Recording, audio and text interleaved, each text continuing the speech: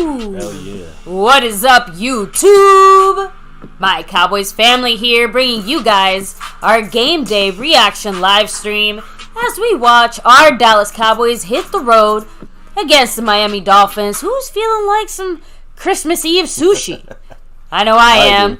Take a second to hit like on your way in, subscribe down below, hit that notification bell, follow us on all social media at My Cowboys Family, and of course, hop in the Discord. The link for that's in the description box down below. Now, it is a holiday stream, I guess you can say, yes, right? It Officially, is. Because it is Christmas Eve now. I know we went live yesterday, Christmas Eve. Technically, it was the eve of Christmas Eve. That was Christmas Eve. Yeah, exactly. That was really the stream for that. But now, it's official. Merry Christmas Eve to everybody. I'm sure we go live tomorrow. We'll be throwing out this once again. But I hope everyone's having a great time with their family and friends on this entire weekend and today. Hopefully we'll have a nice Christmas gift a little earlier. The victory against the Dolphins. That's the hope. But as we open this up, baby, who are the people that run the show here this week at the top of the boards? An extra special shout out to Skeptical Fan. Always staying skeptical, not just repping it as a sponsor of the week. He's also the Cash App. Sorry, not the Cash App King, the membership gifting king. Mm-hmm. Appreciate you showing the love and gifting the love to the family here. Yeah, I think he dropped 10 last week. He's got 13 this week, and he's in first place as we sit today on the final day, right? You got Bobby Bottles and a couple others in there on the membership board, but the membership gifting king is looking to go back-to-back like our 90s Cowboys. Speaking of back-to-back like our 90s Cowboys, Mr. Stanley Smith as the Cash App King. Much love to him. 3 times in the last 5 weeks. The last 2 weeks he's taken it down, and he's in the running for it again for a three-peat. Will it happen? Not sure. We'll have to see. But I do know a leader on the board. It's not Stanley Smith. Snug X is in the mix. There's many others in the mix, but it's the man Jason Renfro. Currently atop the board this week, so he was trying to take that down as we go down the stretch run of the season for next week's Cash App Kingdom. Now, you got Retro Scotty with 15 points. Showing up there on the stream, boss. He's bringing us into this game, and we're repping that star. So much love to Retro. Appreciate him. He's holding it down, but he's 15 away from passing it on to somebody else.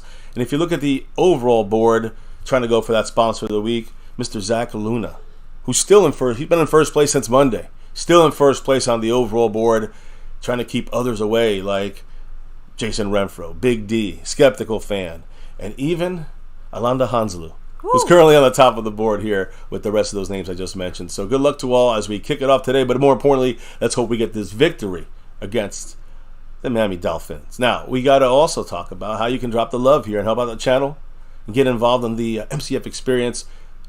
You get the super chats. You got the gifted memberships. We talked about that. You got membership. You can just jump into that. And, of course, the thanks button, which you've seen Mr. Big D use this week. But then you have 4 ways that kind of contribute more to the Cash App side of things, where Jason Renfro, Stanley Smith are battling it out, Snug X and others.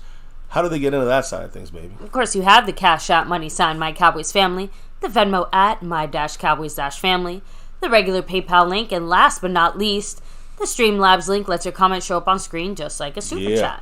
So before we get it rolling here in the game here and get some quick updates to kick things off, before we turn the cameras on and kick off the game, let's shout out those that are in the top level of the memberships here. You know, the star level, the over everything level, part of the board.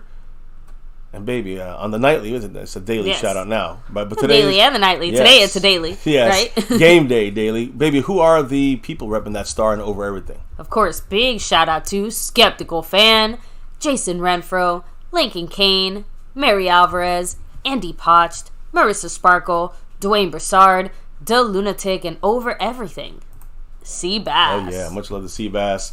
He'll be on the show here as soon as he gets the hearing situation fixed on his side and checked. So let's get it rolling, guys. Now, information, news, and info. Actually, before I even go there, let me just quickly drop a kickoff shout out here to the man you just see him. I think you just see him. I just saw him in the super chat dropping that dollar holler. I believe so. Jason Renfro. Yes. Thank you, Jason. Appreciate you with the super chat. Dollar holler, go Cowboys. Yeah, but don't forget he's also dropping in the Cash App as our leader. Another $1.85. So he's just building up a little bit here. When that hits, Retro should be at what? 14, 13 points left in that stream, boss. So yes, I'm going to go right into the news, but I forgot about the shout-outs. Who's in the house right now, baby? Of course, we have Jason Renfro. Yes. Appreciate you. Alonda Hanslu, much love in the house. House Nelson scared the crap out of him with the beat drop. Hey, we got to bring the heat here. We're on our road, right? Let me see who else is here. I almost shouted myself out. I do that too often. William Burney, much love to you. Alonda Hanslu, hopefully you're having some warm sushi for dinner. There's Jason's Dollar Holler. Snug X, representing it. What's up? Much love. Frame Rippers. Thank you for coming through. Devontae Alvarez representing Freedom First. I believe he was first this time. And of course, there's more people come in and trickle in. I'll make sure to keep on rolling with the shout-outs. Yeah, now let's talk about what's going on with our Cowboys. First and foremost, since it is Christmas Eve, Trayvon Diggs had a little story he posted on Twitter. And he basically said this yesterday evening. He said, "Whoever stole those Christmas gifts out of my car, your mother's a hoe."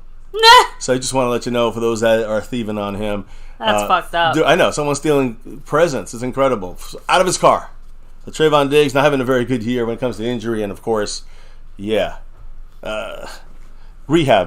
Not injury-wise, but, again, Christmas gifts-wise. Now, as far as this game is concerned, is it going to, we had the issue with the weather last week, possibilities, the wind, the rain. How is it this game? Well, we're in Florida ourselves. So just so you guys know, at this game in Miami, South Florida, it's just a cloudy day. All right, no rain is expected, other than the random drizzles that you see pass through Florida every single day, pretty much. And we had drizzle overnight and a drizzle this morning, so you never know when the rain's going to hit, but it should clear up pretty fast. Usually about between 5 and 10 minutes, the rain's gone. So it's just a cloudy day right now in South Florida. The Dallas Cowboy captains. On offense, what do you think about this offensive captain, baby? Cooper Rush at quarterback. Kind of surprised about that, but hey, I guess it's the only chance you're going to get your backup quarterback to ever represent the team on game day as a captain. On defense, it was Dante Fowler, edge rusher, but again, 2 backups right there representing that. And on special teams, and the Cowboys also made a little video, put a little push out there for our special teams guy, and it's Trent Sieg is the guy, the long snapper that they're putting out there, and he's also our team captain. So definitely pushing him, this week as well for that Pro Bowl push. Now, by the way, I'm watching this game while it's going on, and we actually are seeing the Lions 30, the Vikings 24 after a huge sack, almost fumbled, gave up the ball. They recovered the fumble and then got a first down. So the Vikings are driving, and we as I know we want kind of, what a bad pass. And that's it. And that's the game. The Lions just intercepted the game over. But we actually, even though it helps the Cowboys in tiebreaker, the fact that the Lions won, to me, would have been better if the Lions taken that L. So it still keep that number 2 seed alive for us, even if we, took an L to the Dolphins today. Next week we'll be facing a team that's 11-4. Yep. Hey, no bullshitting there, right? Yep. And they're going to come to Big D, where we haven't lost in almost 2 years. That's going to be a battle. And, of course, we're also inducting Jimmy Johnson to the Ring of Honor. We got to worry about the Dolphin game today. And, again, what's our injury situation? Who's playing? Who's active? Who's inactive? Zach Martin, the only member of the Cowboy team that came out on that field earlier today before the game, out there working out, stretching. That is great news when you see that. He was listed as questionable with that thigh quad bruise injury, contusion that he suffered in the game last week, and he couldn't come back in. But again, he's wearing a sleeve around his left thigh where he got hit. He stretched. He's good to go. When you look at the inactives for the Cowboys, Tyron Smith, which we knew was going to be out, and Jonathan Hankins also knew he was going to be out of this game. Those are 2 injured guys that are taken, are inactive for this game. And then a bunch of the usual inactives like Noah Igbinoghene. We got Eric Scott, rookie cornerback, running back Deuce Vaughn. No Deuce Vaughn in this game, and no Jalen Brooks at receiver. Of course, emergency quarterback, third stringer, but also inactive unless the starters get hurt. A starter and the backup gets hurt. Trey Lance, of course, he's back there too. Yeah, no surprises there. But that means we have 2 names that were not on this list that are very important, and that's Malik Hooker.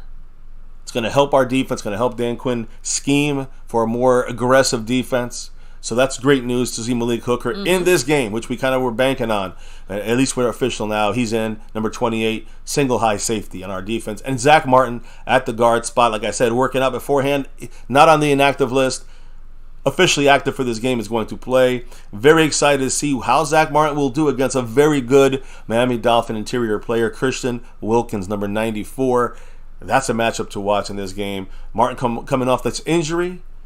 I still think he's going to do a great job and hold his own against a very good player in Wilkins. We'll have to see. Again, Wilkins one of the most underrated interior defensive linemen in the NFL. So I'm going to be looking for that. Now, by the way, the Lions did win. But by doing that, they clinched the NFC. It was the NFC Central in the old days, but now it's the NFC North for the first time in 30 years. 30 years. So congrats to them, I guess, on that. The Dolphins, who are their inactives? What's going on? Well, the list came out. Look, Tyreek Hill was out there warming up before the game like last week, and it was still game time decision. He's active, going to play. The Miami Dolphins, though they are losing some other guys. Safety Javon Holland, who to me is, we know he's the best coverage safety in the league. He's out for this game. Javon Holland, that's a big guy. He's inactive. And that's a big loss for them, in my opinion, when it comes to the deeper coverage, especially help on some of our receivers for the cornerbacks. But they're going to have their backup there. I would say look for the Cowboys to attack there with Ferguson at tight end and even deep. Take a couple deep shots at the safety there. Javon Holland out for this game. Cornerback Cam Smith, depth guy there, was kind of banged up, out for this game. Robert Hunt, offensive lineman, out for this game. We knew that. Cowboys need to attack on the inside of the guard and center spots. We need to attack with the Cowboy defense inside. There's no question about that. Tight end Tyler Croft, he's also inactive. River Cracroft, I don't even know that. Craycroft, he's also out for the Dolphins. Emmanuel Ogba, a good rotational edge. We knew he was going to probably miss this game. He is officially out. And their third string emergency guy, quarterback Skylar Thompson. Tyreek Hill, he is back. He's active for the Cowboys. He came pregame workouts 10 minutes before the inactives were released. He was on that field in his uniform. Different than last week, where he had no early warm-ups to test the ankle. He's just just doing cutting routes and that kind of stuff. A lot of joking with the teammates. So Tyreek Hill is really rearing up to go, the best receiver in the league right now this year. And like I said, Javon Holland out for this game, but cornerback Xavier Howard is active. What does that mean? Do not expect Jalen Ramsey to travel with CeeDee Lamb all day long. It's not going to happen. So because they have both starters in, they're going to be able to pass their coverages and be more, kind of disguising when it comes to a defensive secondary coverage. So that's going to be a big help for them. They are missing their starting safety, though. So, again, use CD in the slot. That will be my personal key for this game. Now, rooting guide when it comes to this, these games that are going on right now, as we're about to kick off this game in about 5 minutes. I did want to say, let me get to it here. The rooting guide for Week 16. I can give you a quick update on that when it comes to the fifth tiebreaker for the playoffs here. But the Jets did beat Washington, so that's a positive for the Cowboys. You're looking at the screen. So now, if you look at it like this, we are technically, got to gain a half game on the tiebreaker, which we're down 6. So now we're down 5.5. Seattle, I think they won that game, if I'm not mistaken, against Tennessee. So now we are officially 5 games back on the tiebreaker. Carolina and the Packers, not sure what went on there, but we did see the Lions win against Minnesota, which helps us and hurts the Eagles. So now we're at 4 games back after that.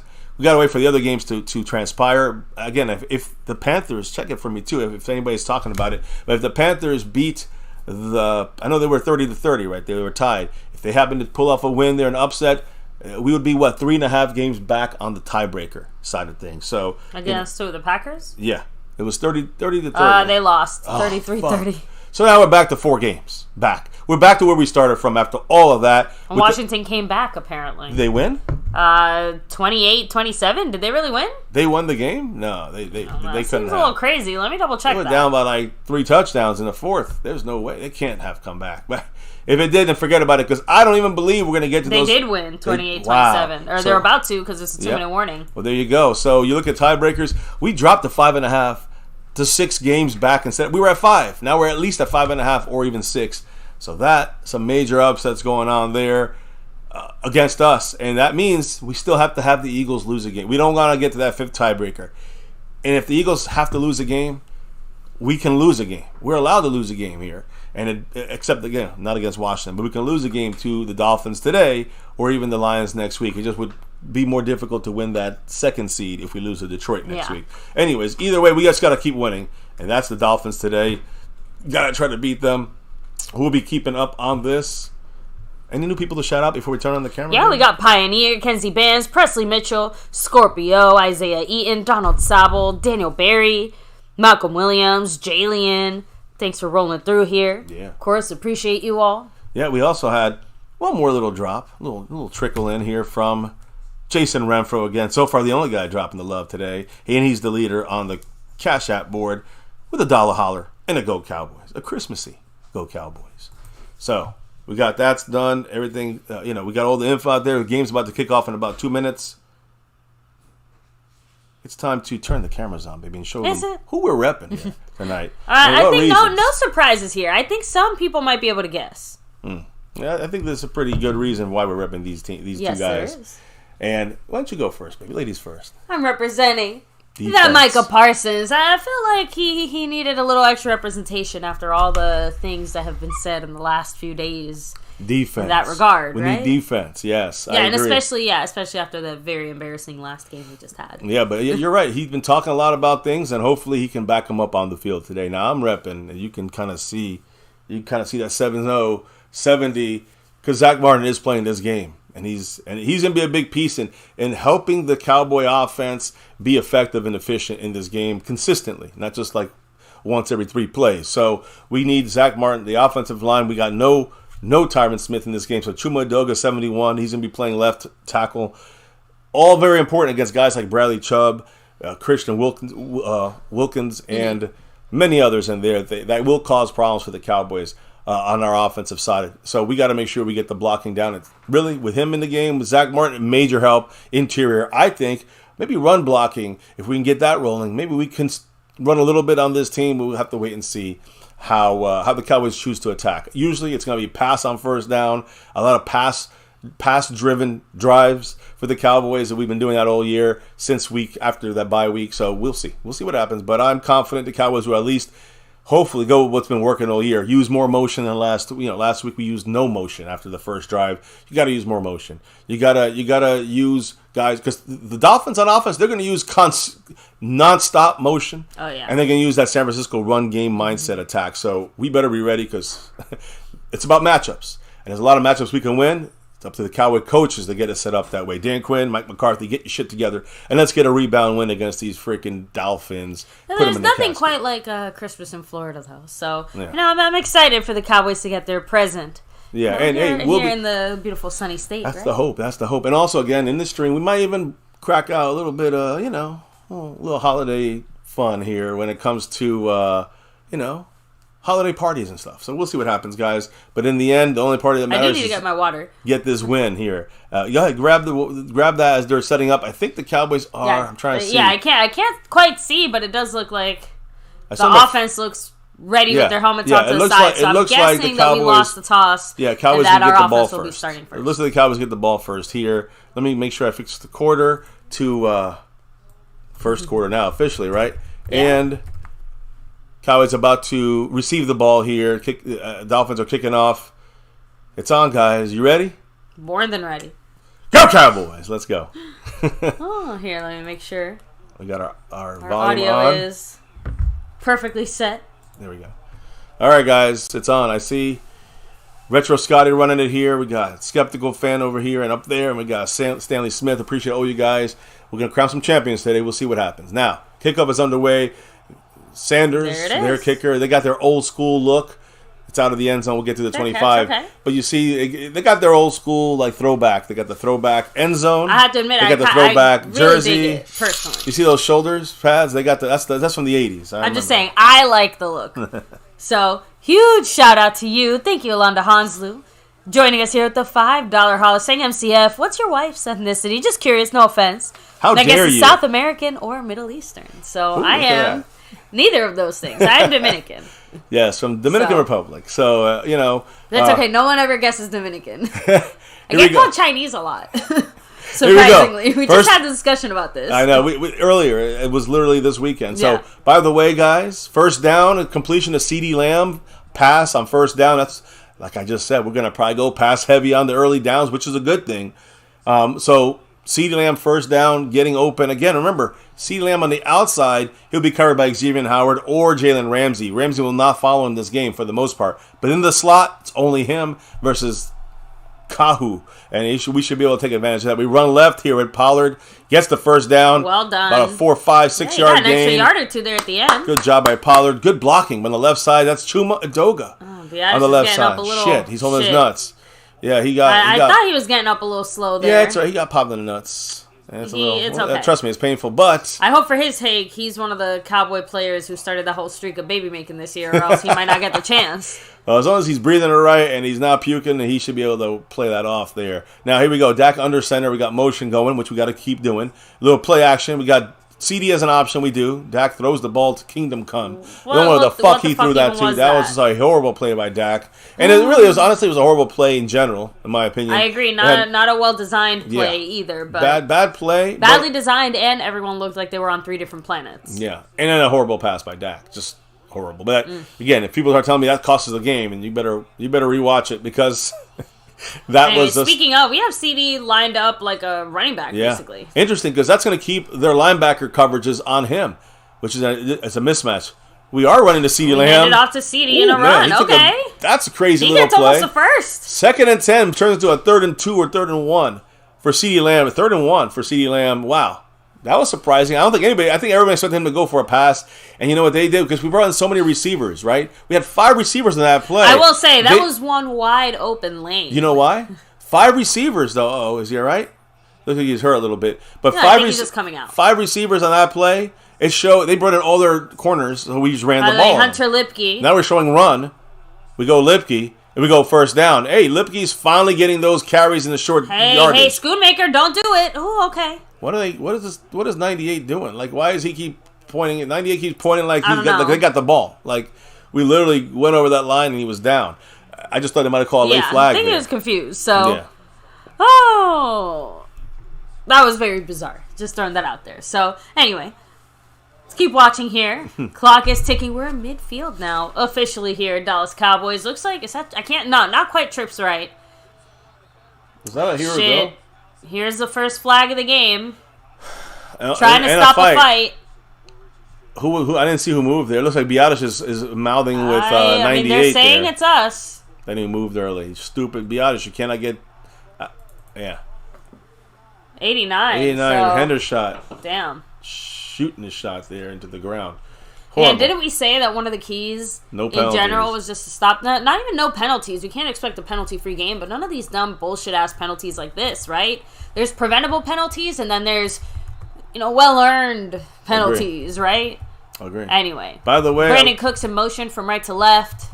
Bad news for Jason Renfro. Alonda just passed him up on the board. But more importantly, we got to get a first. Dak with the bullet pass. And a 1st and 15. We get 13 yards to CD Lamb. Now it's like a 2nd and 2. Back in the game, all healthy and shit. I love it. All right, so we're good there. CD Lamb's obviously going to be a big factor in this game. And, baby, there you go. I know you're seeing what I'm seeing. So, yes. Here, do you want to go? Yeah, I'll be right back. Let me see this play here. Okay. Wait, little Jay, wait. Yeah, hold on a second.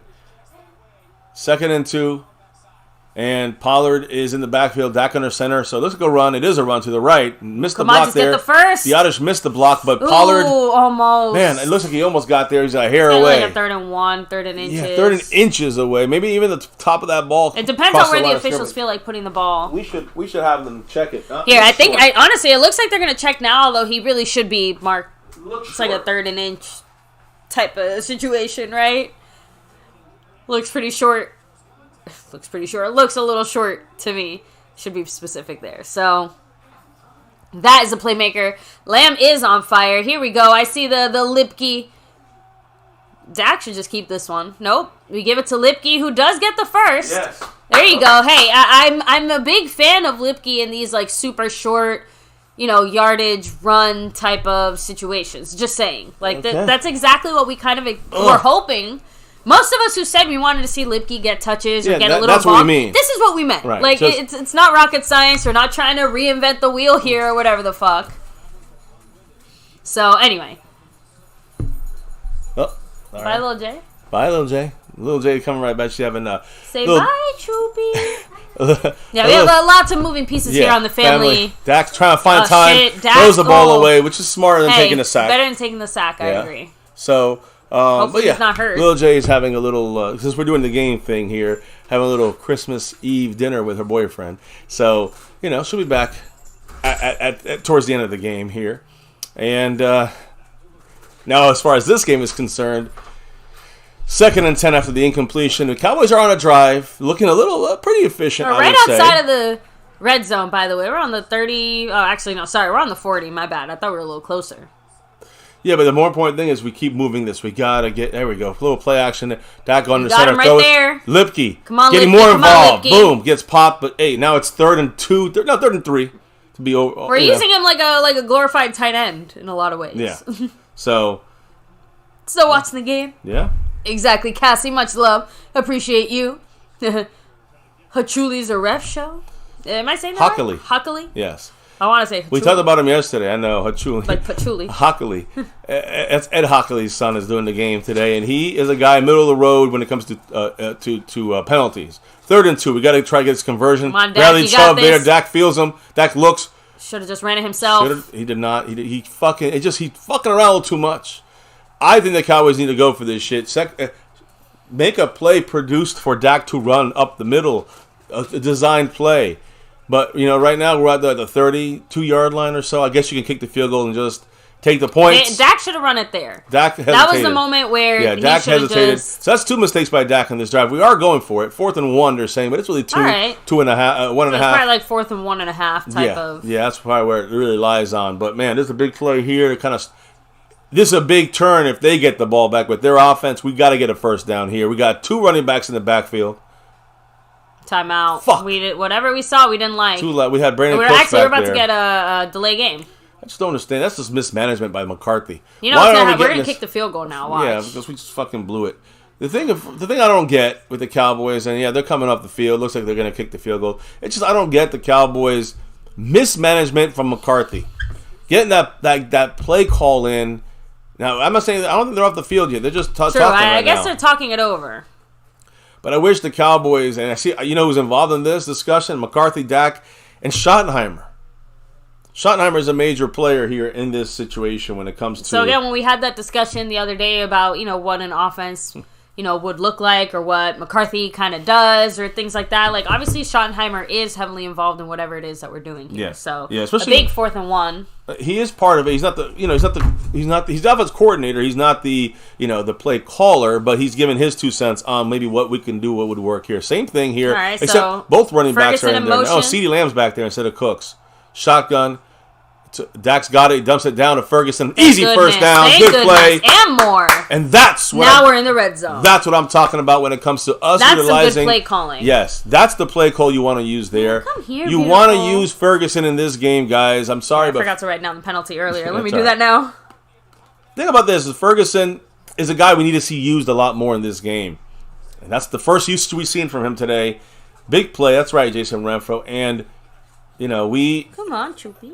We're just sneaking it out. Look, we're playing a lot of 20-something personnel, which means 2 running backs. Lipke in this with a handoff to Cooks on the outside. Good block by CeeDee Lamb. Almost gets in. Almost. I think he's like 3rd. I think he's like 2nd and 1 from the 2. And, we're 2 yards from a touchdown here. So we're 6-0 when we score on the opening drive this year.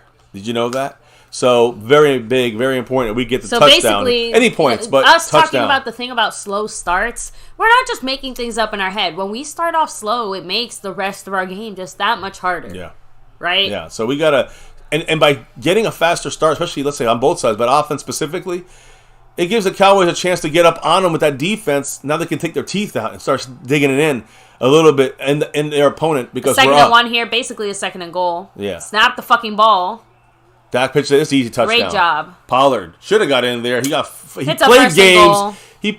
Pollard played a game there and lost. Just playing silly right there. Goal. He don't have that fucking Zeke ability there. And again, they thought Dak was going to run it, so great move there. Job. Well-designed play. Everything was good except for, Pollard just cut it in too early. He wanted to just run in rather than go to the end. That's a lack of situational awareness, a lack of knowing where you are, where the line is in relation to the football, in relation to everything else, right? Deshaun Elliott made that play, by the way, and he's just back from concussion, number 21. What a good play by him, but it was more Pollard not taking his speed. He should have taken his speed to the outside. Now, look, it's 1st and goal. I'm not going to freak out. We should just Yeah, Dak this looks like a Lipke play. A Lipke TD. Touchdown for Lipke. That's 2 for him this year. I love it, love it, love it. We got the points on the board first. It's a fumble now? Are you fucking kidding me? Wow, baby. Well, as I said, what a great drive. Now we just fucking literally shit the bed. Lipke fumbled the ball. That's why he's not getting the ball. Oh my God, Lipke just missed it. I don't even know what happened. I don't believe it. Like, the Cowboys had 6 on the board. Guys, this is horrible. This is why the Cowboys will, Lipke's just not good to run the ball so much. I don't know what to say. That's why I always 7 points. We just gave away a touchdown. Yeah. Well, I'm gonna start drinking. See y'all later.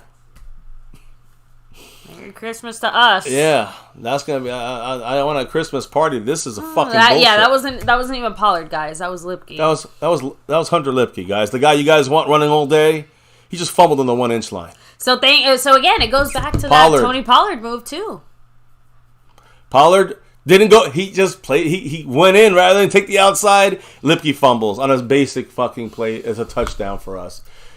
James here said, "What the fuck was that fucking?"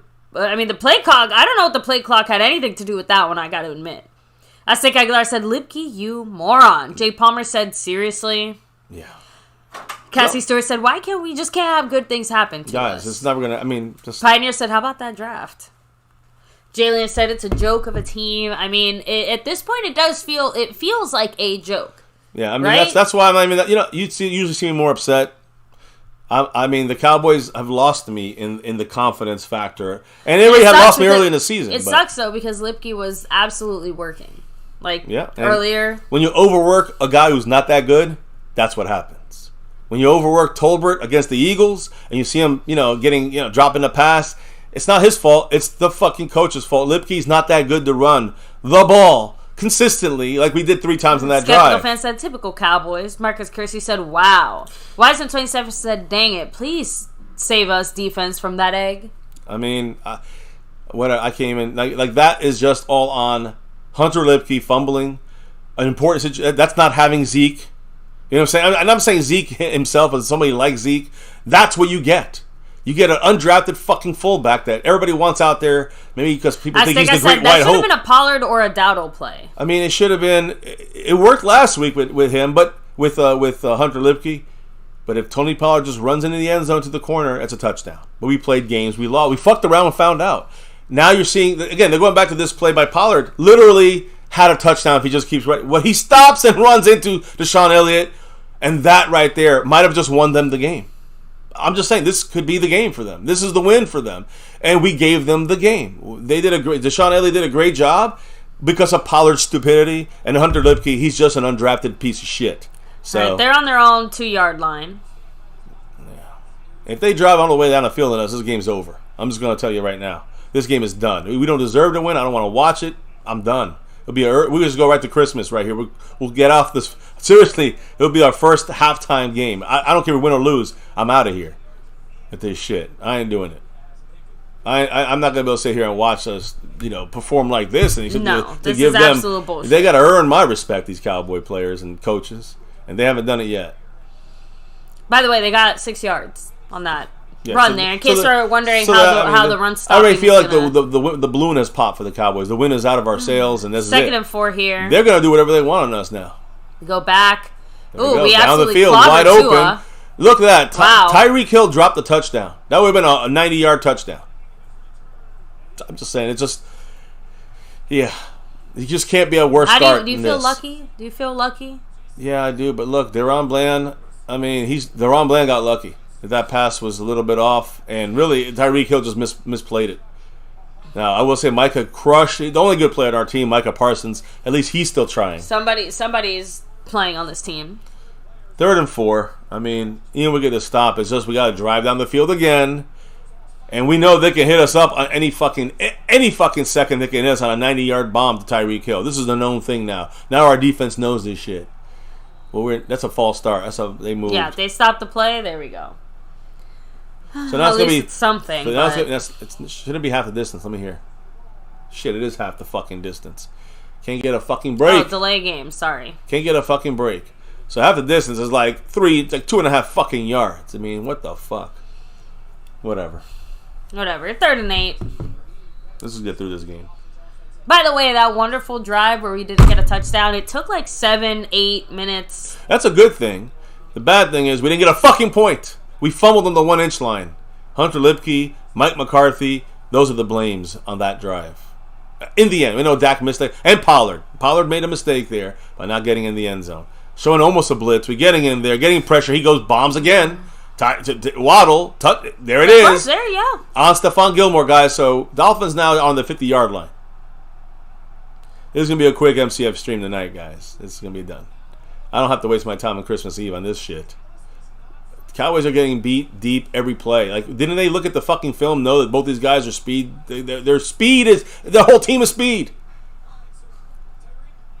Yeah, you're going to do some of the narration, baby. I'm going to get some shots and start drinking. Right on camera. I don't give a fuck. James Harris said the corners can't run with these receivers. Nope. Scorpio saying we're getting burnt at the corner spot.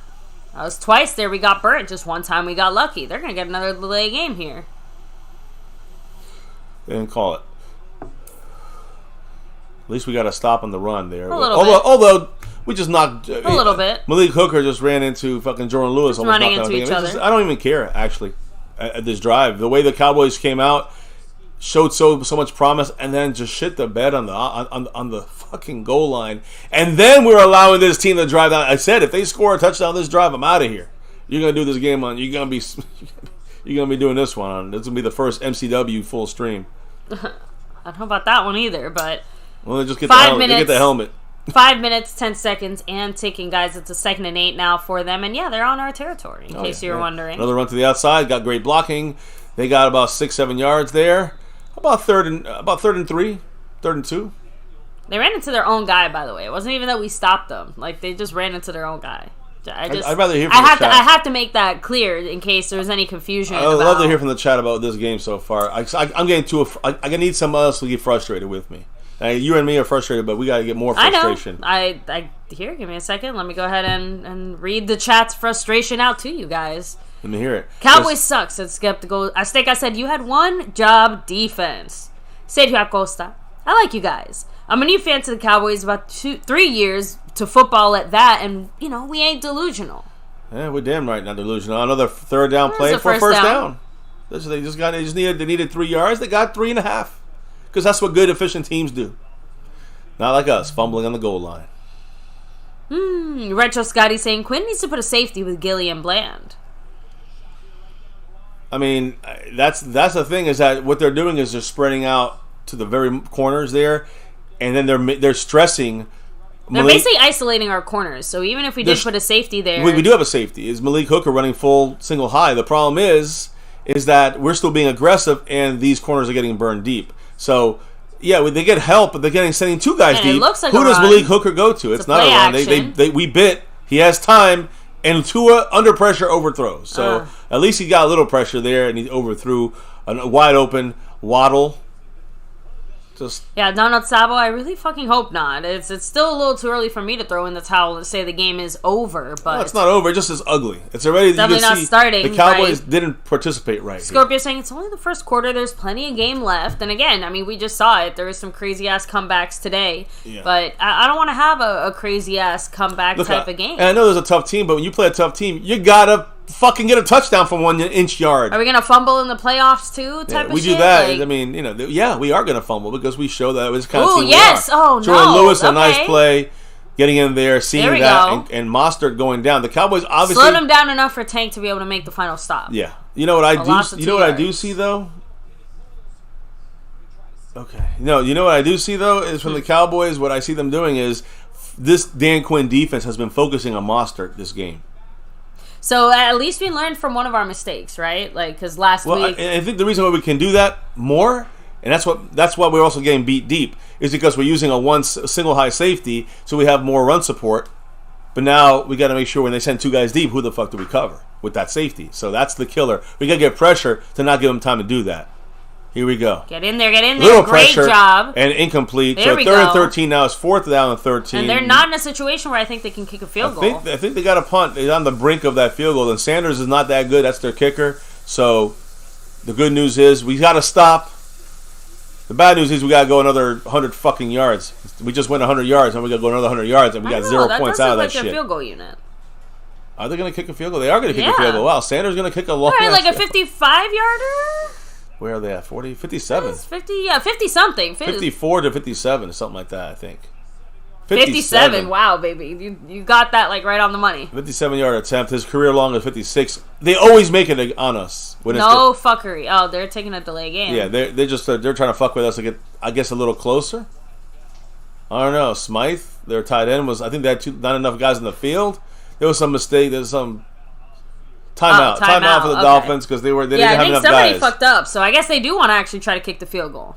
They called timeout. Okay. Their tight end was not out there. I think they were a guy short, which would have meant, hey, maybe an easier chance for us to get in there and get a block. It's a possibility on that, I guess. Yeah, guys, by the way, the next person to tell us to calm down is going to get timed out, guys. Please. We're not even that upset. Shit. You guys haven't watched our other streams, some of you guys. We're just calling it the way we're seeing it right now. And the thing is that when the team looks shitty, that the Cowboys go out there and fumble the ball, gave away points. When we lose by 4, remember about us calming down. And remember I was saying, oh, well, that's going to make the difference. Remember when we're up by 3 and we had to go in overtime because we didn't get that touchdown. These are the things that make a difference in a game. All right, so 4th and 13. 57-yard field goal. They are trying it. They are going for it. Let's hope. I hope they miss. Sanders is not that good. This is career long as 56, and he's missed a bunch this year. This 57 yards. Watch him hit it. He's shanked. It looks no good. He got it. Unbelievable. Wow. The motherfucker made it. What did I say, guys? I hate being right. Hey, the Cowboys are made for for records, right? Yeah. So we went from 7-0 to losing 3-0. And they went from their own 1 yard line, from the 1 inch line. 2, but yeah, basically. Fantastic. I don't have anything to say. Except for fuck this shit. I think I said, this is a playoff type game. I get it. The emotions are high. We want to see our team get ready with these types of teams. And again, you don't fumble on the 1 yard line. If they were doing so much better than us, that's one thing. But when we're fumbling ourselves on our own not even a yard, half-inch line, basically, because the player before him doesn't know how to measure a half-inch this way with the fucking ball, that's the type of stuff that, yes, haunts you in the middle of the night when you wake up at 3 in the morning staring at your ceiling like motherfucking Cowboys. And not just that, but just like in a game like this where you're saying it's a playoff type game, right? And it's a close game. You're playing like a preseason game. It's not even that. That's not what I'm saying. And what do you think you're going to see in a playoff type game? In the playoffs. A real playoff game. What do you think you're going to see? You're going to see someone like Hunter Lipke fucking up and fumbling. And you're going to say, well, damn. Why did we fix this in the regular season? Well, this is what we're talking about. This is a playoff type game against a good team. You don't fumble the 1 yard line if you're a good team. If you're a team that's going to take it deep in the playoffs, go for a Super Bowl run, you don't fumble the goddamn 1 yard line after, getting blown out by the Bills and losing games on your own stupidity and your own mistakes. That's not a team that wins championships. It's a team that makes the playoffs and gets bounced after maybe one and done. My stance still stays the same on this team. One and done at best at this point, at this moment, the way we're showing. So, but again, huge shout out to everybody here chilling, hanging with us. I do see Jason Renfro coming through, I believe, with another dollar holler. He dropped that one on it. That will take Retro Scotty to Aikman 8 points, by the way. That board is there for the taking. $8 holler, we'll take it after Jason's drops. But, and Jason still, I think he's like a little bit right behind Alonda Hanslu, who's right in front of him on the overall board right there. Alonda in 5th, Jason Renfro in 6th. Although he's getting closer. And we got Cole Money Leader. Thank you for summing it up. Appreciate you. Leader is Zach Luna right now. But yes, appreciate you. Retro got hit with 2 points there. So he's down to 7, which is what we should have had on the fucking board if Hunter Lipke didn't fumble and if Tony Pollard didn't, for some reason, inexplicably try to cut back and score against 3 defensive players. I don't get the fuck what's going on. But hey, fuck around, find out. That's exactly what just happened on our Cowboy first drive. And then, of course, they drove down the fucking field. And guess what? And now here we are. And hey, didn't even get far enough to get a real legitimate field goal, easy 3 points. They earned it for a record for this guy's fucking career. At the end of the first quarter, I'll go ahead and grab my water refill there. So We kick off. It looks like a fair catch to me, which it is. Again, probably won't see much Turpin action not on kickoff. On the special team here, yeah. Oh, special team. I guess we got ourselves a little drop here. Is that... Let me see. I didn't see who it... Yeah. Oh, it is from Mr. Snug X, right? Yes, it is. So, huge shout out to the man Snug X who had 2 $20 hollers there. A classic Go Cowboys, another Go Cowboys. A very Merry Christmas to all. Yes, and I'm a little bit like, whoa, just thankful for presents. Yes, because with that, by the way, Can the Cowboys give me a present? Let's see, play action. Dak stays in the pocket. Throws Great the ball. job. There's a little present. CeeDee There we Lamb. go. Easy, almost 20 yards. Yeah, almost to the 50. Lamb. Good blocking by Lipke there. That's where he should fucking stay. Blocking. Stop trying to get over there and be a fucking running back. You ain't that in the NFL. In fucking North Dakota State, you could have been the fucking Pro Bowler. I don't give a fuck, but you're not there anymore. So Lipke, no more Lipke talk. Much love, much talk on Snug X. I'll update the board, but baby, Snug X is now in first place on the Cash App board. Coming for that crown from Stanley Smith. Jumping over everyone right now. There's a run to Pollard. And he breaks, our running back. Yeah, our real run. Our starting run. The guy who can run and doesn't fumble. The guy who paid millions of dollars to run the $10 ball million for us? plus on him. Yeah. Much love to Snug, by the way. I just like to remind people of that, especially for those who like to look at the dollar signs at the end of other people's contracts. I don't know if that applies to what we said earlier today, but... Okay, because I know that right now... We're just having a chill, laid-back We're chilling. Yeah, we're chilling. Much love to Snug X. I'll update the board in a minute. Trips left, by the way. Pollard in motion from right to left. But he's first place on the Cash App board. Dak Shotgun, goes back Dak for takes a quick it. pass. Easy, wide open for CeeDee Lamb. Gets across the cutting... He's got the outside. Cuts back in, he's touchdown. He's got it. Don't dance. Okay, Get in that's there. a motherfucker who knows how to get a touchdown. Yes! That's a touchdown. No flag. CeeDee Lamb just with a fucking great crossing pattern. Takes it all the way to the end zone. That was a 53-yard touchdown. And that was all CeeDee moving, by the way. It was all yak. It was about a 7 or 8 yard pass, and everything else was CeeDee Lamb with the speed, with the move, with the T fucking D for CeeDee Lamb, baby. There we go. There you go. We could have been 14-3 right now. He said, leave this to the fucking professionals. Sorry, Alanda. You got to deal with it. When we're cooking, no one can stop us, but... You know, except for us, apparently. When we fuck ourselves, it's usually the Cowboys fucking ourselves. There's nobody else but us. Hey, and guess what happened, baby? Hey, he never missed again. Brandon Aubrey puts We're officially 7-3. By the way, that drive took exactly 1 minute. 7-2-3. 1 minute. Yes. That was 2 plays to CeeDee Lamb. Touchdown. That's it. That's how easy that was. He never missed again. Presley Mitchell said, "Told y'all." Calm down. Like I'm again, Presley. I'm sorry. Presley, I said, I'm sorry. I don't care. I still look at this. Yes, instantly. Whoever tells me to calm down, I don't care if you're my mom. I don't care if you're my grandma. Listen, you're gonna hear it from me. Nobody tells me to calm down. Presley Mitchell. He can say whatever he wants. Everybody can say whatever they want. I don't give a fuck. I'll be calm if I want to, and I don't have to be calm. I'm critical of this team. Unlike a lot of people out there that think that we're going to win a Super Bowl, we're not going to win a Super Bowl playing like this. Now, it should be 14-0. That's what I want Presley Mitchell to think about for a minute. That's all. 14-0. And talk about control of the game for the defense to get help. That would have been a difference maker. Now it's just a 4-point game. So I love that we scored. I still remember the 7 points we gave up. And I'm not going to forget that shit. Like we just got paid back money we were owed type of thing. We're starting at zero again. What I don't understand is how people don't get upset about us leaving points up on the board. And we've done this all year and lost games because of that. And people are just like, it's okay. Look, we got a 4-point lead.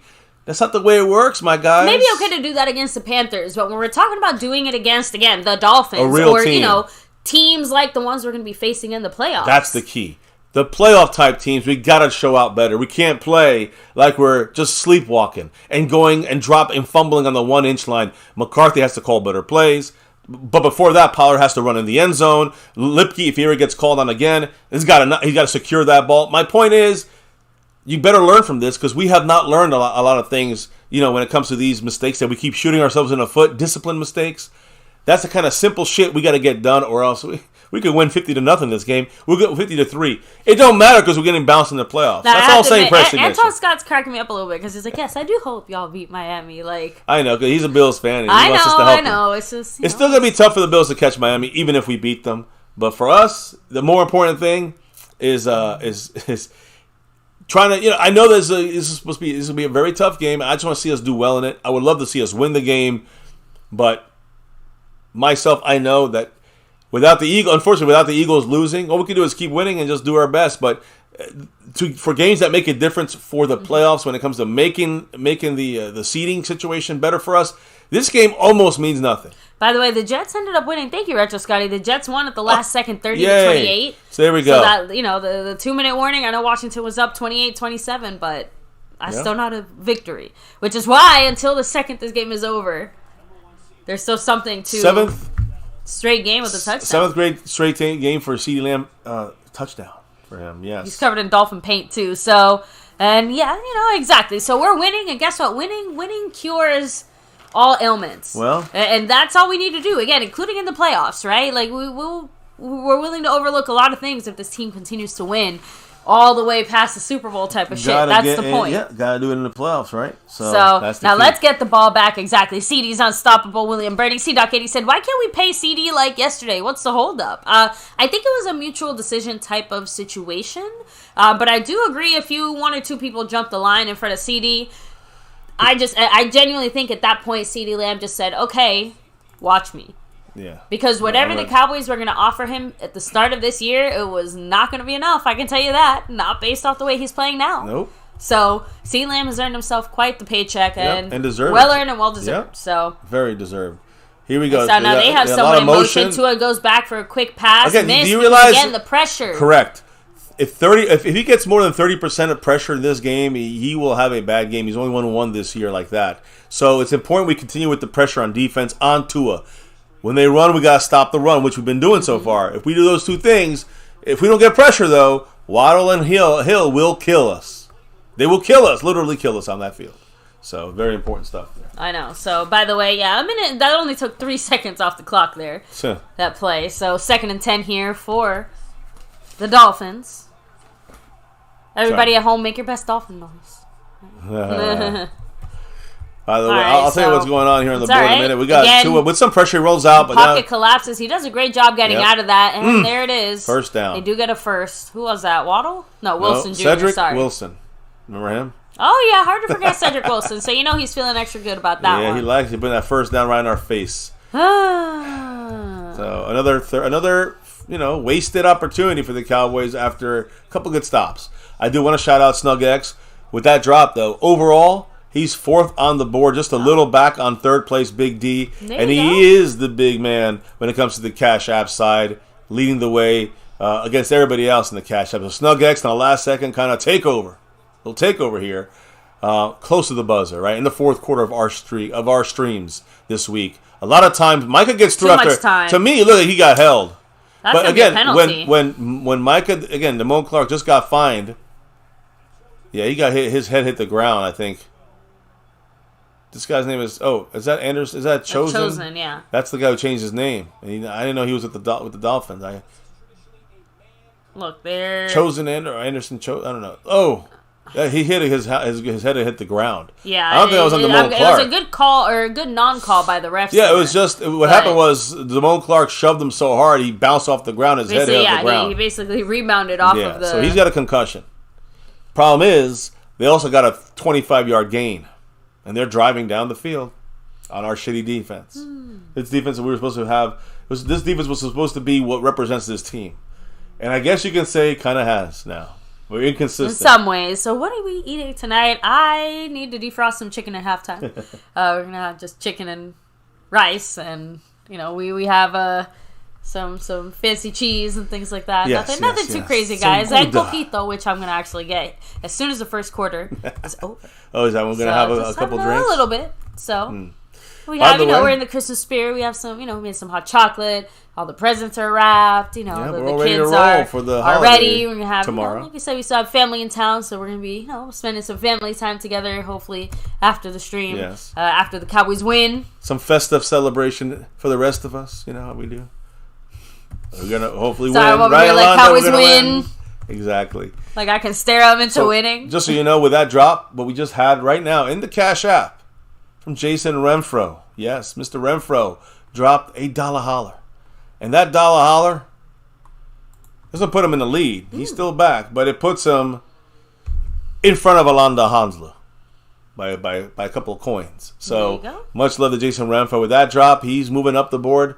on this on the leaderboard. And hey, oh shit, there's somebody up there with. CD does have that championship mindset, right? Yeah, he does. He has that. My phone thought I was talking about Siri. CD or yeah. Siri. That's so funny. So. Yeah, I'm saying. So Jason if we win 6 tonight, do we take the division? Not quite. No, Sergio, not we're not. quite. Sergio, we're not even in control of our division. We could win out and still not win the division because it depends on other people doing our job for us. If the Eagles went out, this is why I did this for to leave it up for this exact reason. How many people in the house here? 60. All right, 60 people hitting that like, subscribing, and all that good stuff here. Let me show you guys what I mean by our situation here when it comes to the playoffs. All right, so Chosen is getting up. I think he's being walked back to the blue tent now, so hopefully he's okay. I wish I had my stuff here better, but I'm trying to find it. Here it is. The tiebreakers for the playoffs, as you can see, this is if both teams win out. But all we have to do... Thank you, Jason, for that dollar holler. With the dollar holler right there. And go Cowboys. The Dolphins go for a run. Get stopped for 3 yards. Mostert gets like 2 yards, 3 yards. That's good Dallas Cowboy defense right there. We're really focusing on stopping the run. And by the way, there's a little break going on now because it's the second quarter officially about to start. Perfect. So, baby, I'll let you explain exactly how it works. And all good, Sergio. Again, like we said, with us not being in control... we do have to kind of break it down a little bit more. It is a little more complicated than just, we got to win. Listen, it's simple as this. If the Cowboys win out and the Eagles win out, we're tied at head-to-head, 1-1. We're tied in the division, 5-1 for both teams. If we both win out against common opponents, we'd be 9-3, both teams. In the conference, which would be the next tiebreaker, if we both win out, we'd be 9-3. And the winning tiebreaker goes to the Eagles at the 5th tiebreaker. Strength of victory, all right. And as of this week, and that's why I'm kind of trying to give you guys the update. Here we're down basically 10 games, really 10 games, but it's 5 overall tiebreakers. Basically, we're back still, and the way you can fix that if we both went. This is only if we both went out. As you can see here, we lost on those tiebreakers. That one there cost us. It dropped us to 6 back on them. But the Jets won, so now we're 5.5. The Seahawks won, now we're 5, back on tiebreaker. Packers did win, so we're back to 5.5. The Lions won, we're back to 5. So basically, we're literally still in the same exact fucking spot we were when it comes to tiebreakers yesterday. That's it. It's pretty horrible. If we don't move up on this, there's no way we're going to catch them. It's very difficult to win this tiebreaker. We might win the Jacksonville one, right? That'll put us at 4.5. Win the Bears, we're at 4. That's great. We're not going to win that KC Raider one, but I'm just saying, if we lose that, we're back to 4.5. And the other ones only matter straight up. Like for the division there, as you can see in green there, this is a division and top seeding. It's the Giants beating the Eagles tomorrow, and the Ravens beating the Niners. That would be great for help, obviously, and more than just this 5th tiebreaker situation. So when you look at this, we're looking at teams you got to root for and the teams you got to lose. But the main thing, the bottom line, no matter what happens, guys, if the Eagles win 2 games and lose 1, we need them just to lose 1. We only have to beat Washington in week 18, and we can actually lose to either the Dolphins or the Lions. But the only way that makes a difference is if we win all 3 and the Eagles win all 3, we lose the division probably. All right, because of that tiebreaker, strength of victory. We're down 5 right now on that, which is a lot in those terms. Really 10. Now 10 our game is back games. here. Second quarter starting off officially. So there you go, guys. I hope everybody gets it. If you have more questions, let us know. We'll repeat ourselves, right? Here we go. Shotgun. Micah gets a great start, but they go the other way. Ooh, we almost get a good stop. Great. A good read, but a bad stop. How did Micah get the stop? Micah was in the backfield hitting the quarterback, and then he made the play. Down the field, 8 yards down the field on the opposite side of the field. It's incredible. How did Micah get there? I don't know. Again, like I said, whoever made the initial read did a great job. They completely blew it and couldn't make the tackle, but they went the other way. They did a great, exactly. Achan was the one with the catch there, number 28, their running back. Their speedy running back. Is that Coquito official? Mm-hmm. There you go. So 3rd and 1. Again, on 2nd and 10, we couldn't do shit. So now 3rd and 1, they're running the ball. They get the first down easy. Mostert breaking some tackles. They got like 20 yards. 15 yards because fuck us and our shitty fucking defense. They probably ran all over Mozzie Smith on that play. When you don't have Hankins, that's what happens. Actually, no, it was Osa and Gallimore. And Gallimore and Osa got washed out. Curse took the wrong gap Wilson assignment. Tried to... I mean, at least he got a hand Wilson on got him. shoved to the ground. He was 2nd level getting rocked. Yeah, that's what happens when you don't have linebackers that really can play linebacker spot. And Micah ain't going to do any different. Micah would have been rocked out to play as well. They're about to score a touchdown, guys. They're in the red zone. They're on our 14-yard line. This is one of those ugly games. Yeah, there we go. We gave away that touchdown. Don't forget. I want to remind you guys all game. Micah bit there. Micah got fooled. Jumped us, but got hit. Paid the price. Good job, Wilson. Point is, Micah Parsons got fucking fooled right there. You don't see that happen very often. So, by the way, Alec Ingold is the fullback for the. Great job. He ain't fumbling. Great job by Wilson. Yeah, to hold him down there from jumping all the way over him. So, and guys, let's not start complaining about flags either. I don't think I saw a hold there, just being honest. Stop bitching about the referees. 2nd and 5 here. We got Mozzie in now. Yeah, and it's looking like a real heavy run Tyreek situation. Hill trying to split us out. They split us in the middle. They get the first. It's just because we have no... Look at that late hit by 65. Are you fucking kidding me? No call. No call, no hold, no nothing. And, you know, whether or not that was a late hit or not, guess what we got to do? We got to overcome the refs, guys. Stop bitching about the refs. We got to overcome it. If we can't, it's going to be one and done. That's all. Or maybe not even one. Again, unless the refs made us fumble earlier, then I don't know what to say. Yeah. That was our us that fucked up. 1st and goal. On the 4. Shotgun. They're overloading the right side. Means they'll probably go left. They also drove all the way down the field. And they're going left. Guys are wondering. Mostert gets the outside. Nope, he gets stopped. Right. Good tackle there by Jordan Lewis on a much tougher Mostert kind of runner, right? I agree. So again, it's going to come down to the Cowboys just having to let's hope they fumble, I guess, but now we got to do it again though. Yeah, we got to do it a couple more times, unfortunately. If you're the Dolphins and let's say you're in a 4th and goal, do you go for it? If I'm the Dolphins, I say yeah. In this game, you got to go. But I don't think they're going to be in a 4th and goal. 2nd and goal. I don't think so either. I'm just saying. 2nd and goal from the 4, same spot. Watch Tyreek Hill, though. His speed is a little more minimized now, but he can do stuff in smaller space as well. Here we go. Let's go run. It is a run. Sweep to the left. The Cowboys are ready. And get the stop. Lose 2 yards. Malik Hooker.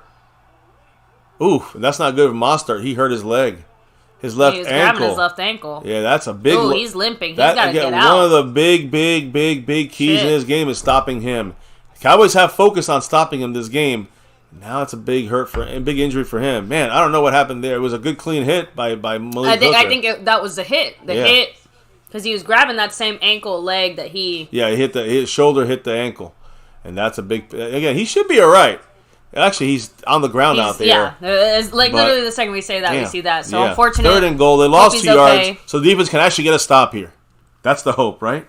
Now, Rick Wiggle and Bernie and others are saying, what is going on with our defense? At this point, it's not just a glitch in the Matrix. It's like a consistent fuckery. Yeah, but the main fuckery comes from Jonathan Hankins not being there. We have to start sending more guys to help in the box, more guys that kind of help the run support. Because we don't have Hankins, and guess what happens? Teams can hit us now down the field a little easier. The quick plays is how you beat the pass rush. So if you can run the ball on our defense, you can then play around with the passing game, and that's been the biggest weakness to me. I know sometimes Quinn is not adjusted last game. That's part of the issue too, because we're missing these two. We were missing him and Hooker. We got Hooker back, and you can see it's been improved a little bit as far as run stopping. We're also focusing on stopping the run. But that means we're using extra arsenal on our defense to try to stop the run, and that's going to make other parts more susceptible to the pass. Now, single high safety, you got 2 fast receivers going on each side of the field. Malik Hooker got to pick one of them. That's fine. It's not all on him, but the fucking corners got to stick with them. That means Stephon Gilmore and Deron Bland, they got to stay with them. They both got to, because Malik Hooker got to go to the guy either he's going to get the ball thrown to or he's more open. And that's got to be on the other. One of the cornerbacks got to be able to slow down the receiver they're on, so that the other side can get the help. That's the issue there when you're overloading and pushing guys forward. With a single high safety, you're going to get beat deep. So that's a quick, little easy layman's term breakdown of things there. On a general gist of what I think is the reason for that. By the way, shout out to Mary Alvarez. Much love with A5. Dollar Holler saying Merry Christmas, everyone. Near Las Vegas today. Hopefully I'll be coming back in February for other reasons. Be safe, everyone, and God bless you all. Yeah, yeah, exactly. Hopefully we have, more reasons to be in Vegas. Visiting, right? Wink, wink. Yeah, hell yeah. And also, yes, for all those out there and, celebrating it. Shout out, Mary. Enjoy your Christmas holiday there. Yes, Merry Christmas Eve. Merry Christmas tomorrow. Merry Christmas weekend. But, of course, there's also Festivus for the rest of us, right? And, we had Hanukkah. We have Kwanzaa. We have all the good stuff here. And now it's the big one of them all here, Christmas. So, Merry Christmas. And there's oh my God. Is that gonna hold? I'm sorry. Even I have to admit, you see Micah Parsons being spun around by his fucking collar and an arm. He was not held. I don't think he was held there. What happened was Tua making it very tricky. Waddle's hurt now. Jeez, they got two guys back to back. Big players hurt. Damn, I think it's just something. He looks like he can't. I think it's something in his eye. But here's the thing: I'm looking at Tua here. He just got lucky. Remember I told you about that right side is his blind side. Micah just went in a circle, baby. There was no hole there. He just He got out. He got there, and then Tua turned. I'm trying to see what happened to Tua turned lucky. He got lucky. He could have been eaten. It's in his eye. Something poked his eyeball. That's what he was screaming. Shit. Yeah. I knew it was his eye. Okay, so hopefully that's a good thing in the sense that I don't think it looks that serious, but I hope it's a contact lens because if it's eyeball, his eyeball's on the field. No, no, it's not. He should be. By the way, speaking of on the field, it is drizzling now. It is. It's coming down. Actually, more than drizzling, raining. It should be rain. The good news is it should stop in about 10 minutes. The bad news is now everything is wet, slippery. It can make a difference in this game. Yeah, this is definitely more than just a little rain. This is one of those typical Florida big time shower just came down. Rainstorms, but ours tend to hit heavy, hard, and fast, like you said. Only takes a few minutes to get everything absolutely soaked, but that's more than just some drizzle. Yeah. And it is actually raining where we're at too. Yeah, it rained this morning as well. It's rainy Florida today. Yeah, but it's on and off stuff, guys. So. Thank you, Jason Renfro. He dropped a $2 holler. I actually think with that $2 holler, if I'm not mistaken, I think he officially takes over as a new stream boss. Did he? From Retro Scotty. So huge shout out to you, Jason. Much love. Ooh. And yeah, hey, like I said, new stream boss. Now fourth and goal. What did I tell you? They're going for it. Yep, 4th and goal. It's a huge stop. We can get this stop here. It'll be almost like getting the payback on our play. They're going here. They're going for the end zone. Out of bounds. No, Wanye Thomas on coverage on Cedric Wilson, and it's incomplete. Stop. There we go. Boom. No flag. Well done. Cowboys get the stop in the rain. I think that was a dumb play. I think it was a dumb move. By the way, the rain stopped already. Not yet, but I think that was a dumb play by the Dolphins. I am cool with that, though. And you know what? They wanted to try to force Cedric Wilson a touchdown against his old team. Let him keep doing it. He ain't that great. He's all right. He ain't that great, though. There we go. Great job by Wanye Thomas. Seriously. Great job by Wanye. Almost a penalty. If there was more field, those flags might have been coming out. If that play had started 5 yards inside, you might have seen Wanye with the penalty. But he was out of bounds by the time that ball came near. He was already out of play. Makes no difference. We got a big stop. So that's great.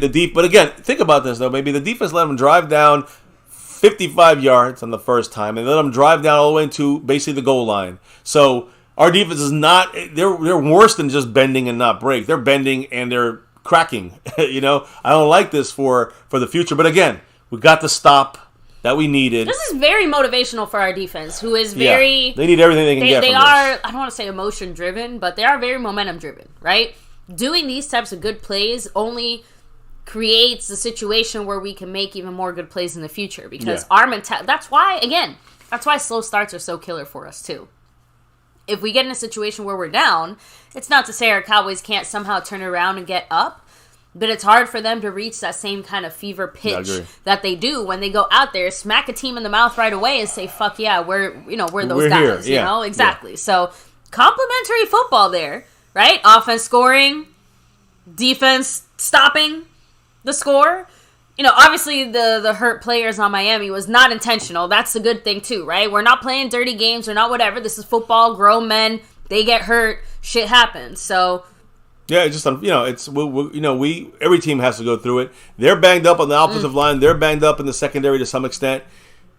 We're banged up too. Yep, and back down the field into the end zone. Honestly, I would even be happy with just a field goal at this rate, just because we got to drive 95 yards. 95 yards. So I'll take that and them scoring on us, right? So they get no points, and we stay with a 4-point lead. Should we be 14-0? Possibly, but I also think that hey, you know what? We saved some points there. It could have easily been come on offense, right? 6-7, 7-6 or 10-7 easily. So I'm glad. Thank you, Snug. I appreciate the compliment, of course. She is very well spoken. So wow, I didn't realize it was so windy right now too. It's a 14 miles per hour, 14 mile per hour wind. So here we go. We're running now. Running to the outside. Rico Dowdle. Just no. Rico's issue. Here's the thing I was worried for a second. That's the thing I was going to say though. In the rain, slippery football. I get nervous at Rico Dowdle. It is still raining. Is that the right move for McCarthy to do there? I know that's usually when Waddle's coming out the game here to the locker room. It looks like to check his eye out. But do you think that's the right move? I'm being honest here. We didn't fumble that play, but do you think it's smart to choose now? Cowboys are bringing in a last-second replacement, so they have to hold. That's why they stand in front of the ball. They have to let the Dolphins have their chance to make their adjustment too. Pollard's not knowing what's going on. Tolbert. We're throwing. I don't know. Dak runs it himself. He does. Yep. Not quite the first. No, he ran for about 4 yards. He got like 6 yards. Oh, there's a flag though. It might be a hold. It might be a defensive hold down the field or something. I was going to say, I don't think it was on us, personally. Well, let's see. Or at least I didn't see the flag go flying in our backfield. I know, but it looks like we are moving backwards. There's not much room. Is Dak walking back? Cowboys got to be careful here. Yeah, half a distance. Tyler Smith with a hold. That is killer.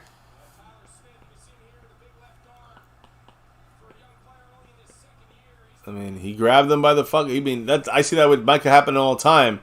They got a call on that side, but I'm not here to talk about the refs. I don't care. That's a hold by Tyler Smith. So right now, what I would do is just run and punt.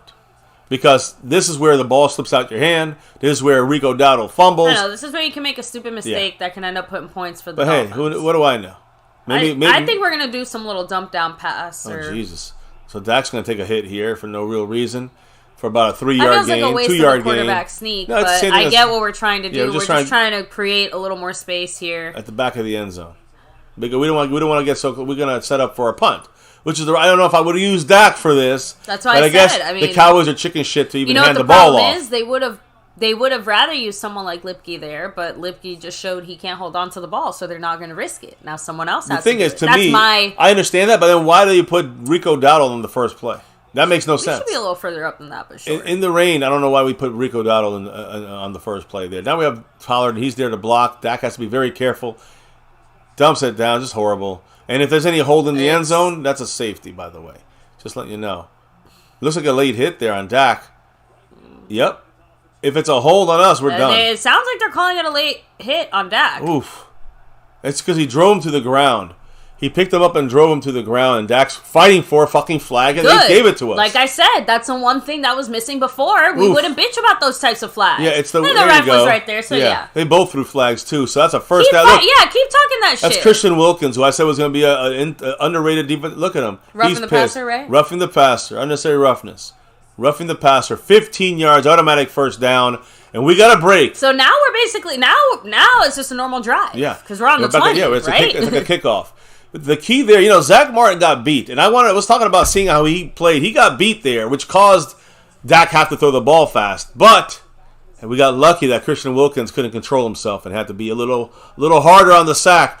We're on the 20-yard line, guys. This is the old kickoff on the 20. Shotgun for Dak. It's still raining. Play action. Dak looking down the field, pulls it back, gets out of a sack. Takes a sack by the linebacker, number 43. Does it count as a sack if he was already running?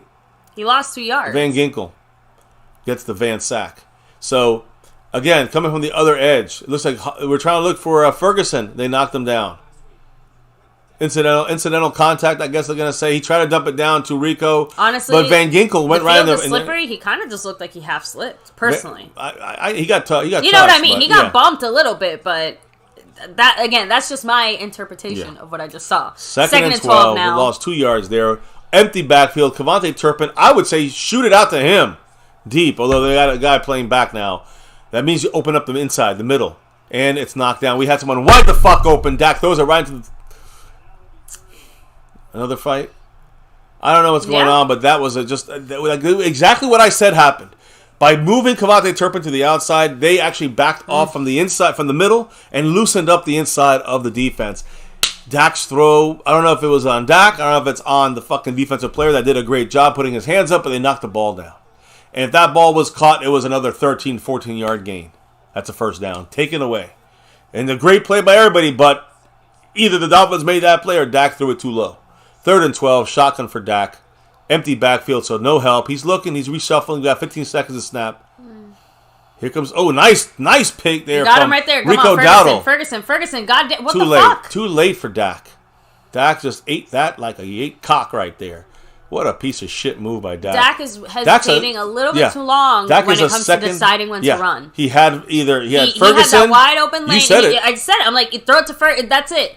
Throw it to Ferguson or fucking run it. Don't, whatever. Dak held it for both. And he had CD wide open. Oh my God, this is embarrassing, Dak. I don't know where his reads are. He's not looking. And he's getting a little nervous, but this is on that was on Dak. That's on Dak Prescott. So all it did was just keep us from punting all the way in the end zone. What the fuck is this ref doing? They're resetting the 24-second clock or whatever the fuck, the 30-second. I don't know. I mean, I didn't expect that drive to be great. I know you guys saying that. I know, Justin. I didn't expect that drive to be great. I just expected the Cowboys to, when they had a chance. Oh man, come on! Make the tackle. Hendershot, nice shot. So at the 35. Berrios with the return. Please don't start a fucking fight, man. The Miami players are like really riled up. There's Berrios who gets his eyebrows plucked by his girlfriend's Twitter or his girlfriend's TikTok. He gets his eyebrows plucked. That guy, the returner, number 0, Berrios. Just reminding you. The way you said that, it's okay. Gets his eyebrows plucked. I said pucked. Again, TikTok isn't doing the plucking, but sure. No, his anyway, girlfriend is. I think he was thinking about not throwing a pick. You know, he has to get that out of his head. Again, it's kind of weird because Dak was playing some of the best football he's been playing pretty much all year, but the Dak Prescott we've seen the last 2 weeks looks like the Dak Prescott we were seeing in like week 1 and 2. You know what I'm trying to say? Like, it just, he doesn't seem as fully secure in his offense the way that he was seeing. Yeah, the confidence level seems to be a lot lower. It was really weird. So that drive was trash. And the worst part is that we kind of had, again, like you said, we kind of had a bit of a chance there. I didn't expect the drive to be successful. But after we got that first down on the roughing we didn't do anything after that point. We literally went nowhere and we punted. That's the trash part. Making it closer than it has to be, exactly. Agreed. Jason Rumpler said, CD was wide open. Just throw it. What the hell? CD again. and Ferguson, but CD was even more open. Dak missed that. That is on Dak Prescott. Weapon X88 saying, damn, looks like we abandoned the run already. I mean, we mainly just throw. That's what the Cowboys are going to do on first down, second down. By the way, that was 3rd and like 12. We're obviously not running on that play. I'll be back. I got to re-up. All good. So, yeah, Dak usually, like I said, this season in particular, Dak has been doing a much better job of seeing those guys. That's why I said it feels like everything's just like a half second slower in Dak's mind today so far. Again, still really early in the game, still lots of game left to play, but I don't like where this is trending for this game / maybe moving forward, right? So, Asmodeus, what's up? Much love to you. Yeah, definitely stinking a little bit there, right? Just get rid of the ball, said Justin. O-line do better, I said, you know it. Ben and James, what's up? Much love. Jalen said, joke. We just got lucky there. Again, it seems like luck has been the main thing that's been, I don't want to say with us necessarily, but at least it's been somewhat neutral, right? Can't really call the fumble lucky, although it obviously did go the Miami Dolphins' luck sort of way. So, well, they got 3 points from it. So we allowed it to happen. I guess they did get lucky there. Jalen also said, "Why the hell would you sneak on 2nd and 13, but not on the goal line?" Well, because one of those makes sense, but the other doesn't. Of course, Jalen, right? Anyway, 1st and 10 here for the Dolphins. They're on their own 35. They have a 89 in motion, but they just hand it off to... Run right to where Micah was. And that's the issue with the Cowboys. Everyone knows you run at Micah. Even if he's our second best edge setter, you still run at Micah. The blueprint's figured out for us, I think, for our defense. They figured our defense out. Without Hankins, for sure. Yeah, without Hankins, it's definitely a big downgrade. And even with Hankins, when they run to the edges, there's still a deficiency there at really being consistent at stopping them. But, hey, at least the Cowboys are at least focusing more on stopping the run and stopping Mostert. Rushing yards are the same for both teams, 37. We have 119 passing yards. They have 103. Very similar yards overall. They're trying to use... Look at that. Until then. Tyreek Hill. He wasn't even touched. He was. It's just unfortunate Tyreek Hill now... He's limping a little bit, but... Yeah, that's his ankle. Again, Stephon Gilmore, we're playing zone here. He just found the soft spot in the zone. I know, but Curse fell. You got guys slipping and sliding out there. The rain. I don't give a shit what the reason is at this point. know. But yeah, I understand. That's why I had the issue with the rain. I know you're not saying it as an excuse. You're just saying it as... The rain stopped, but it's still wet, and that's the problem. And remember, real grass. Well, on our own 35, now they're on their own 35, now they're on our 40 on one play. I mean, what the fuck? They're just playing with us now. Yeah. They got easy 8 yards. They got 7 yards by their tight end Smythe. Like 5-6 yards. It's just easy yards. Very easy. They're controlling the game now. Our defense is definitely not that good. It's great at getting pressure. It's great at, when you're up by a lot, when you're up by a couple when you're up by like double digits, the defense is even better. If we had 14 here, it would be very different. That's why that fumble was big. We controlled the game. Now they control the game. Even they're losing, they still are controlling this game. So, 2nd and 4. Under center for Tua. You got Achane back there. And they run to Achane to the left. Miami has been... See, why do we get a stop there? Micah got the stop, but why do we get the stop? Because we had number 90, DeMarcus Lawrence, setting the edge to a point where they could not move him. That's why you want... And you know what they did? They ran at Micah because Micah was on the inside next to... again, this attack, we got to attack their right side. Yeah. So we got to put our best guys on the left. That's their weakness. And in the middle, too, of course. We talked about Mozzie. He ain't showing up yet. So my point is that with Micah playing on the left side as a defensive tackle, and then you had DeMarcus Lawrence playing as the edge, now they flipped. They are attacking the right side, and they put pressure. There. So, but you see what an adjustment Great right there? Great pressure, though, by Micah. An adjustment right there. And we talked about this during the week. Put Micah and put DeMarcus Lawrence on our left side of the field, on their right side of their offensive line. Where they're weakest. Exactly. And you double it up there, you're really going to stress them. And you're going to stress Tua. And you're going to make him, when you put pressure, he throws like that. No, they're going to kick another field goal here. It looks like more of a 50-yarder, 48-yarder. 52. Hey, he should... Again, I say this. Will he miss this one? He made the first one pretty easily, but in the rain, a little slippery, he fucking knocks it right through. He just sucks ass. This guy's not even a good kicker, and he's 81%. 81% of the year, but they make him on us. It always fucking happens. You know what cures everything? Touchdown. It cures some. It can make it an 8-point game, but again, 4 minutes and 31 seconds left. Very in the disappointing. Even with we're winning, it doesn't mean shit. It's just a very disappointing game because Cowboys had chances to have more points, had chances to do more things. I mean, we earned some of the stuff we gave away. Block that kick, right? I wish. Keep the edge, defensive end, said Pioneer. Jason Arford said, we need to do some screen pass to slow the pass rush. Cowboy Execution said, just run the damn ball. I mean, running the ball would be nice, too. Scorpio said, Dak is thinking. He's just got to throw, because if you think, you make mistakes. I mean, it does seem like we're back to the slightly overthinking Dak. It seemed like things were coming quicker, faster, more natural to him. That'd be a problem. Previous to about 2 to 3 weeks ago. Like he had hit a really good zone there for a little bit. Yeah. So, I guess their kicker is actually not even all that great, Pioneer, which is a crazy part. Like, he's not shitty. He's not all that in a bag of chips. He actually made his career-long field goal here today against the Cowboys earlier. 57 yards. Now he hit a 52-yarder. Like I said, the Cowboys are made for setting records, whether it's against us or on us. Problem is that he has missed easier field goals this year. I think he's missed a couple extra points. I think he's 81% on the season. So he's not far from reliable. That's like Zerline with us. Like very not reliable. They always making them on us. These kickers always seem to make their kicks on us. So what can I do? It's so disappointing.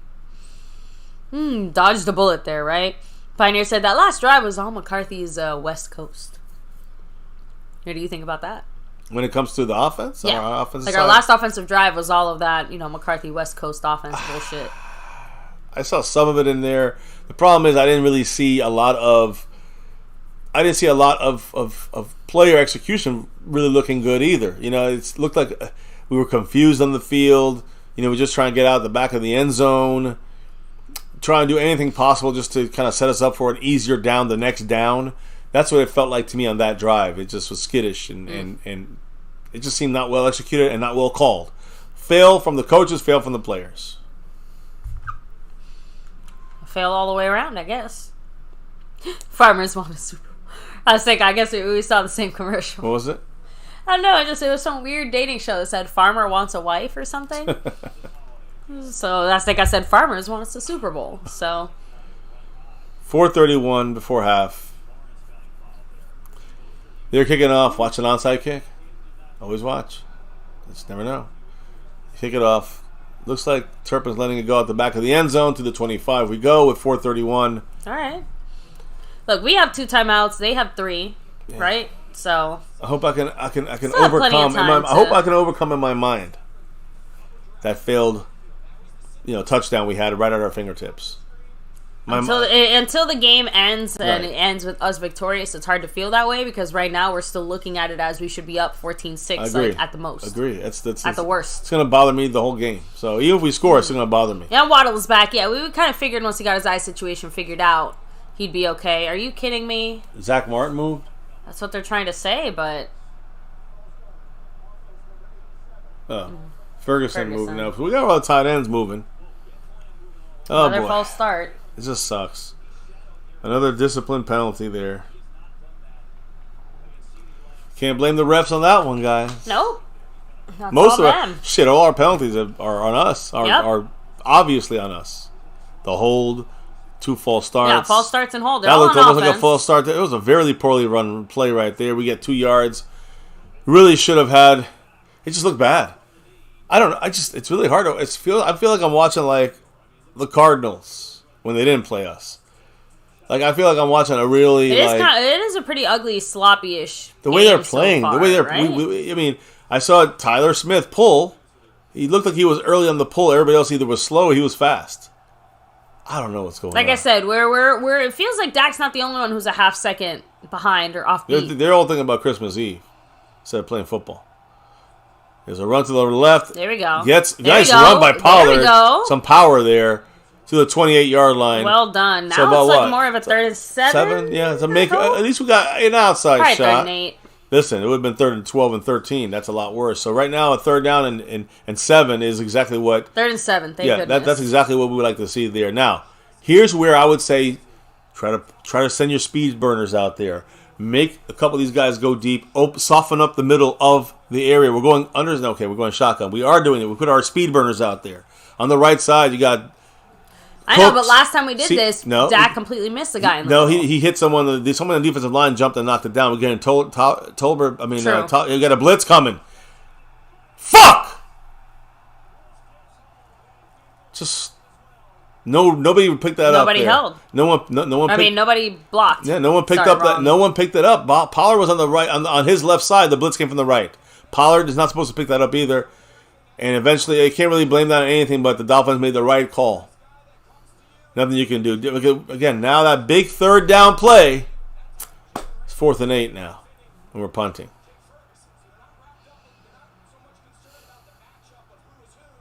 Well. We should, again, if you've been watching our channel, you know this is a game that's going to be worrisome. You know, we could have been up 14-0. They're running it back. Oh, yeah, they're going to go try. And they're going down the field. There he is. Get out at the 30. Someone should pluck his fucking eyebrow. Anyways, the point is that when you see, the fact that the Cowboys could have been up 14-3 or something like this, 14-6, let's say, but we gave those chances away. It's over, and those chances are over. But you see, the reason we're playing so poorly is because of us, not because of what the Dolphins are doing. They knocked down a pass, and but for the most part, it's because of what we're doing. It's credit where credit's due, right? It's not like the Dolphins haven't had a few good plays, but a lot of it has just been us fucking up, having some major execution errors, right? Yeah. Like, of course the Dolphins are taking advantage of that because they're a good team. They're fast, and that's what they're going to use their speed on us. That's been my biggest worry if we don't get pressure. There you go. They do the quick pass right up the middle. We're in prevent for some fucking reason, and we're playing into the hands of the defense. And on the other side, on defense, we're just waiting to see what the Dolphins do, and we're letting them dictate the game. It might be a 2-minute warning here. They're going to try to get a play in. They're going to get a play. They're trying to They're trying to get a play in there. He throws it away. He's getting pressured. He slips. Nothing. No flag. Yeah, no flag on Bell. Marquise Bell on coverage there with HN, which is the right coverage. You want a linebacker like him against a quick, speedy running back. Wiseman27 said, they got to give Dak at least a second to make his reads. Come on, O-line. Again, the problem is that they made the right decision as far as which side to blitz. Yep. And there was no one there to pick up that block. It wasn't designed to have somebody on that side. Yeah. It was designed to have somebody on the other side. And even if there was, listen, here's the thing. If there was a fear of blitz from Dak didn't see it. And they didn't show it. That's called disguise. You can't really blame Dak on that. The point is, it was a great call by the Dolphins to blitz from that side when they had Tony Pollard on the opposite side. Let's say they were blitzing on the left and Pollard was on the, everything was the same. Dak or Pollard would have known, oh shit, we have to kind of adjust for what's coming on the left side. Exactly. This time, I don't know if Dak saw the blitz was going to come or not from the right, but the play was to have Pollard kind of move and kind of make them move around on their defensive side and kind of see what they're doing. And we ended up not having the chance. Dak, I don't really put that on Dak as much. He shouldn't necessarily have run. That's a little bit tougher to do. Yeah, I mean, he was hoping to get someone open there within that first second and a half, and no one got open. The pressure came immediate, and there you go. Dak ran. You could say he was too slow. I don't know if it was too slow on that one. I think it was more a great play by Miami again. They knocked the ball down. Great play by Miami. So they're doing something. I will say. Let me eat my words. The Dolphins are doing some things to make their case on stopping our offense. I think our defense is more of a situation where we are allowing. Honestly, that is kind of a harder statement to say just because we kind of went into this game knowing that their offense would probably push our defense to its limit. They're one of the more high-powered offenses in the entire NFL. Like, there's no ifs, ands, or buts about it. And like you said, it's not like their run game is anything to sneeze at. They have a solid run game, and we have one of the weakest run-stop defenses right now. Yeah, without Hankins, pretty much in the entire league. So, the other factor, can't forget this, right? They are the fastest offense as far as getting plays out and getting things going. So, even putting pressure on Tua is harder than it seems. So, the fact that, like you said, it's been very effective when it comes to the pressure because we actually have seen it. Yeah. It's been a little bit more on that run stoppage, a little bit more on that ticky-tacky coverage by our corners, right? That we're not quite seeing it to the level that we would need to see it at to complement some of that really good pressure that we actually are seeing. Agree. Maybe not as consistently as we would like, but we always knew it would be a battle of who's going to be the fastest guy out there. Yeah. Sometimes it is going to be Tua because they do move fast, even with the weakened O-line. So Tua, now let's see the offense or the defense back out Tua has 71% completion percentage in the season. He's got trips, right, with 11 in motion. That's Cedric Wilson. He's going to Cedric Wilson. Oof. First down. Cedric Wilson gets the first. Right at midfield, on our territory now officially. Looks like they're killing us in the slot, just saying. Yeah. Will the defense bail us out? Nope. No, says Asmodeus. Nope. No. I don't think so. Our defense is If we hold them to 3, I would consider that bailing us out. Yeah. Our defense is sleepwalking out there. And they're going to take this to the end of the half, and they get the ball second half. So they only had one game this year, and it was against the Chiefs, Week 9. They didn't score a touchdown in the first half. Yeah, they didn't score a touchdown in the first half. I'm not saying they're going to score one. They might on this play. They're going to probably hit us deep. But this is their last chance to do it. Here's Tyreek Hill running the ball. It's a shame. How are none of our guys getting off blocks? I don't know. That's get the first Marquise Bell getting just ass reamed out there on the run blocking. That's unfortunate because it's unfortunate. And again, they have 2 timeouts, so under a minute to go in the game in the half. They don't want to give us any time. Cowboys are not really ready here. Man, it's too quick of a pass out of the pocket there. As Don Wilson throws down Smythe, he gets about a 4-yard gain, keeps the clock running. They'll probably call timeout here. No, they're still right. Honestly, I think they're comfortable with kicking the field goal if they have to, but they obviously are trying to keep us. They're gonna sleep. They're trying to eat us up inside, and then gonna go to the corner. Do you see how they keep going inside? Yeah. And if we keep over. Again, this is the catch. We keep biting. When we have no choice, they're stopping the clock here. They just moved all the way into the red zone. Again. And the reason they're doing this, listen, it's pretty simple. It's 2 reads. When the Cowboys cover on the outside and give extra, when we're on the outside, right, when we're covering, when they send, Waddle and Tyreek Hill, the Cowboys ultra protect that. What happens? Who do they throw to? The tight end, Smythe. They go inside. It's almost like being told from McDaniel, saying, when you see them covering extra coverage there and extra eyes on Tyreek Hill and Waddle, just go inside. And if they go inside and they give you the regular coverage, and the top is open, go deep. It just feels like that's kind of what more or less they're working on right now. Another first down. We're getting folded. They're killing us on the run. Prender un gallo y comer tamales. Serio. By the way, let me know. They haven't hit us on the run. Have they even ran this drive? No. I don't think so. Wide open, Tyreek Hill playing. He gets the first. Stops the clock. 26 seconds. Now. They're going to score a touchdown. Our defense can't. We're just not that good. We're not just bending. We're tearing like a wet paper towel. We've been breaking all game. Sorry, 2nd and 1. They have 1 timeout. They stayed out of bounds. Idea is to keep them in bounds. I don't even know what the purpose of that coverage was there. We have both guys. You know what they're going to do here, though, right? They're going to hit us in the middle here with the tight end, in my opinion. Oh, yeah. For the touchdown. Let's make no mistakes about it. Smythe is going to get the touchdown. And he hasn't. You know how many tight ends have scored touchdowns against us? 0. You know how many times they've scored touchdowns? They don't like whatever look they just got there was there. 1 second left in the play clock. They have to wait for the guy going motion. I know, but now that means that if they're going to try to that hurts kick the field goal, so we did something there, I guess. Seems like more of a them situation that was a big than mistake. Us. That's a big mistake by the Dolphins. Well, Tua looked frustrated calling that timeout.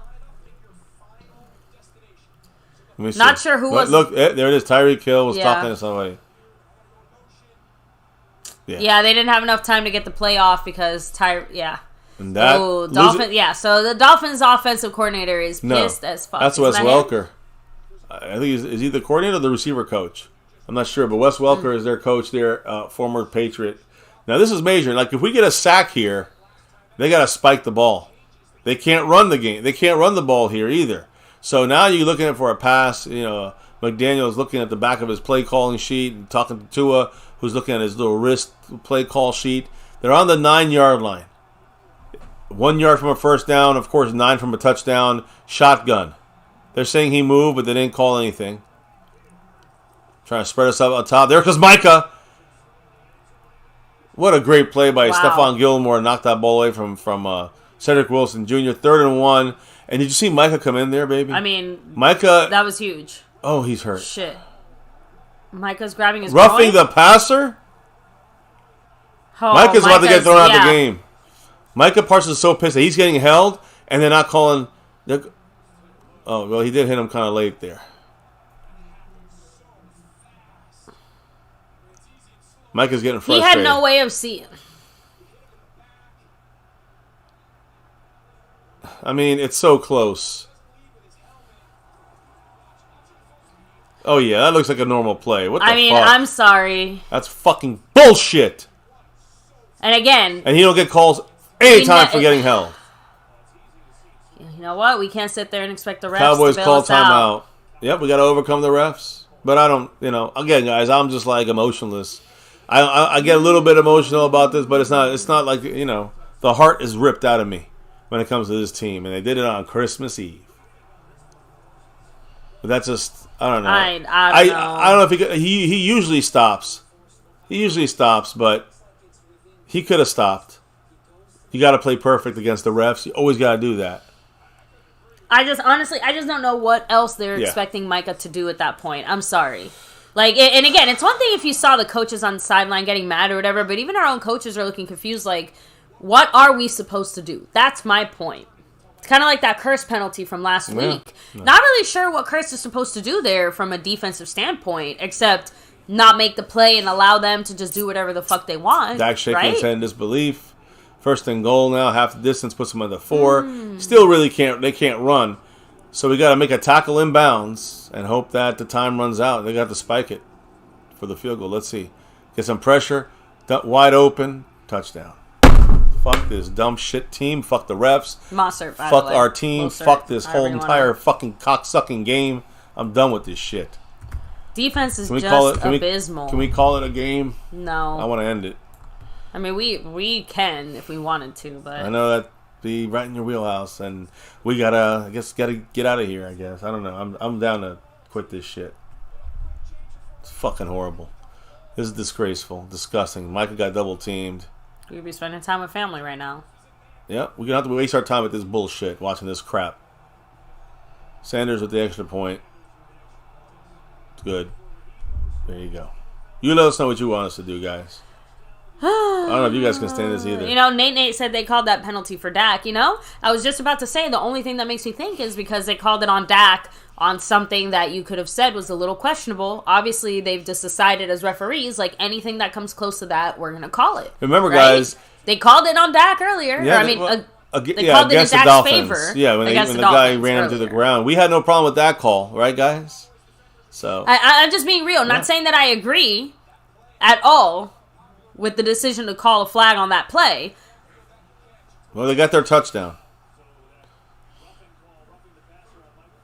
And of course, now it goes against Micah somehow. Another penalty that cost us points directly.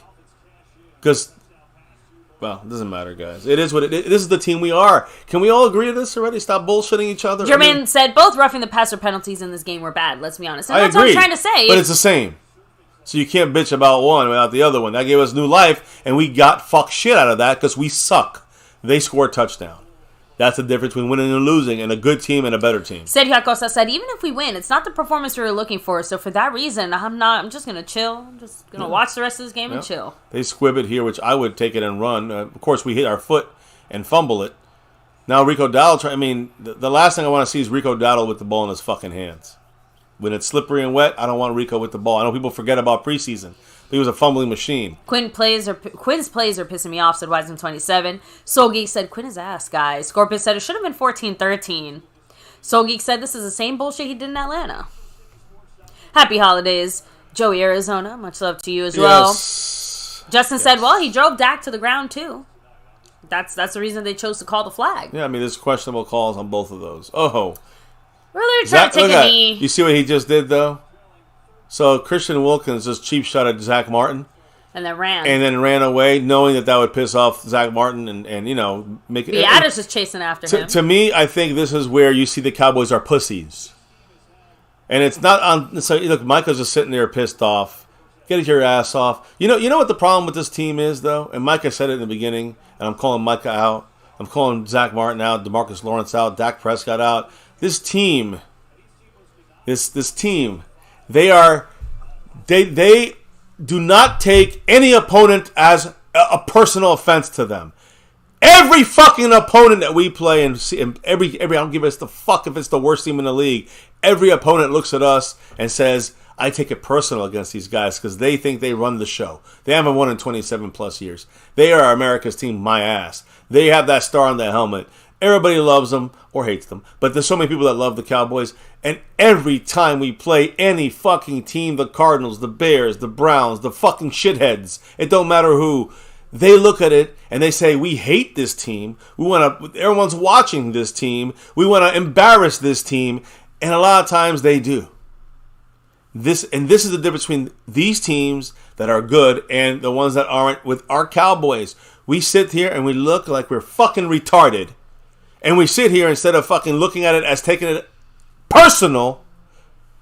And we don't do that, no. We don't take it personal. Everyone's friends. Well, fuck you, Cowboys. Yeah, there's nothing personal about what's happening when it's all personal. What? Right? Yeah, that was confusing. No, that's what I'm saying. Like, we don't take anything personal when for everybody else, it's all personal. Like, you personally kicked down their door and stole their Christmas presents.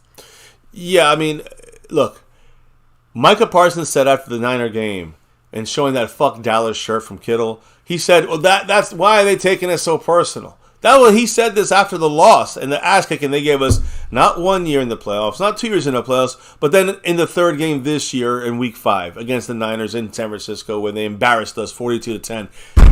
And that is the attitude that I'm talking about. Micah is one of the best players in the league, no question. I mean, CeeDee's having a great year. Dak's been a great quarterbacking for the most part.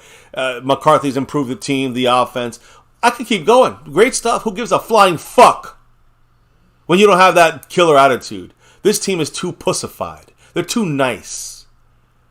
We didn't get many. Feels like we don't quite have that same killer instinct that other teams have when it comes to like trying to not just like beat us, but they're trying to crush us, demolish us, make sure we can't get up again after they're done with us. And again, you're right. We are almost too nice. We're sitting here like helping them up and being this and that or whatever. Like leave from the beginning of the game, they were playing trying like to dicks. goad us into a fight.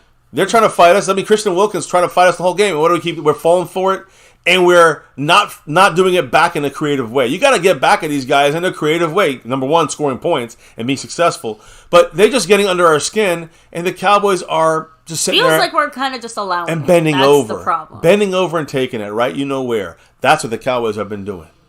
And they're going to continue to. Listen, guys, I'm being real with you guys. We can win this game 33-13. I'm going to tell you what happens in the playoffs. We're going to lose in the first wild card round or the second round.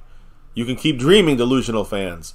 This is more proof of why we're going to. I know we don't have Hankins. Oh, Hankins, he ain't going to save the season.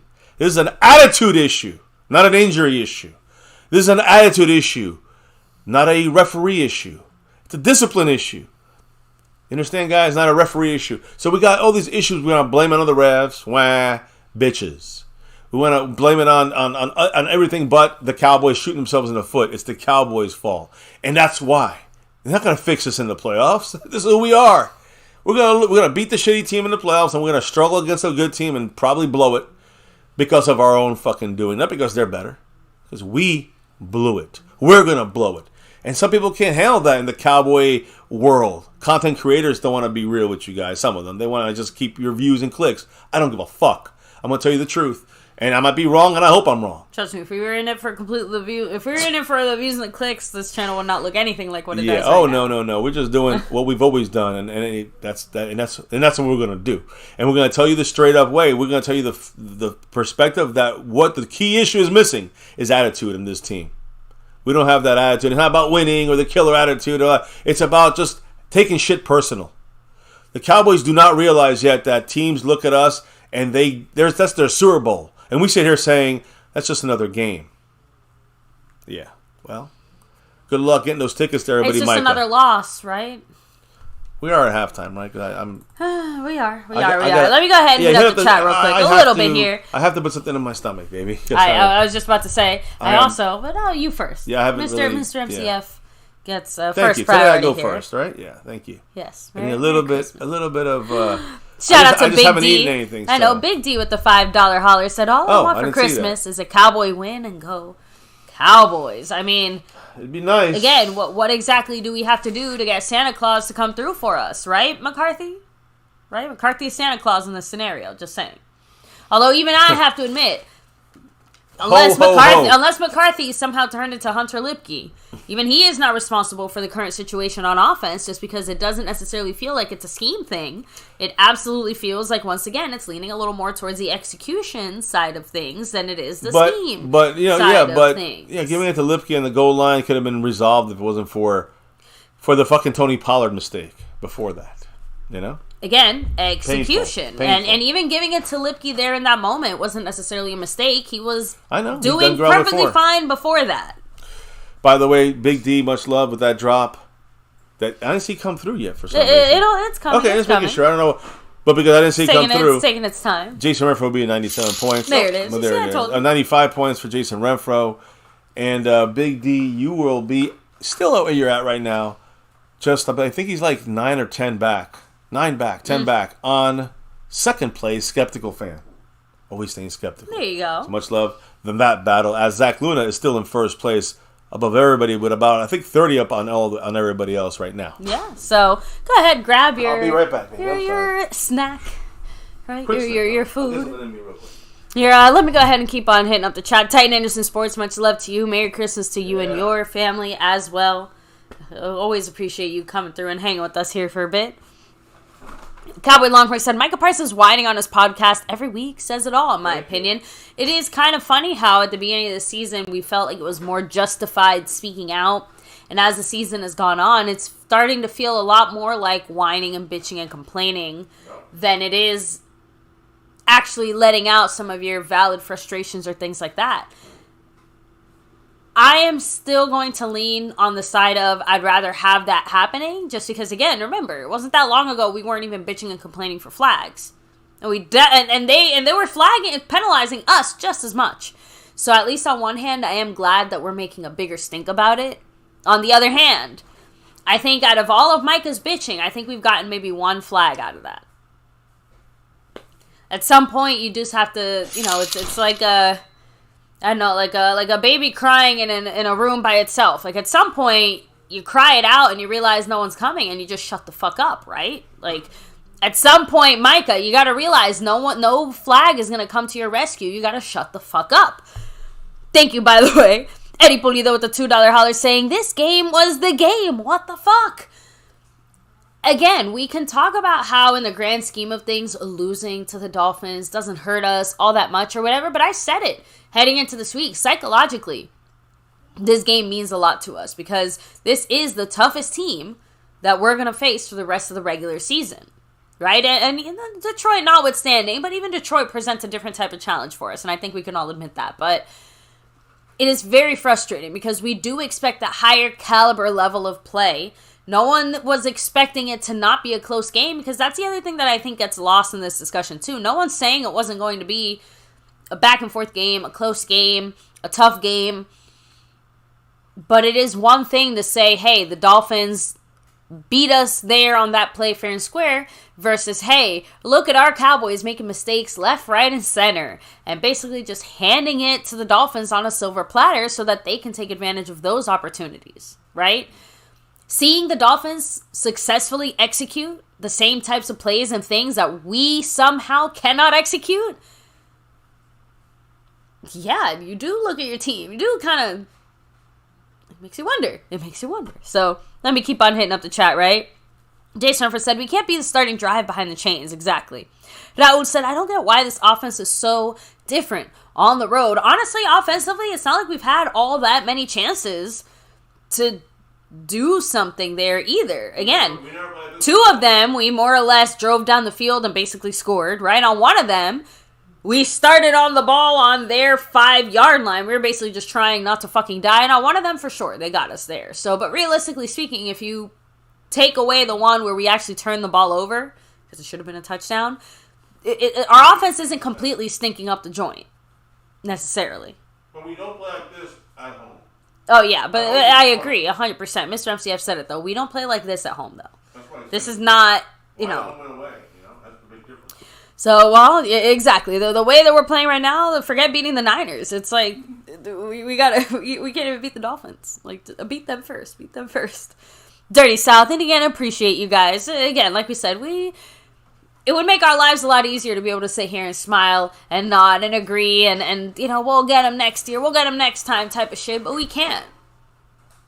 We just can't. So, Jeffrey Milby said, I wish we could stop the pass in the middle of the defense, and wow, how about the escapability of that $60 million quarterback? Hey, I don't know how he's supposed to escape when you have all 5 offensive linemen stopping 4 guys, and then one guy just goes whoop, wide all the way around.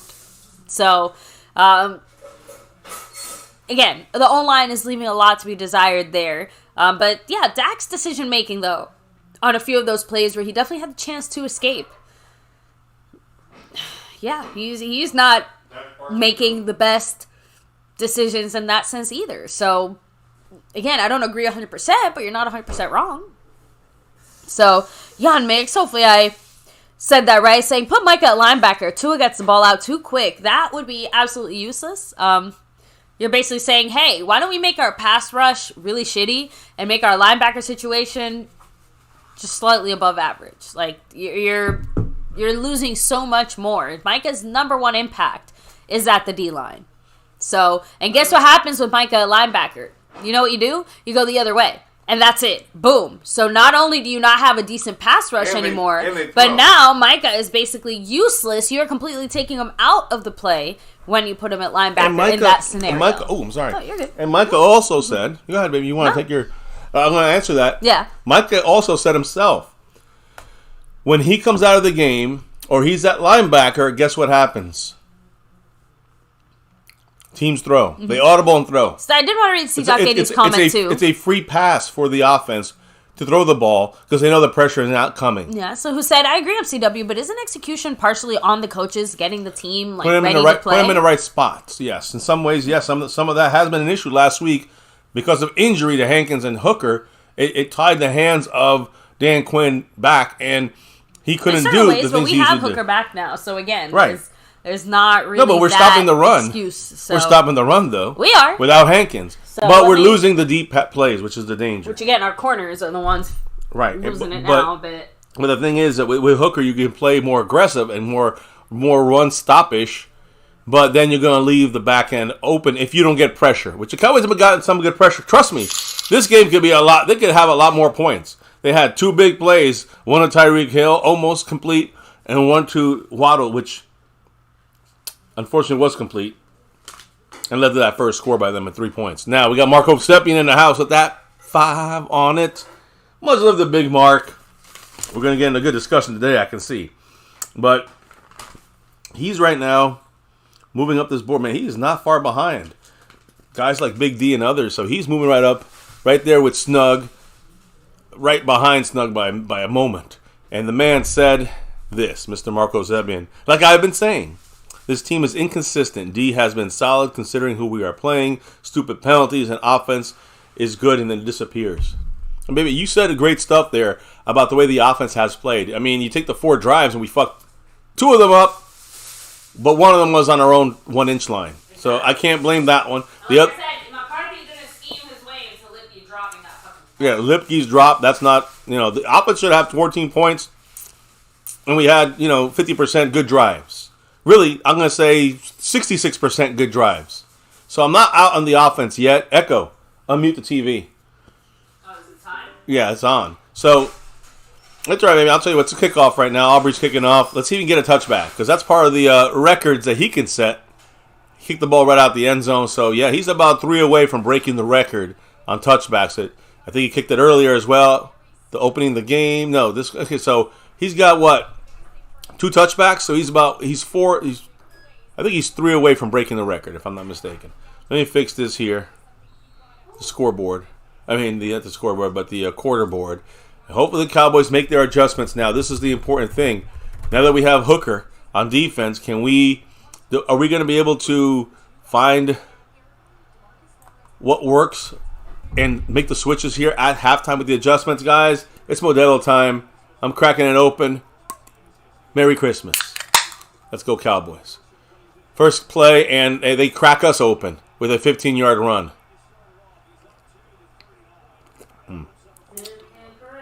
All right. I don't usually drink at all, guys, as you know. So this is just a Christmas, cerveza, Modelo.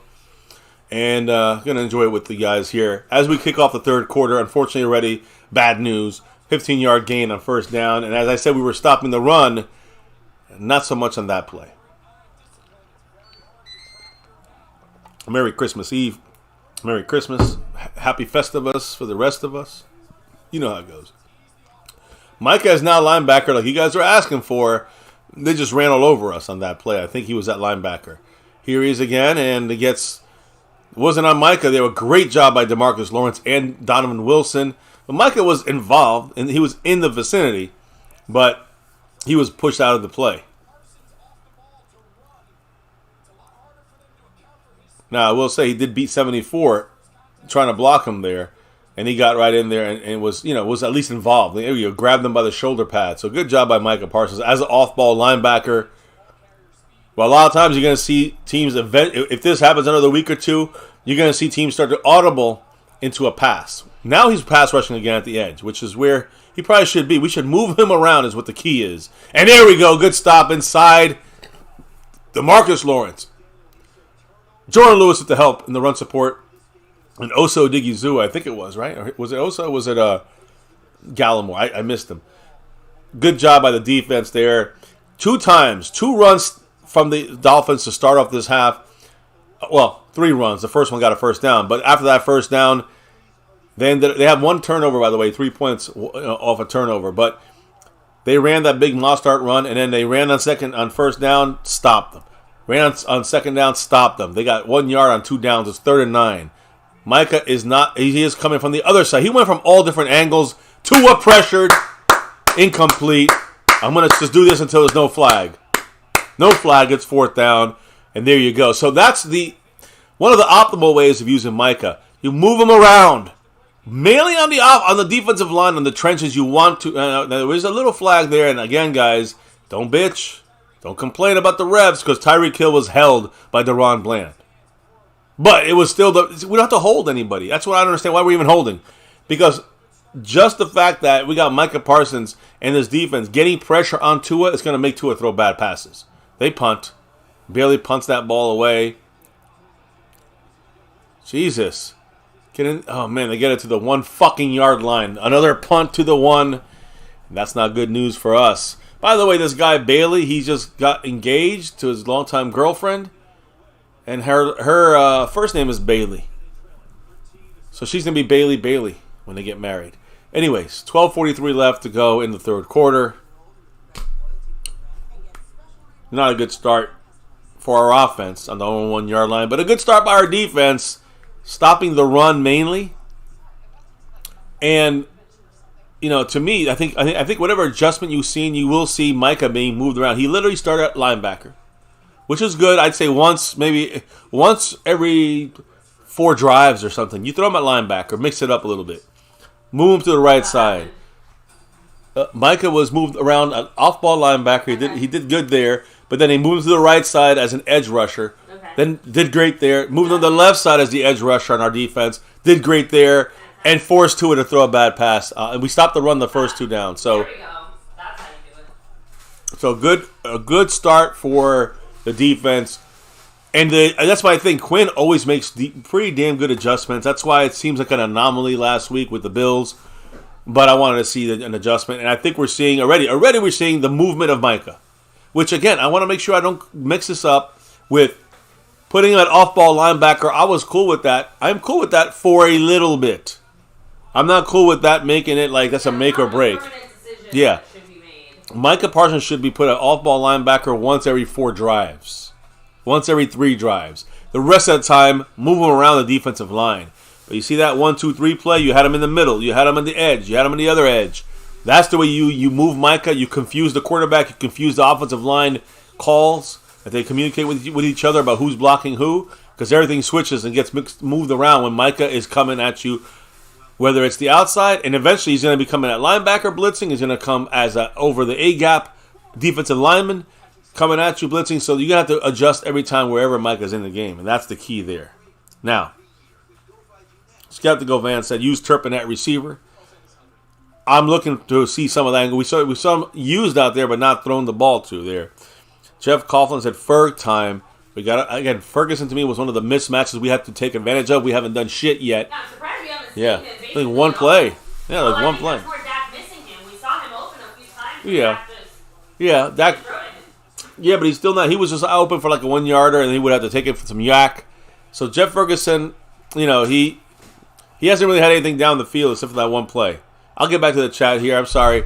We're on the 1 yard line. We're running the ball, and they're trying to stop it. Probably gets out of the end zone for no gain.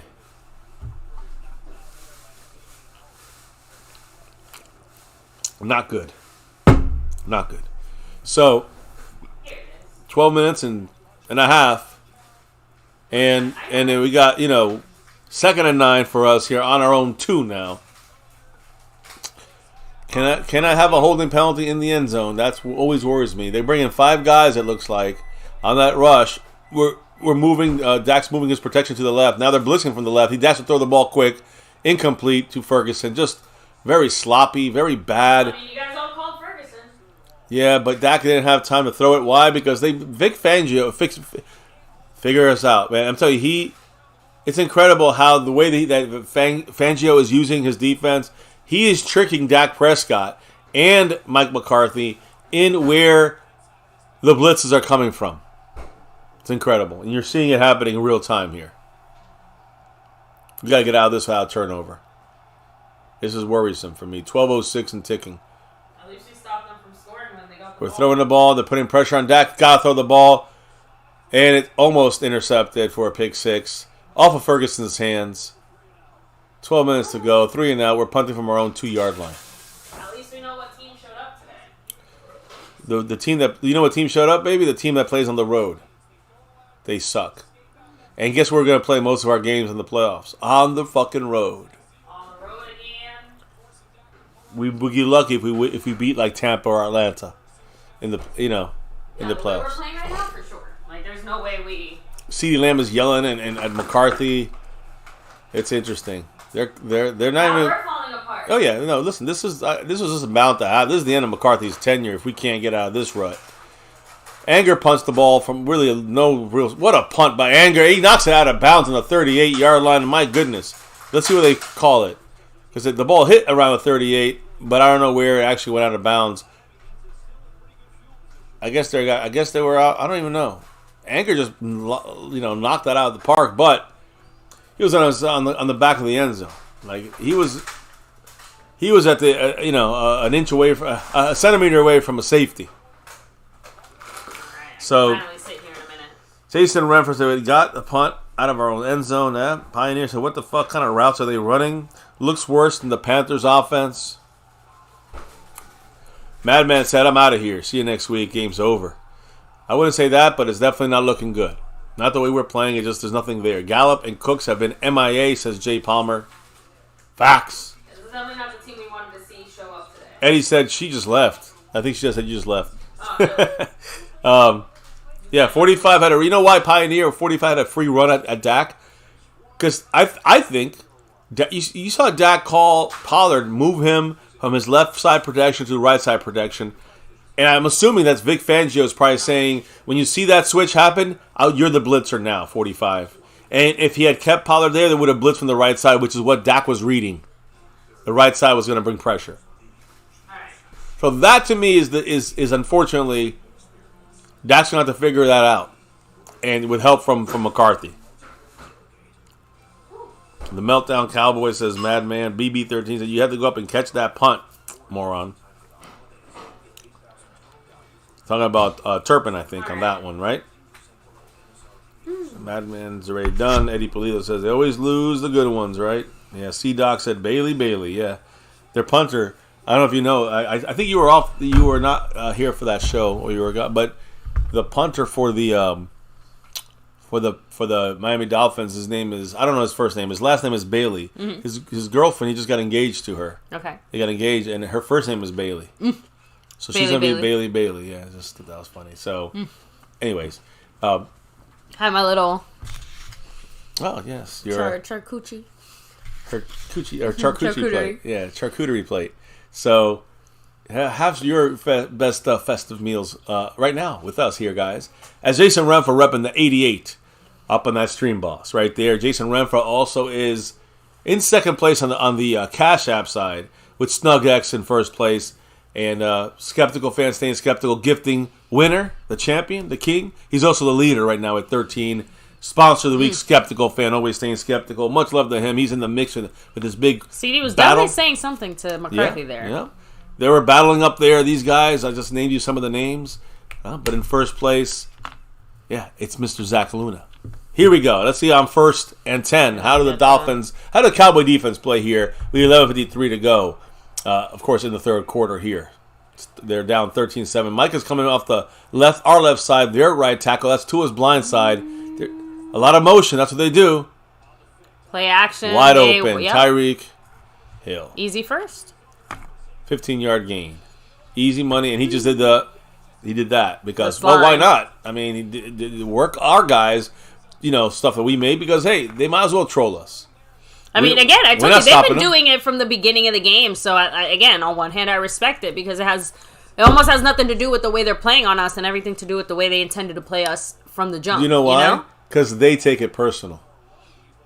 And we don't. That's what we mean when we say that shit. So one example of many this year. They have really over a decade. Almost double the first downs that we do. Yeah, Sam Williams, nice job there. Sam Williams, and look at Mr. Undisciplined. Throw a flag because they blew the whistle, Mr. right? Motherfucking Undisciplined. Sam Williams will take him and throw him to the ground, and we'll get a flag on him.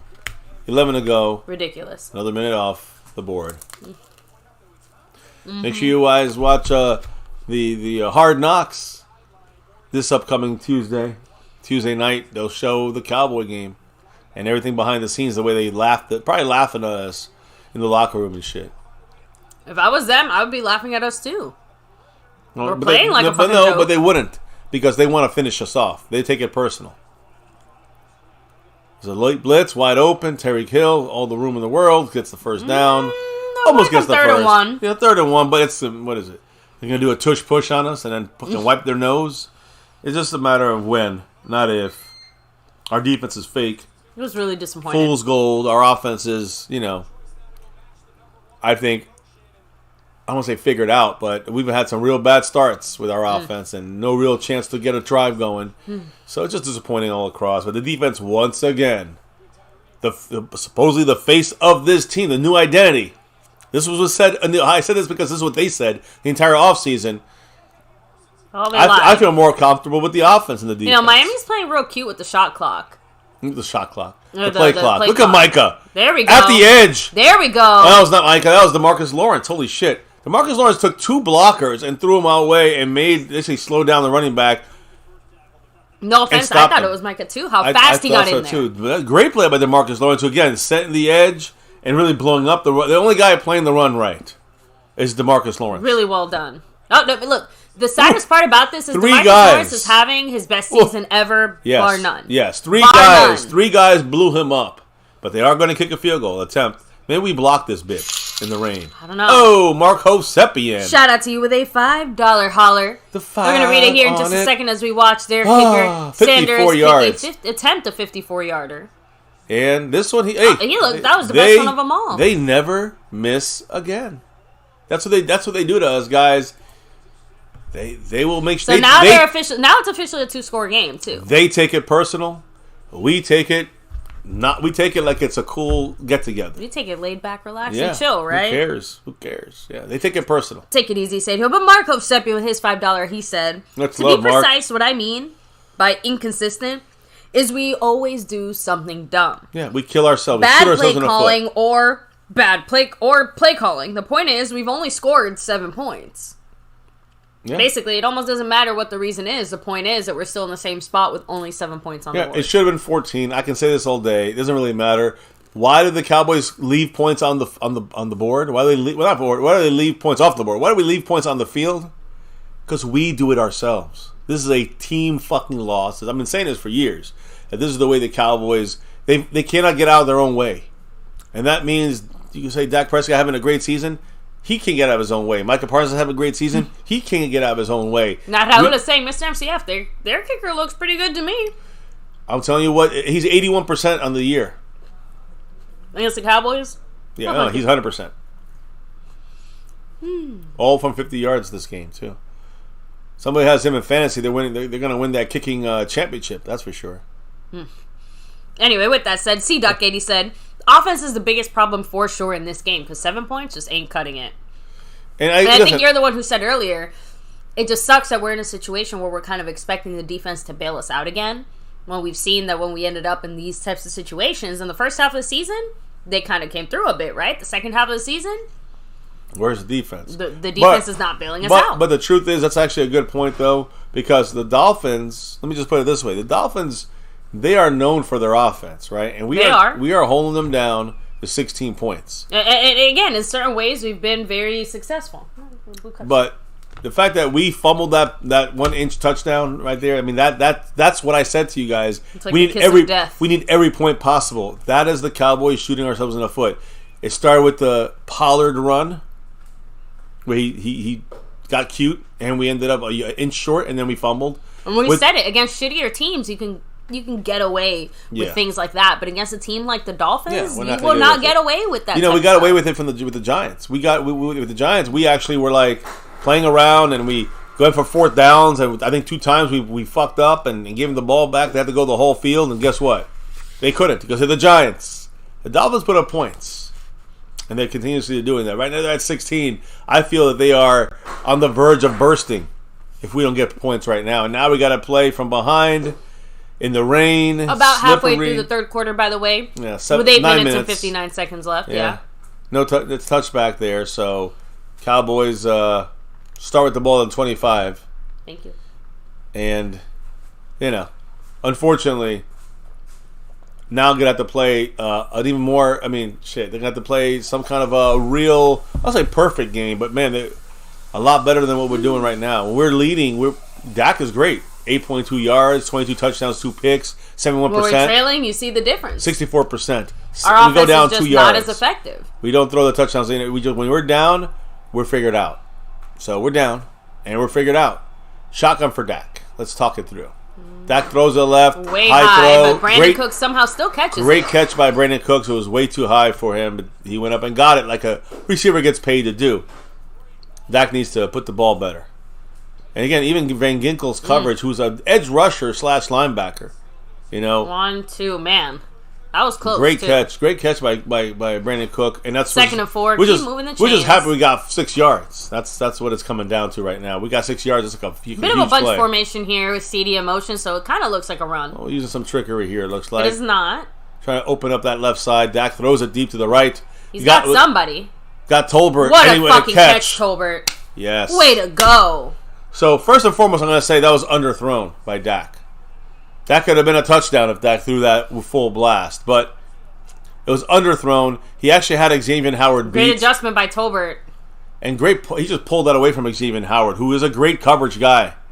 But what a job by Tolbert. It probably should have been picked if it wasn't for the fact that... There you go. We have somebody showed up to play. Tolbert. It was definitely Dak came up a little short there. And hey, we say receivers make up for their quarterback's mistakes. And that we just saw that twice in a row, although Pollard somehow, he should have lost. Holy shit, guys. Gained a bunch of yards. If you're not watching this, Pollard should have lost 3 yards. Yeah, we gained somehow about 3. He gained 3. I don't know how he did it. Like, I'm not even joking. Like, I don't know. He did. I don't know what he did there, but he did it. He had an opportunity. Holy shit. Thank goodness. Clock is ticking. Tolbert, my goodness. Pollard is out for this upcoming play, so I'm guessing it's probably going to be some kind of a pass on a 2nd and 7, which it is. And we have all our guys spread out, 2 on the left, 2 on the right. Nobody's an empty set in the backfield. They're blitzing. Quick throw, pitch, screen, dump down, and they just demolish us. The 3-yard loss that we should have had on that last play. So now it's just a 3rd and 10. Now it's 3rd and 10 again. Probably 3rd and 11. Making our life hard, forcing us to probably have to kick a field goal after this. By the way, Markov Sebin, who just dropped that 5 on it, the $5 holler. It's about to, there it is. I know I've seen it. He's now in 4th place. He just jumped Snug X. And right behind Big D on this leaderboard. Today, of course, it closes down after this stream. So we'll see what happens. 3rd and 11, by the way. I'll read his comment yes. just 1 quick second. Because we're about to get this Much 3rd down love, Mark. playoff. Appreciate the 5 on it. Jason to Ferguson 78 points. Ferguson from right to left. Dak looking left. Takes it back. Almost gets out. There's a flag. Dak's running. It could be on them, though. No, it's probably on us. I didn't see a flag there. It could be down the field. That's why Dak had nobody open. We'll see. But obviously there's a difference between a chance for a touchdown or trying to kick for 3. And it looks like Dak's confused. It's probably on us. Bradley Chubb is hurt, limping off the field. I mean, our Cowboys are walking backwards, so I do think it's on us. Just saying. Incredible. What's even the use anymore? McCarthy's shaking his head, looking at his play call. Yeah, he looks pissed. I think it's on us. It's probably a hold. Illegal shift. 87, Ferguson. Just to get stuck on a penalty like that, it's incredible. It's incredible. Oh well, guys, it was it was an all right season, I guess. We had a good time for a little bit there, right? Marco Seppian, let me read your $5 holler saying, just to show my loyalty, I'm at a resort with a dolphin lagoon by the beach, yet I'm watching the game. Oh, and to be clear, I'm not blaming Dak. So, hey, Mark, I gotta give you credit. You have not mentioned Dak once. And I'm gonna say, because your point here is just the entire offense is stinking, and you're not necessarily wrong the way they're looking right now. And Dak has some blame in this too. Yeah, Dak is part of the stink. Dak almost threw it deep, held it back. Those are cost his body for a 5-yard gain and an easier field goal. 25-yard line. We're gonna kick about a 25-35, so 42-yard field goal right now, which should be easy for Brandon Aubrey. But the way this day is going, his record could be broken. Nothing has been easy for our Cowboys today. Exactly. McCarthy's yelling at the ref, and that's what I'm trying to figure out what the fuck was an illegal shift from whatever we just did. I'm assuming.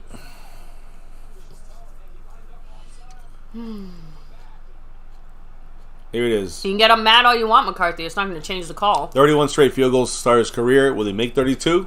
We'll see. 16-7. Can we make it a one-score game?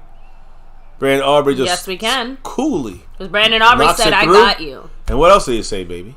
He never missed again. That's right. So there you go. At least our best player in our team, Brandon Aubrey. There you go. So now 16-10. 16-10. With a little under 6 minutes left in the third quarter. It's so much. It sucks so badly because you know why? I mean, another first down and goal taken away from us. Don Oliver said, if only that holding on Micah had been called too. And again, trust me, I'll be the first one to say that the refs absolutely are not calling holds against Micah still. I agree. Right now, even in this game, we've seen several instances where it should have been called. We can't rely on that. Like I said, it does add extra salt to the wound, though, to have Micah get called on a roughing the passer penalty when they're not calling those holds. So again, that one went both ways because Wilkins also the same. Like I said, it's not even about they called it here, but they didn't call it there. You know, it's not even about that because they called it fairly on both sides. It's just the Micah factor in specifically, right? Yeah. I mean, King Knight said, so let me get this straight. He moves, flag. He doesn't move, flag. You got it. It's just flag regardless, but plenty of moments where there weren't flags called, and we weren't out there executing the way we were supposed to. I don't know what that penalty was on Ferguson. I do agree. It looked like he was moving. It looked like he was, he stopped. I think what you have to do is when you stop, you have to be set. If you keep moving, you got to keep moving. You can't move and then stop and still kind of move your feet, though, back and forth. That's what I think was... I know it sounds weird, but he had to either stop or keep going. He can't do both. I think what he was doing. And it's so silly because it's just a subjective call. He looked like he could still have been going, but he stayed in the same spot and still moved his feet. He wasn't moving and shifting across. I'm pretty sure that's what the flag is. Okay. And it just... Again, you don't see it called very often, but you don't see guys doing that very often. Guys, if there's a weird flag, it's going to get called on us. Just saying. Just the way it is. Cowboys, cowboy life. At least he showed some signs of life on that drive, said William Burney. Agreed. We drove down the field. Flags killing us yet again. Damn, this team is not disciplined. What was one of my biggest complaints is that the Cowboys are not,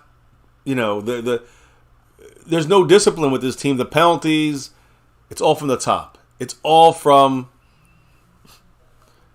the coaching. Maybe because two people were moving there, maybe? I mean, so they're saying that Ferguson was the second one?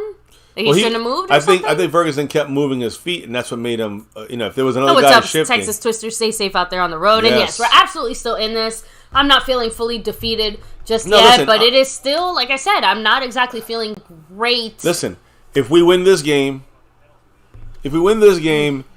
I'm going to be happy. But I'm not happy about the things that are still costing us when it's going to cost us in the playoffs. That's it. I don't know if you guys can understand that. Obviously, if we win this game, be great. I think they're showing it here. Yeah. Oh, he moved while Ferguson moved. So technically, CD kind of fucked us. Yeah, but because he was offsides, though. He checked with the ref and lined himself back up again. But, which is it, though? McCarthy's just so sick of it, but there's no discipline on this team. That's what it's about. And again, it can be bullshit, things that don't... Why aren't other teams having that shit happen all the time? Because they have more discipline. Here we go. There's a hold, no call there. No pressure, easy completion. Not just no pressure, no coverage. But here's the thing: when if you give every time Tua is sitting there without any pressure, and he throws it down the field, it's going to be completed. That's the way I've already made my mind up with the way he plays. I mean, you've been 100% spot on this whole game as far as that. When he gets pressured, like really pressured, he misses like 10 yards off. It's incredible the difference. 1st and 10. They're already at their own 42, but they're almost at midfield. I don't even see Micah on the field at all. So, shit, they dropped the ball. I think it's one of those drives where he's broken not there. play, still make the great move. They jump over our guy. Another 15, 20 yards. Moving down the field. Man, might as well get a touchdown, 2-point conversion. Say fuck it. Make it a 2-touchdown game. They got chunks of turf in their helmet. They're trying. We're not. I mean, I don't know what's going on with the coverage on the tight end, but my goodness.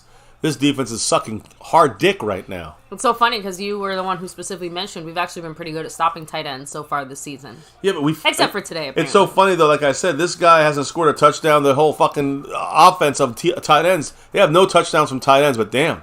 This guy has like 200 yards in the season. Ferguson outdid all his production, yet they're using him as their key weapon. No pressure. Now they're going right down the field. Someone's open. Okay, I guess not. No, that's because we double covered. What's up, Mark? With another Thank you, Mark. $5 holler, which, by the way, reminds me, he breaks the tie, and he's moving right up this board quick like. Chugging. Thank you, Mark. He said they have to redo kickoffs. There's no chance for returns. Yeah, I know. That's to stop the concussions, and it has slowed it down and stopped it, but that also means that kickoffs are kind of lame. Yeah, but it also means that you may see, this is only a 1-year thing, so I think kickoffs can still get It does sound like back. Most people are not very happy with the lameness of kickoffs. So, yeah, I do think we're going to see that kind of go back to the way that it usually is. Oh, man. We get back Waddle, there, but no. Good job for, again, that's 3rd and about 7. Good job by Jordan Lewis. Waddle is like really hurt, though. Now he's literally waddling. He's hopping. It looks like that left ankle is starting to bother him. Damn, Mark Hovsepian, by the way. Again, Jordan Lewis was just trying to stop him. It wasn't a dirty hit or anything. Play. Yeah.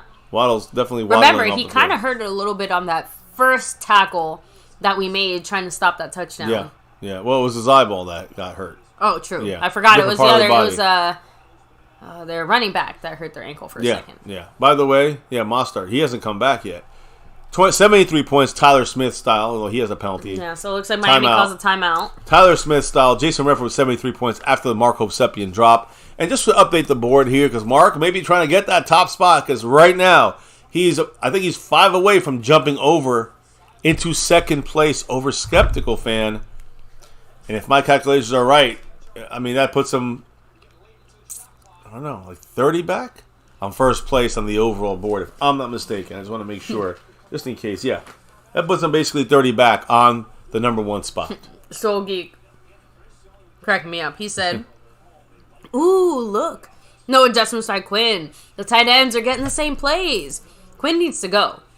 Because again, we used to say that one of the big things about Quinn was the halftime adjustments and the adjustments that he would make, but it doesn't seem like we made any adjustments at all here. We stopped the run on the way we're playing them. We stopped the run the whole game. Yeah, we've been doing that the whole game. That's not really an adjustment. Now, nobody in the backfield for Tua. Is there adjustment there? Decent pressure, but still not enough. They got the first. Probably a penalty on Donovan Wilson. 1st down. On 3rd and 8, they make the... I mean, listen. I'm not even bothered by this anymore. It's like we lose coverage. Stephon Gilmore blows coverage. And Donovan Wilson has to come in there and hit him. And watch him get fined for that. Donovan Wilson will get fined. That was helmet to helmet there, but they didn't throw a flag. We get pressure. That time we got pressure, but it was a quick play development kind of situation. So the Dolphins are just doing everything right on offense. We're doing everything wrong on defense. And the Cowboys are getting tired. A-Chan with 5 yards. 5 yards again. Yeah. So now they're about to score a touchdown. So like I said, guys. The only turnover of the game, by the way, was the Lipke fumble. Micah is hurt. Not hurt. He got up slow. He's definitely favoring one of the ankles. I remember he was kind of grabbing his groin. Yeah. He got earlier in the game, in the first quarter. Yeah, that was the penalty he got called for. But you know what happened is that DeMarcus Lawrence ran into his leg. Unfortunately. Hey, Mostert's still on the sideline, but they don't even need him. Why even play? I was going to say, you mean they're beating us without their 2 best guys? Please tell me more. Yeah. So there's Tyreek Hill getting popped. We don't have... DeMarcus Lawrence doesn't make a tackle. Lets Tyreek Hill keep running, and he gets about... Instead of like a 7-yard loss, they only lose like 2. Yeah. It just... Yeah. Even when it goes good, it's not good enough. Not for this team. This team is just look. All we can hope is that we keep it to 3 points. Does that even matter though? At this point, it's a two-score game, and we're entering the fourth quarter. And yes, this is a Zach Martin jersey. Yes, one of the. Available. I am wearing a Micah jersey, but that's. Yeah. Well, Micah's trying to. He's still our best player out there. Even even if he's tired as hell, his talent, just he's coming from the edge here again. They chipped him. I mean, he looked right at Micah's eyes and he gets scared. That's something I think you don't get from anybody else. That's why if you put Micah at linebacker, that play might be a completion. But because Micah's there, Micah's getting chip blocked and then still shoving the right tackle into Tua's face, made Tua say, "Oh shit," and it kind of altered his pass. They're going for the field goal now on 4th and 7. That was, again, all Micah Parsons doing the work there. Thank goodness. Yep, there he goes. Hey, I guess I did wear the right jersey that today. Micah is the player of the game on defense. He's doing everything he can do. I mean, that penalty, yes, it sucks, but it's other reasons sometimes for that. This is an easy field goal. He's made all his 50-yarders. Now a 35-yarder. Maybe he'll miss it. Oh, man. I mean, he kind of almost did, but... 10 to 19. A minute and 24 seconds left, by the way. It looks like Waddle's going to get checked out, get some x-rays in the locker room. Yeah, waddling to the locker room. Not just blue tent. He's definitely injured. I don't think he'll be back in this game, Waddle. I doubt that. Receiver with but that kind of... they don't need him anymore, right? Yeah, it's kind of over. It's kind of over for... Yeah, we clinched the playoffs and we stopped playing. Yeah. So literally let me take a little bite of my food here. So right now, guys, again, the Lions are second. Right now, they're second place in the NFC because they did win, and they're 11-4. We haven't won. Fuck shit. But they also not just clinched the playoff berth, but they also clinched the NFC North, which gives the Lions the first NFC North, NFC Central division title in 30 years. So they have something to play for. Right now, they're the second seed. And again, if we lose, the Eagles jump into our spot in the third seed. We go to 5th, for now. Like I said, though, it doesn't matter. It doesn't really matter until we see if the Eagles lose a game or we lose 2 games, obviously, or lose to Washington or something like that. That happens and it's over. But if we can beat the Lions, if we lose this game, and we beat the Lions and we beat Washington, the Eagles still got to lose 1 game and we win the division. But we'll have the 3rd seed now, not the 2nd seed. Because we keep losing, the Lions keep winning. I'm with you, Jason, though. It is time for a turnover here as far as not our offense, but the defense needs to cause a turnover here. Yeah, let's not say that now. We got the ball, guys. So you said that before. I was just kind of rolling back a little bit there.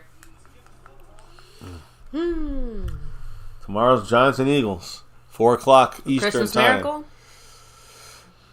I mean, honestly, if we lose and the Eagles lose tomorrow, that's better than us winning today and the Eagles, winning tomorrow. Like that's much more important. Is if we take the L here and if the Eagles take the take an L when it comes tomorrow. to what we're trying to do in the playoffs, yeah. But like I said, momentum-wise, it doesn't feel like a great moral But let me ask you a question: though. How is this feeling so far?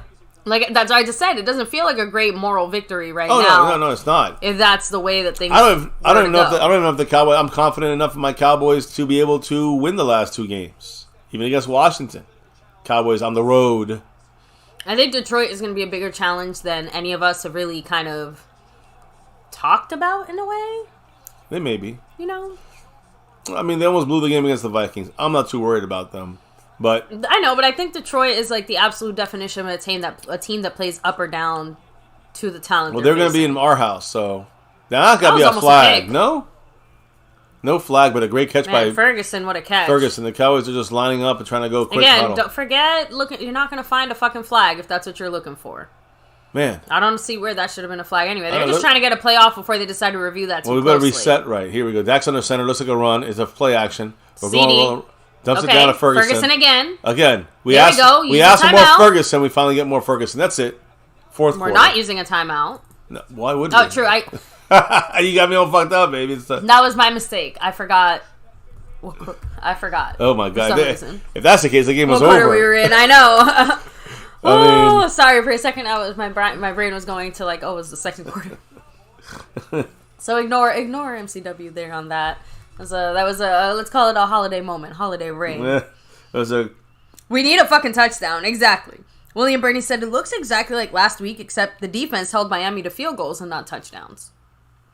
Yeah, fair point. Yeah, I mean they really only scored the 1 touchdown on us. We've allowed other teams. Matt Persico, what's up? Yeah, Matt with the eyeballs, with the eyeballs. Finally, we went back to the spread. Exactly. 85 people in the house. Hit the like, hit subscribe, hit that notification bell to all videos. Follow us on all social media, X, Twitter, all that shit. At MyCowboysFamily. And of course, let's hope the Cowboys can pull out a victory. Again, every victory is great. And if we win this game, we can still lose to Detroit, beat Washington.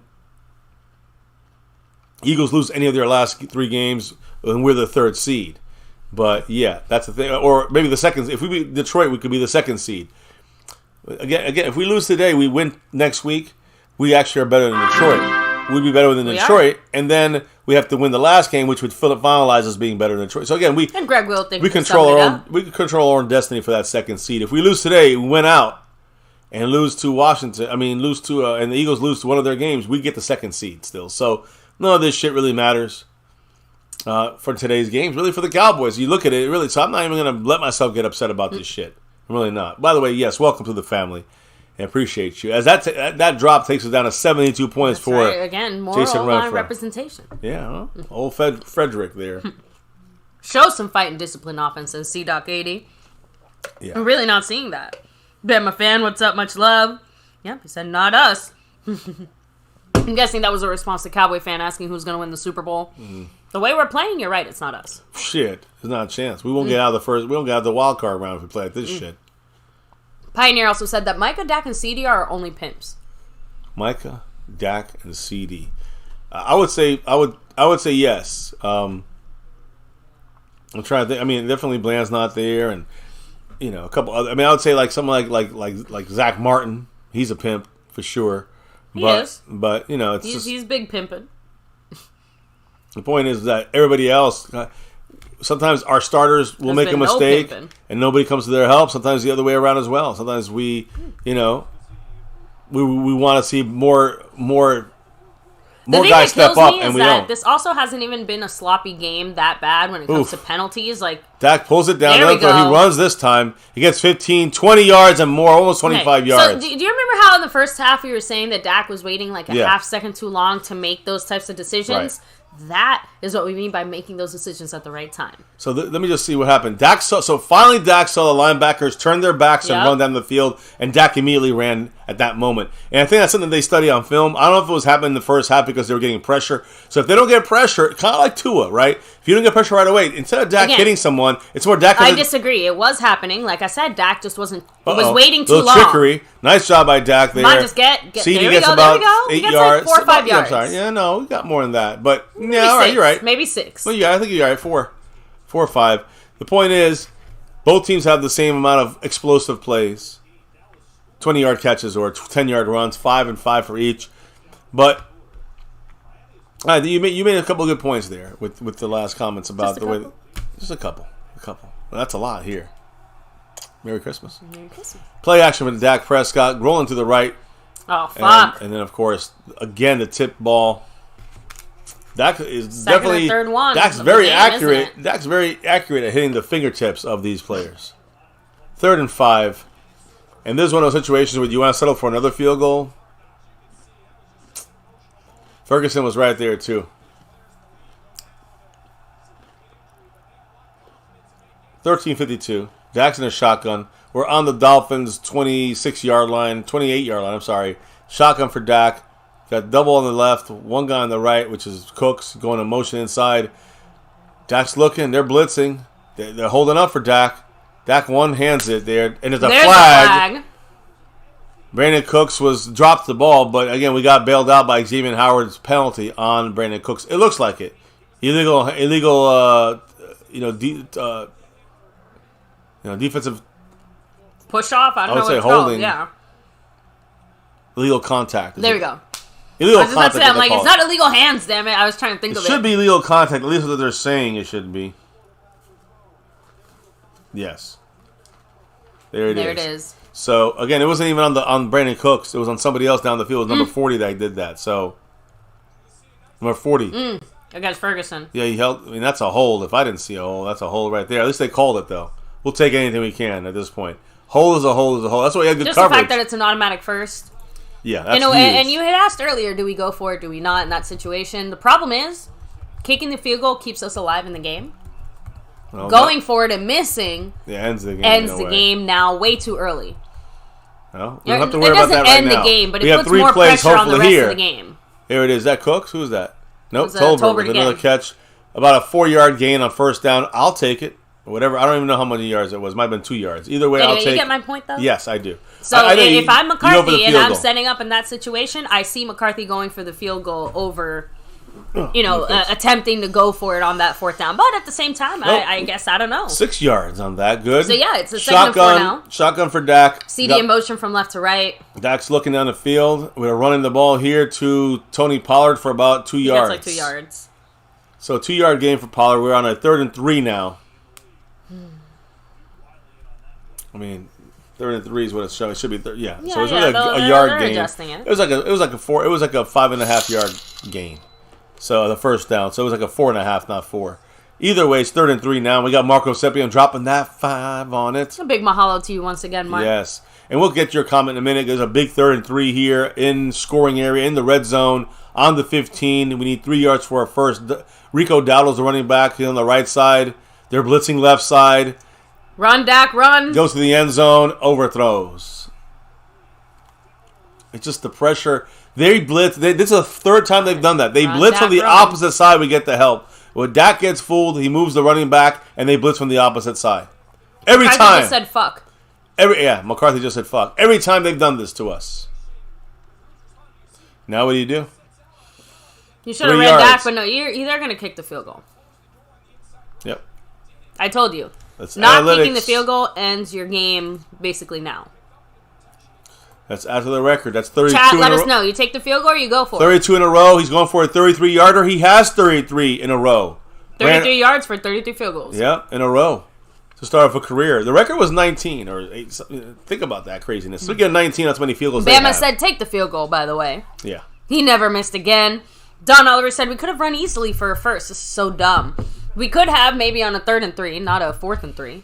Yeah, but 3rd Nothing and 3, easy about 3 yards at that point. We decided to throw the ball on that play. That's what he's saying. I am just saying that, yes, the difference between an easy run for a first down is the difference between a 3rd and 3 and a 4th and 3. Because even a 4th and 1 changes the dynamic of going for it or not. Yeah. Very much so. By the way, with that drop by my Marco Seppian. Yeah, let me read his comment. Yeah, he's in now 2nd place on the overall board. Like I said, he's like I think he's like 29 away from the overall sponsor of the week for next week right now. So to pass Zach Luna, who's in 1st place. Anyways, Jason Renfro, 67 points. What did Marco Seppian say? We say we don't get calls, but did you notice on Dak's run that the left tackle pushed the defender in the back? There was no call. It happens to everyone. I agree. Orale. I agree. It happens all the time. That's why I say I don't want to hear about the referee stuff, right, Mark? So we're there on the same page. There's a penalty on every play. Just which ones they will call, which ones they see, that kind of stuff. And we know, again, we're not expecting perfection from the refs, but when it comes to certain instances, like the whole Micah constantly being held, never getting called for it. That's bullshit. If it happens every once in a while in some games, it's one thing. But the Micah thing has been happening so consistently, like you can basically have a whole 5-minute tape on just penalties not called on Micah. And it's been happening for 3 years, but it's happening even worse this year, and it's still not calling penalties. He has 2 penalties called against his opponent in the entire season. That's obviously not possible. We also definitely we are not just overall one of the more penalized teams. I think our O-line is like one of the more penalized O-lines. I know that our defense for offsides has been the worst in the NFL. Yeah, we're the worst at that. In the NFL by far. So no, you just spoken into existence, baby. We haven't had one all game, and we're going to have one now. Watch. A lot of discipline issues, once again. Is it the players? Is it the coaches? Is it both? We know it's the front office. So here they're talking about the way the Cowboys are set up. And again, they're showing what I've been saying the entire game. That they're showing where they're blitzing from, and Dak keeps getting fooled by it. And it's not necessarily Dak's fault. How do you get fooled by that? Because Dak switched his sorry, but that's so ridiculous. Baby, he switched protection. I know. No, he had Rico Dowdle on his left, which would have helped there. He moved Rico to the right, and then he goes out for the pass because there's nobody blitzing from that side. And that's what he's told to do, Rico Dowdle. Dak's supposed to... Again, you know what they would have done if they kept Rico there? They would have blitzed from the right side. Same shit. So either the Cowboys got to keep their running back and make sure they can swing to the other side and give him that ability, or Dak's going to be doing this all day, running around with his head cut like a chicken without a head. Kickoff is underway. Especially without Tyron Smith. Yeah. Hey, it's another one. Which is what you guys mentioned. I don't know if this is the breaking of the record here, but he's either tied it or about to break the record. I think he already had it. Yeah, I think he broke the record. I thought he tied it with the last one. Yeah, I think this is his fourth. If it's his fifth, he definitely broke it. If it's his fourth, I think he broke it as well for most kickoffs in a season by any. Let me try to see if I can check that, just because that deserves to be shouted out. Either way, yeah, Brandon Aubrey, not just now the all-time streak for beginning of your career without a missed field goal, which is still going on at 33 straight field goals to start your career. But now he's also going to be the touchback king. Most touchbacks in a season ever in the history of NFL. And again, the touchback percentage, he might be second best ever after this year. Here we go. Another 7-yard game by these motherfuckers that keep running all over us. We got to get Tumo Adoga is sucking really bad. Can we get okay, like we always say, can the offense put up points? Can the offense is putting up field goals. We want touchdowns, but we know there's an issue there. I can't say that enough. My question is, can the fucking defense get a stop?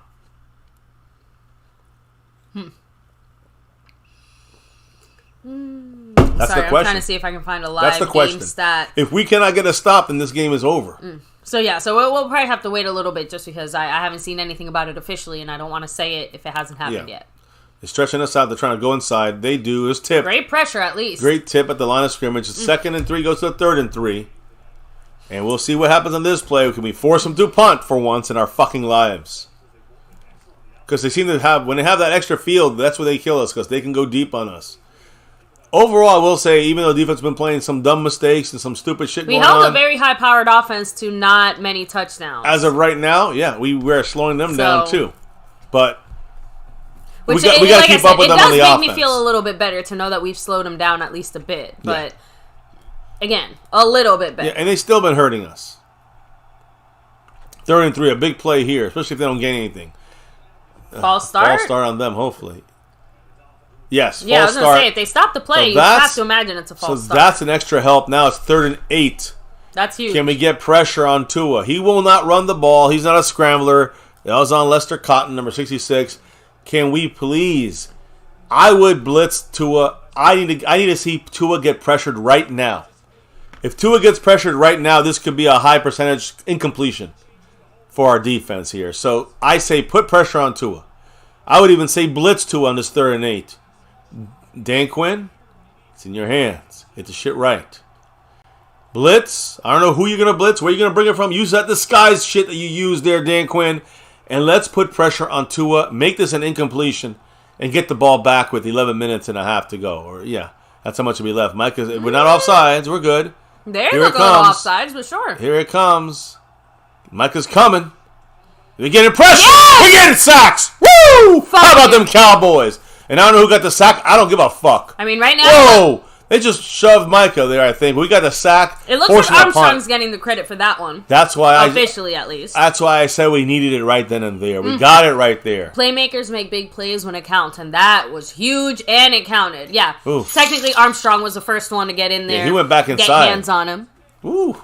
Mark Hosepian. Huge mahalo to you, Mark Hosepian, with an $8 holler of rate. Troy Aikman. As they punt to us, Turpin, will he get a chance to return it? Back, right? He gets a chance to return it now. On the 30, tries to go to the outside, loses a yard. Like, I don't know what that fucking game plan was for him or for Bones. He should have just gotten the ball and started running right away. We would have gotten 10 yards. Again, it seems like the blocking is made for him to do certain things. And that's a Bones call. Turpin. At least he didn't lose yards, I guess. But Mark Hosepian with an $8 holler saying penalties were a big red flag from Tyler in college. The left tackle has been decent, surprisingly. Our defense has been like the old Tampa 2, bend, don't break. Again, Tyler Smith had one penalty today. Yeah. But outside of that, he's been having a great game. It's Chuma that's been the bigger... As in, he has not done a great job of replacing Tyron Smith today. I disagree. I think you'll see statistically that... Turpin trying to make it nothing.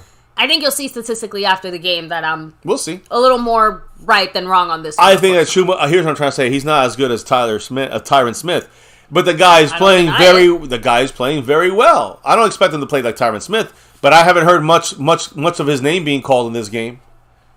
Tyler Smith, when it comes to Tyler Smith, he has one penalty. It's not a big... I mean, it's a big deal. I agree to disagree a little bit. I think you're over... I mean, he's going against his toughest opponent all year, Chuma Edoga, which is Bradley Chubb. And he's... Where's Bradley Chubb been in this game, baby? I guess he's here now with a sack. Good job, though. Hey, you know what? Tyler Smith, smart. He fucking... He dunked. Dunked, because if that hits him, guess what happens? Illegal touching. That's a penalty on us. So Tyler Smith, smart. Dak smart getting that ball out to Ferguson. There you go, Marco Seppian. Perfect timing, because Tyler Smith... There you go. Smart play. That was smart avoiding a penalty. Football play. Yeah. Now, Bradley Chubb there, as I'm talking about it, first time he beats Edoga, you were just talking about Unfortunate that Ferguson... You know, and I know it was a crazy-ass play. Listen, this is but big. It's just unfortunate that Ferguson couldn't have made that. 3rd and 6. Can we get a fucking goddamn first down? We're bunched to the right. They're going to blitz. Dak knows it. We gotta adjust here. They're blitzing. This time we lost the regular block, but Dak gets the ball to CeeDee Lamb. First down. That's what I'm saying. You saw where that was coming from. Dak saw where that was coming from. The blitz coming from the left side. And he kept his running back on the left side. That's the key here. See? See that? Rico on that side stays there. Now, Tyler Biadasz just got rolled over. Dak just took a huge hit there, too. Dak knew where CD was. That was a great pass by Dak Prescott, by the way. Under duress. That was a hard-earned first down. Oof. Now, why isn't that a penalty since Micah got called for that? I'm joking, but I'm just making the same point. Here we go. We're under center here. I think the difference is both times it looked like the quarterbacks were kind of dragged to the ground. Maybe. Play action. Dak has time. You got time, Dak. It was going to go deep. Run! He dumps it down. Dump! To Schoonmaker. Schoon! For 3 yards. I feel like I'm calling activities, right? Yeah, schooning. Schoonmaker, schoon. Schoon yourself an extra yard or two. That play was for CeeDee Lamb, but they had him covered on both sides there with a safety deep.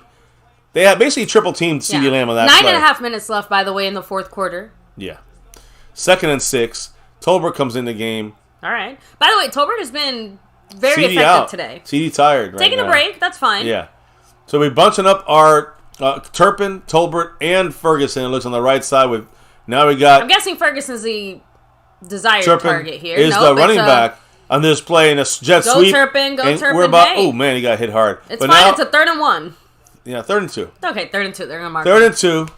To me, it's 2 plays here to get 2 yards. Giving Doga some help. Yeah, Mike, the only reason I pointed that out is just because they're taking advantage of one of our weaknesses, and you're right. It's not immediately obvious the way that it was on that play, but it's one of those, again, behind-the-scenes background things that's definitely happening that's affecting the whole O-line type of situation. I do know that the offensive line... Or at least maybe the way we're calling plays, because you haven't really seen many plays to the left side anime. Sure, we haven't Anyway, run 3rd at all. and 2. Big play here. Shotgun, they're not blitzing. We got to have the blocking. Odoga doing a good job there. Dak doing a poor job there. CD caught it. No, he didn't. You sure? That hit the ground. Horrible. Yeah. Kind of looked like he caught it, though. 4th and 2, what are we doing? I mean, it looks like we're going for it. We're at midfield. We're not going to make it. Not with that kind of play. No one's open. I mean, we're going for it, though. No one's open. Mike McCarthy looking at the back of his play call sheet like he don't know what the fuck he's going to call. You know what you do? You run Dak. That's what I would say. That's what I would do. I don't know. Well, you don't ask a question if you don't want me to answer. No, okay. I'm saying yes. I'm agreeing with you. It's actually a play call for Dak right up the middle here. It's Dak goes to the outside, looks, got CD for the first down. I'll take that too. That's big play right there. And the reason why, because there was an option there. Let's say they don't go. Let's say they go after Dak like fully, like that time they had coverage on if CD Lamb. they go all out trying to stop Dak from running, someone's going to be open. Right. If everyone's covered, Dak has the easy lane for those 2 yards. Exactly. DeMarcus Lawrence is screaming on that Thank field. you. At least you're seeing emotion, real emotion for him finally, instead of just a talking emotion, which is what he does after every game. Talk. But this game he's showing up. We're on their 32-yard line, by the way, guys. It's the big first down for the Cowboys. 7:48 to go and ticking. I mean, here's the game. This drive, and we're wasting enough time. Quick pass. There it is. Ferguson. Go Fergie. Oof. Yeah, good he fought tackle for those extra 2 yards. I love it. Good tackle, though. That's those yak yards that gets them 12 or 13 yards instead of 7. But nonetheless, we still got, Look, it's a 2nd and 4 now. I was hoping 2nd and 3, but it's okay. Listen, we're still Ferguson moving takes upfield. a second Ferguson's out. coming out as a Hendershot comes in there. We're running. We're showing a heavier tight end look here, I think. Yep. Looks like a run to me. It looks like we're showing, I can't see we're under center, and we're showing 12 personnel, 1 running back, 2 tight ends. So is that Dowdle? It is. And he gets the first down. There's no fumbling. Just no fumbling. Just no fumbling. That's all I want. First down. Under 7 minutes to go. There's a big drive here. Basically on the 21-yard line of the Dolphins. And, hey, this is what it comes down to, guys. Scorpio said, just like another time.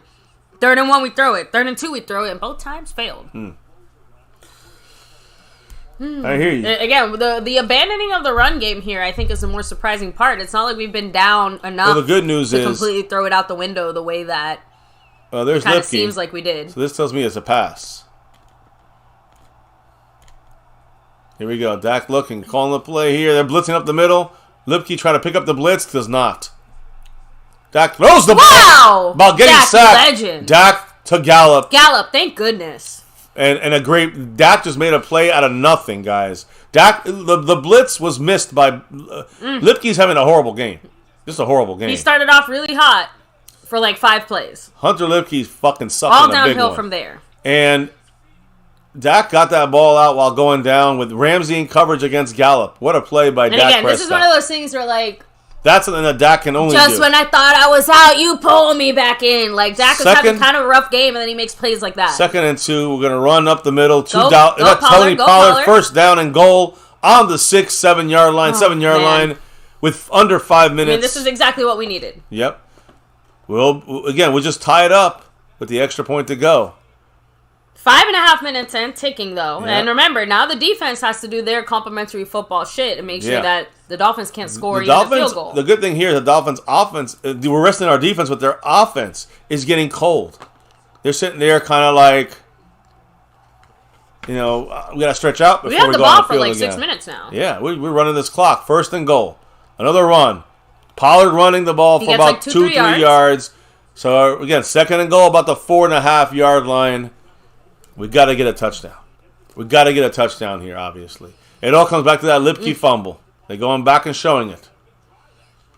By the way, was that Dak not placing the ball right or Lipke not holding on to it right? I have to put it on Lipke.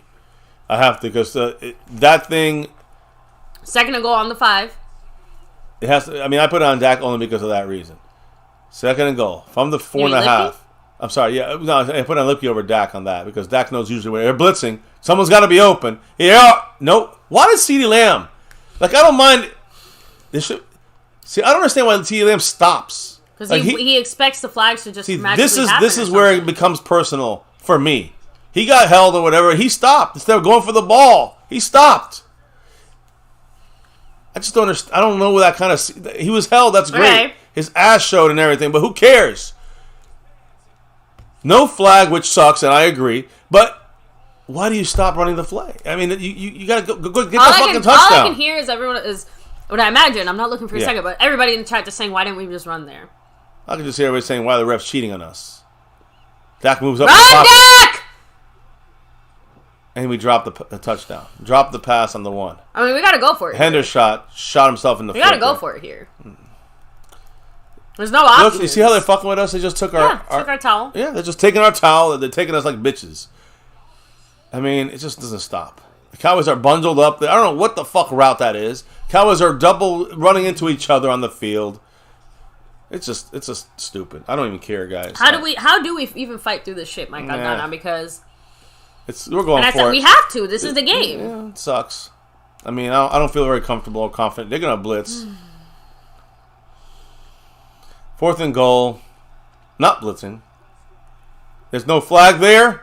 There's a flag. 1st and goal on the 1-yard line. And that was just so obvious, but still. They almost didn't throw the flags. And then the 4 of them flew out. They thought about it for a few minutes, for sure. I mean, he got held again.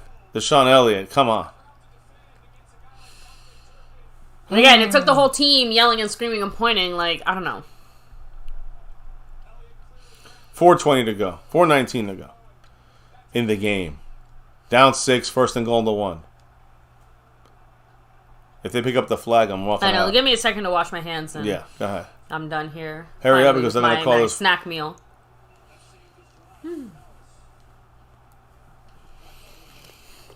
I mean, what do you do? The dog is in like the worst spot. You got to move the dog. I can't really move her with one hand, but give me a second. Oh. I know. Little kid Dolphin fans over there not too happy about it. Hey. What? They called it holding. No, pass interference on both. There's two guys they called interference on. Two different Dolphin guys. Okay.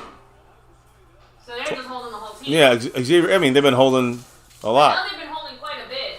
I mean, they just Xavier Howard just pulled down Gallup by the shoulder pad. Very obvious there.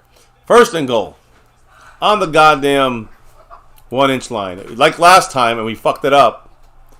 Here we play it. We're throwing the ball again, and Dak's getting sacked for a 10-yard loss. What the fucking fuck? Yeah, baby. Do we not know how to run the ball? This team sucks. We are a team.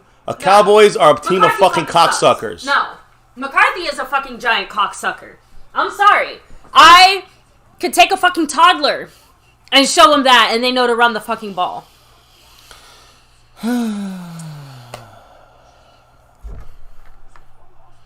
Why do you do that? And everyone was covered. Well, there goes the game, guys. That's second and goal on the 8. Yep.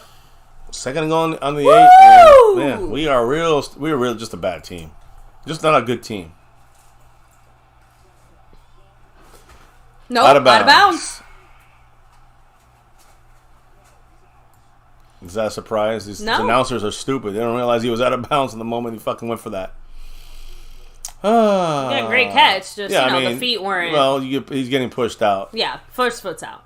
What an effort by CD, though. Very close, but... 3-3-3 to go in the game. Third and goal. By the way, we have 3 timeouts. They have 2. Just to... And a 2-minute warning, of course. Get that out there now. Problem is, man, I mean, you got to go... They have negative 2 yards this quarter. We have 68, and we still can't score. You got Pollard. Missed block there by Terrence... Oh, what a catch! That's by a Brandon touchdown. Cooks. Please tell me. That's Yes! a touchdown. Jesus Christ. Yes! Let's review it to make sure. I don't trust it until I see it on the fucking on the scoreboard. I gotta see it after everything is said and done. Let me see. Catch. 1, 2. That's a catch. That's a catch. That's a catch. That's a fucking touchdown. Suck it. It should not be this hard. It should not be this hard. What a pass by Dak in between two guys. Again, when Dak is good, he's not just good. He's fucking intensely, insanely elite. That was some elite shit What great there. placement. Under pressure with no blocking from the right tackle. Terrence still blew that block, by the way. Dak got creamed. Now we need your boy Brandon Aubrey do a simple thing. Kick the fucking extra point to the uprights.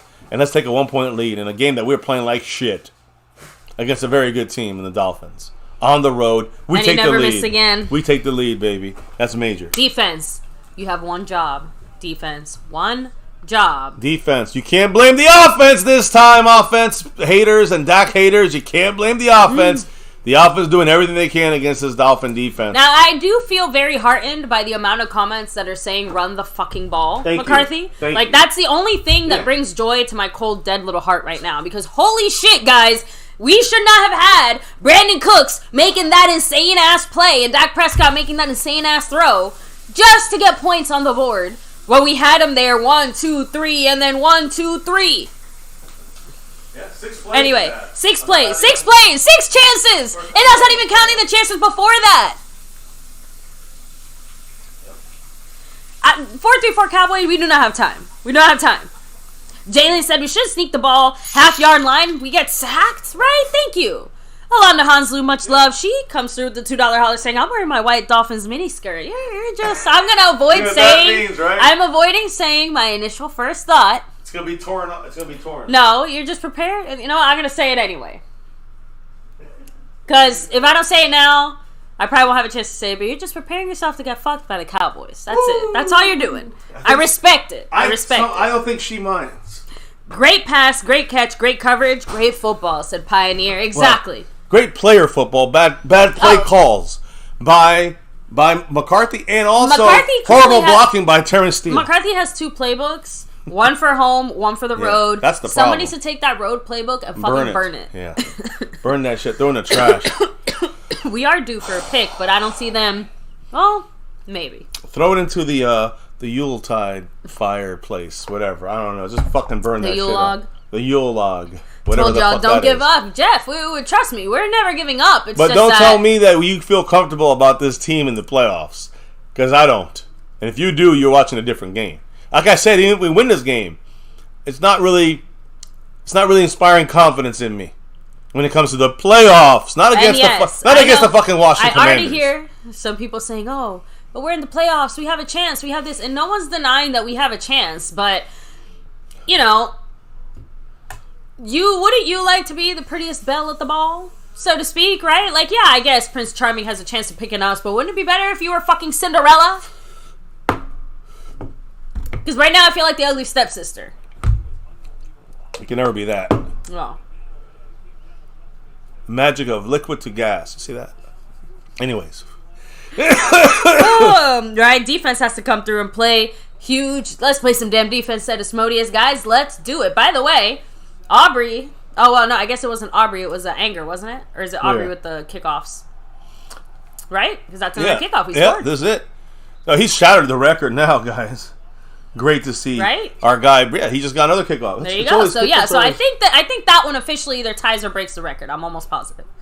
So, right, I'm just saying, Justin Crow said the O-line looks suspect today. Thank you, Justin, because I feel like it is not getting enough discussion in some of this. Like, not saying that the scheme is helping us in any way, shape, or form, but our O-line they're not out there making completely, blatantly obvious mistakes, but it feels like death by 1,000 paper cuts. Terrence Steele has been having a bad season. It's not just today. But I'm just trying to say that Chuma Edoga is playing definitely much better than a backup tackle should play. Good job moving back. Come on. Oh, what a good block by Cedric Wilson. But can we get a tackle? 2 hands, Damone Clark. 2 hands. And there's a flag on Damone Clark, I think, on the Cowboys. How? Face mask? What the fuck are we doing out there? How is it a face mask? I don't know. Right there. Oh. Damone Clark knew it too. Miss Hanslu once again. Well, I guess I wouldn't be worried either when we're fucking up like this already with the $5 holiday. I'm not worried. By the way, I'm watching the game at home. My husband's at the bar, so there you go. That's probably a safer way of watching the game, I imagine. Yeah. In a multi-team household. Here, we'll stream the live ending to your game in the bottom right corner, so we can see your reaction to this. It's just 15 yards right there. So, guys, I mean, this is exactly what I'm saying. Like, we got to get a stop, and what is the first thing we do?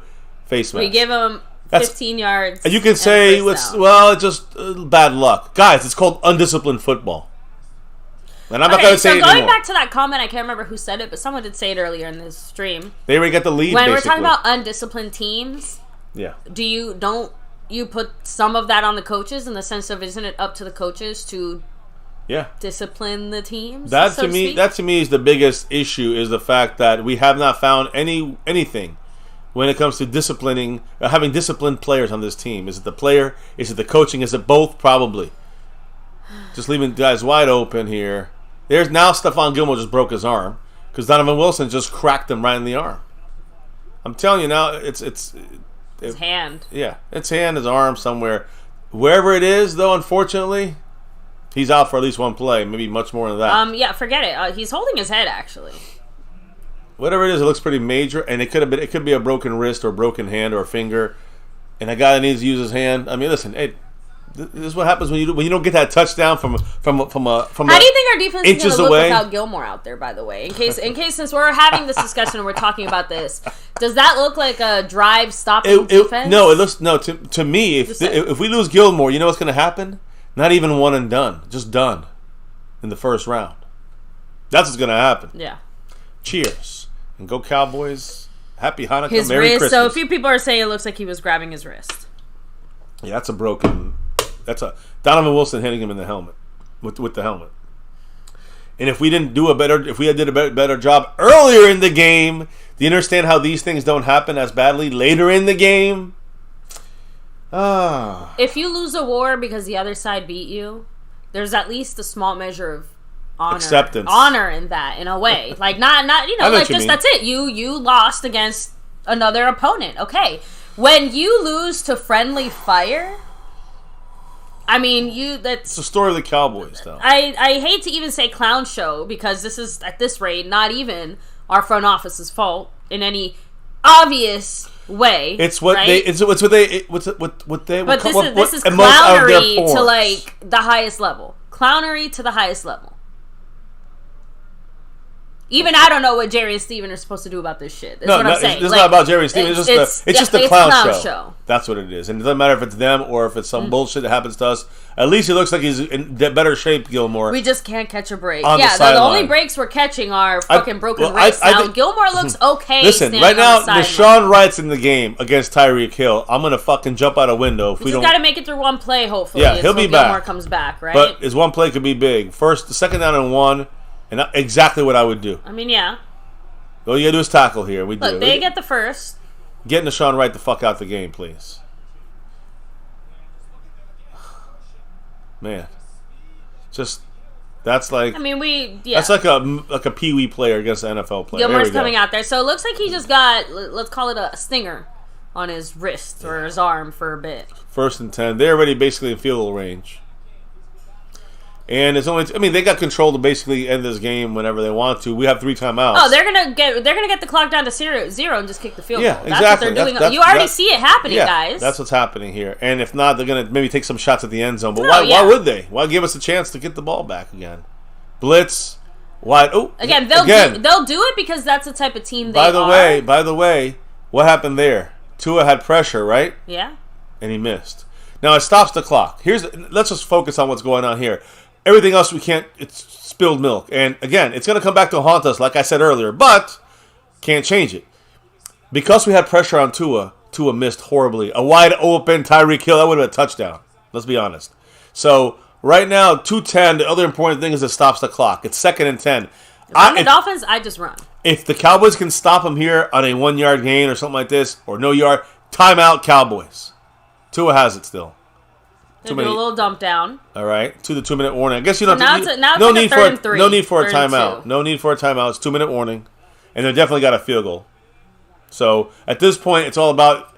It's almost like the entire game right now. If the Cowboys don't stop them on this play, they just have to make a field goal, a closer field. That's it. Game's over.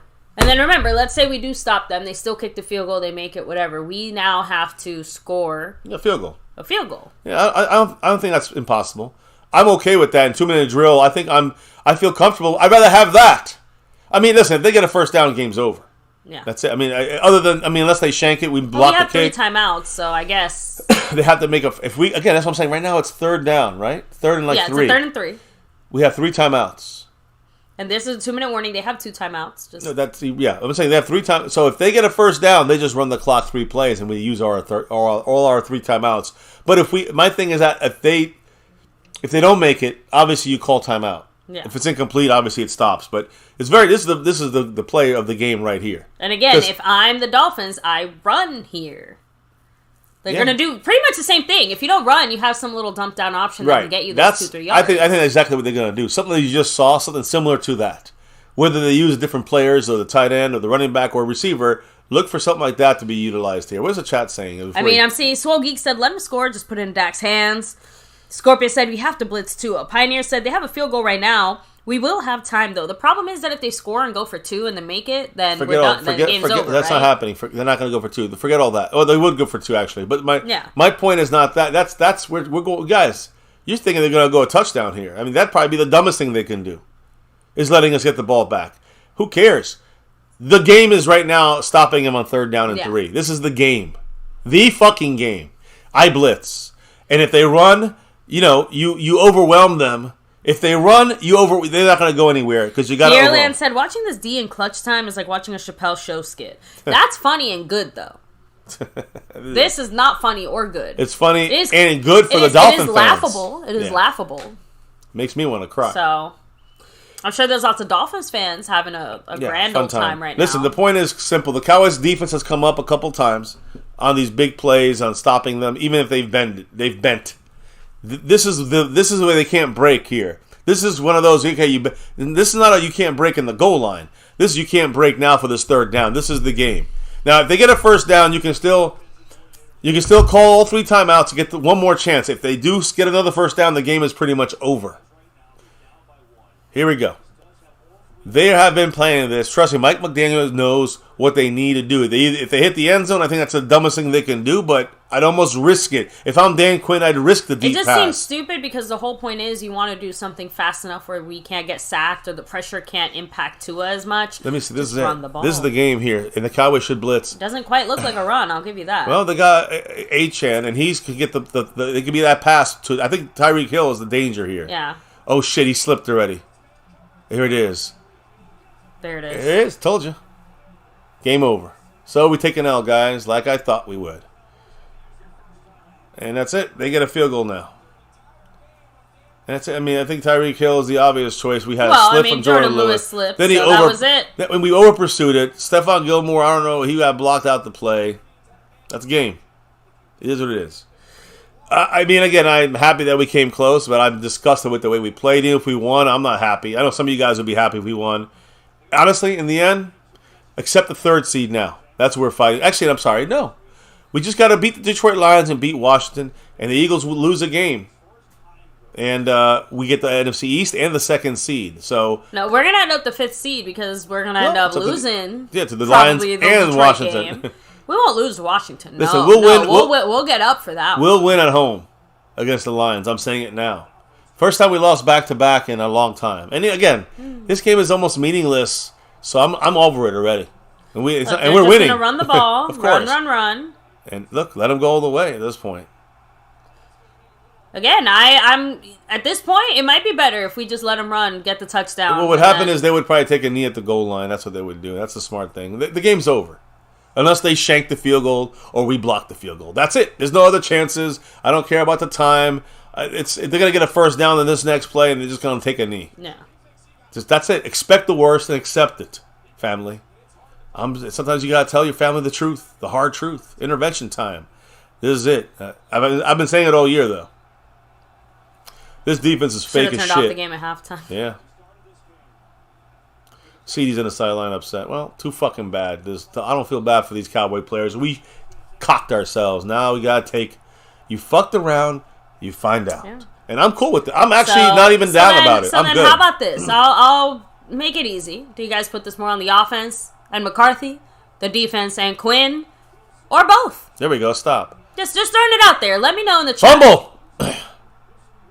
No, they called him down. Of course they're going to call him down. But you guys let me know. I'm just saying, if we're slicing the blame pie, if we're handing out our slices, I'm curious just to know how the chat's feeling. To me, it's more on the defense overall because they blew it at the end. But look, to me, it's hard to explain because it's on everyone. I am not saying it's like an equal split. So everyone, it's split to the coaches, offense, defense. It's split 3 ways. Coaching, offense. Justin Crow said, "Win as a team, lose as a team." So I can't really. It's not like I can't even say it's one thing. It's everything.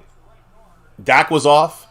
We had a couple good drives, but the offense was off. Easier if we could point to just one side of the ball or one single situation and say this is what happened. But it started with the fumble by Lipke, and it ended by the lack of defensive stoppage and all the in-betweens. Yep, that's what it's about. Look, unfortunately, I think he's down.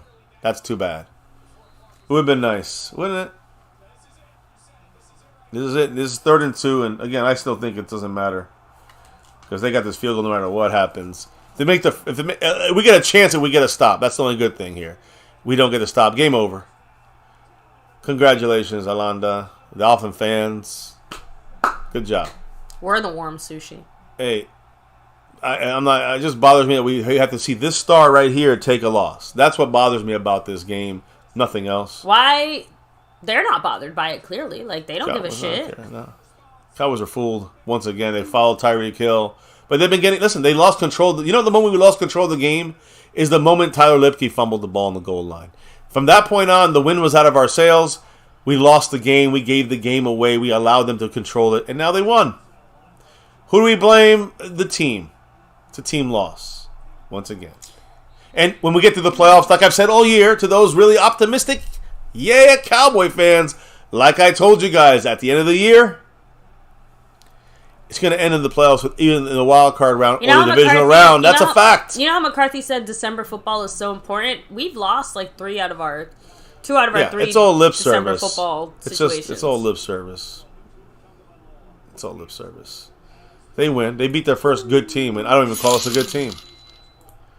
Alanda, there she is. Thank you, Alonda Hanslu, with the $2 holler saying good game. Thank you. Good game. I mean, it was good for... We gave it away again. It was good for somebody. Yeah, we gave the game away to you. Congrats for taking it. I mean, it's hard not to take it when you literally are giving the game away. But... I mean, I guess we can block the kick. No, that's it. Either he shanks it or we block it. Merry Christmas, everyone. Enjoy this one. Yeah. Yay. Water. Yay. They were breaking another record, by the way, kicking the ball. Yeah, every time we catch a break, we do something to undo it there. Justin Crow saying, yeah, that fumble cost us 7. It sure would be nice to have that back. It cost us more than 7, though. Like I said, we're a very momentum-based team. You called it right. The fumble itself signifies the loss of control of the game for us. Right. That's it. Not even so much the points that we didn't get, because we kind of made those up in a way. It's just the fact that we never really regained control of the game. If we don't get that second seed, we're going to be one and done at best. Block it, miss it, game over. Nothing. There it is. All right. I just don't like to see our team lose. It's all right. I'm just turning off the TV, if that's okay with you. Are you that mad? I mean, yeah. I'm not really that mad. Okay, mad is the wrong word, because mad implies, like, I'm disappointed.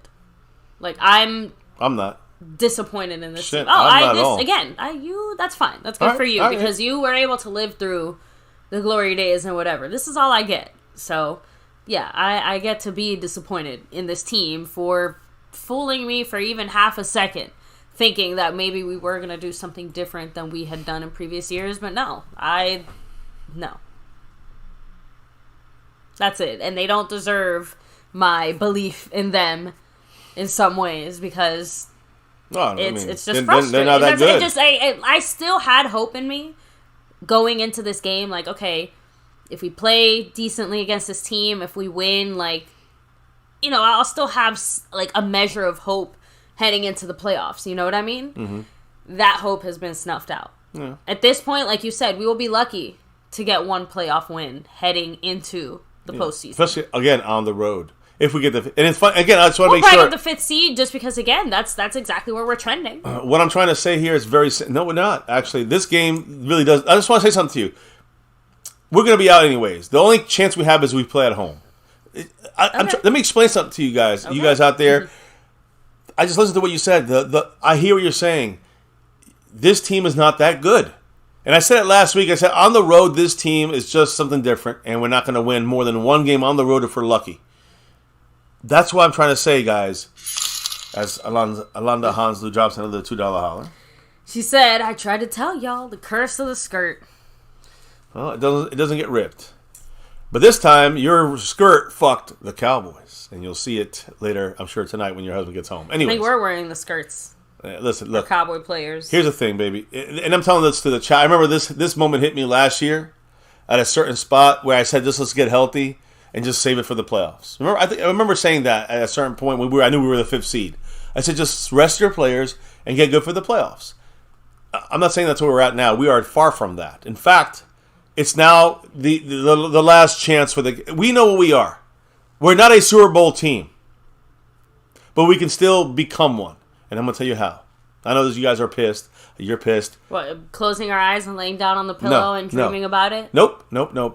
Facts. Okay. The facts of the situation. We all have to get, all the family here, all 80 whatever, 90 of you guys, got to get on the same page with me and understand why I'm not that upset about this game. And it's not because, it was a close game. We played well. Only one thing matters, and that's getting as many home games as possible in the playoffs. And I'm being honest with you guys. That's the only way we will play better. The only way we have a fighting chance to win anything in the playoffs, to win a game in the playoffs. So, we have to get the 2nd seed. If we get the 3rd seed, I don't even think we get the 3rd seed anymore. So the only way we can get in the playoffs now is the 2nd seed or 5th seed. 5th seed, we know anything happens. Boom or bust, basically. Here's how we get the 2nd seed. It's pretty simple. We have to rely on other teams because we suck.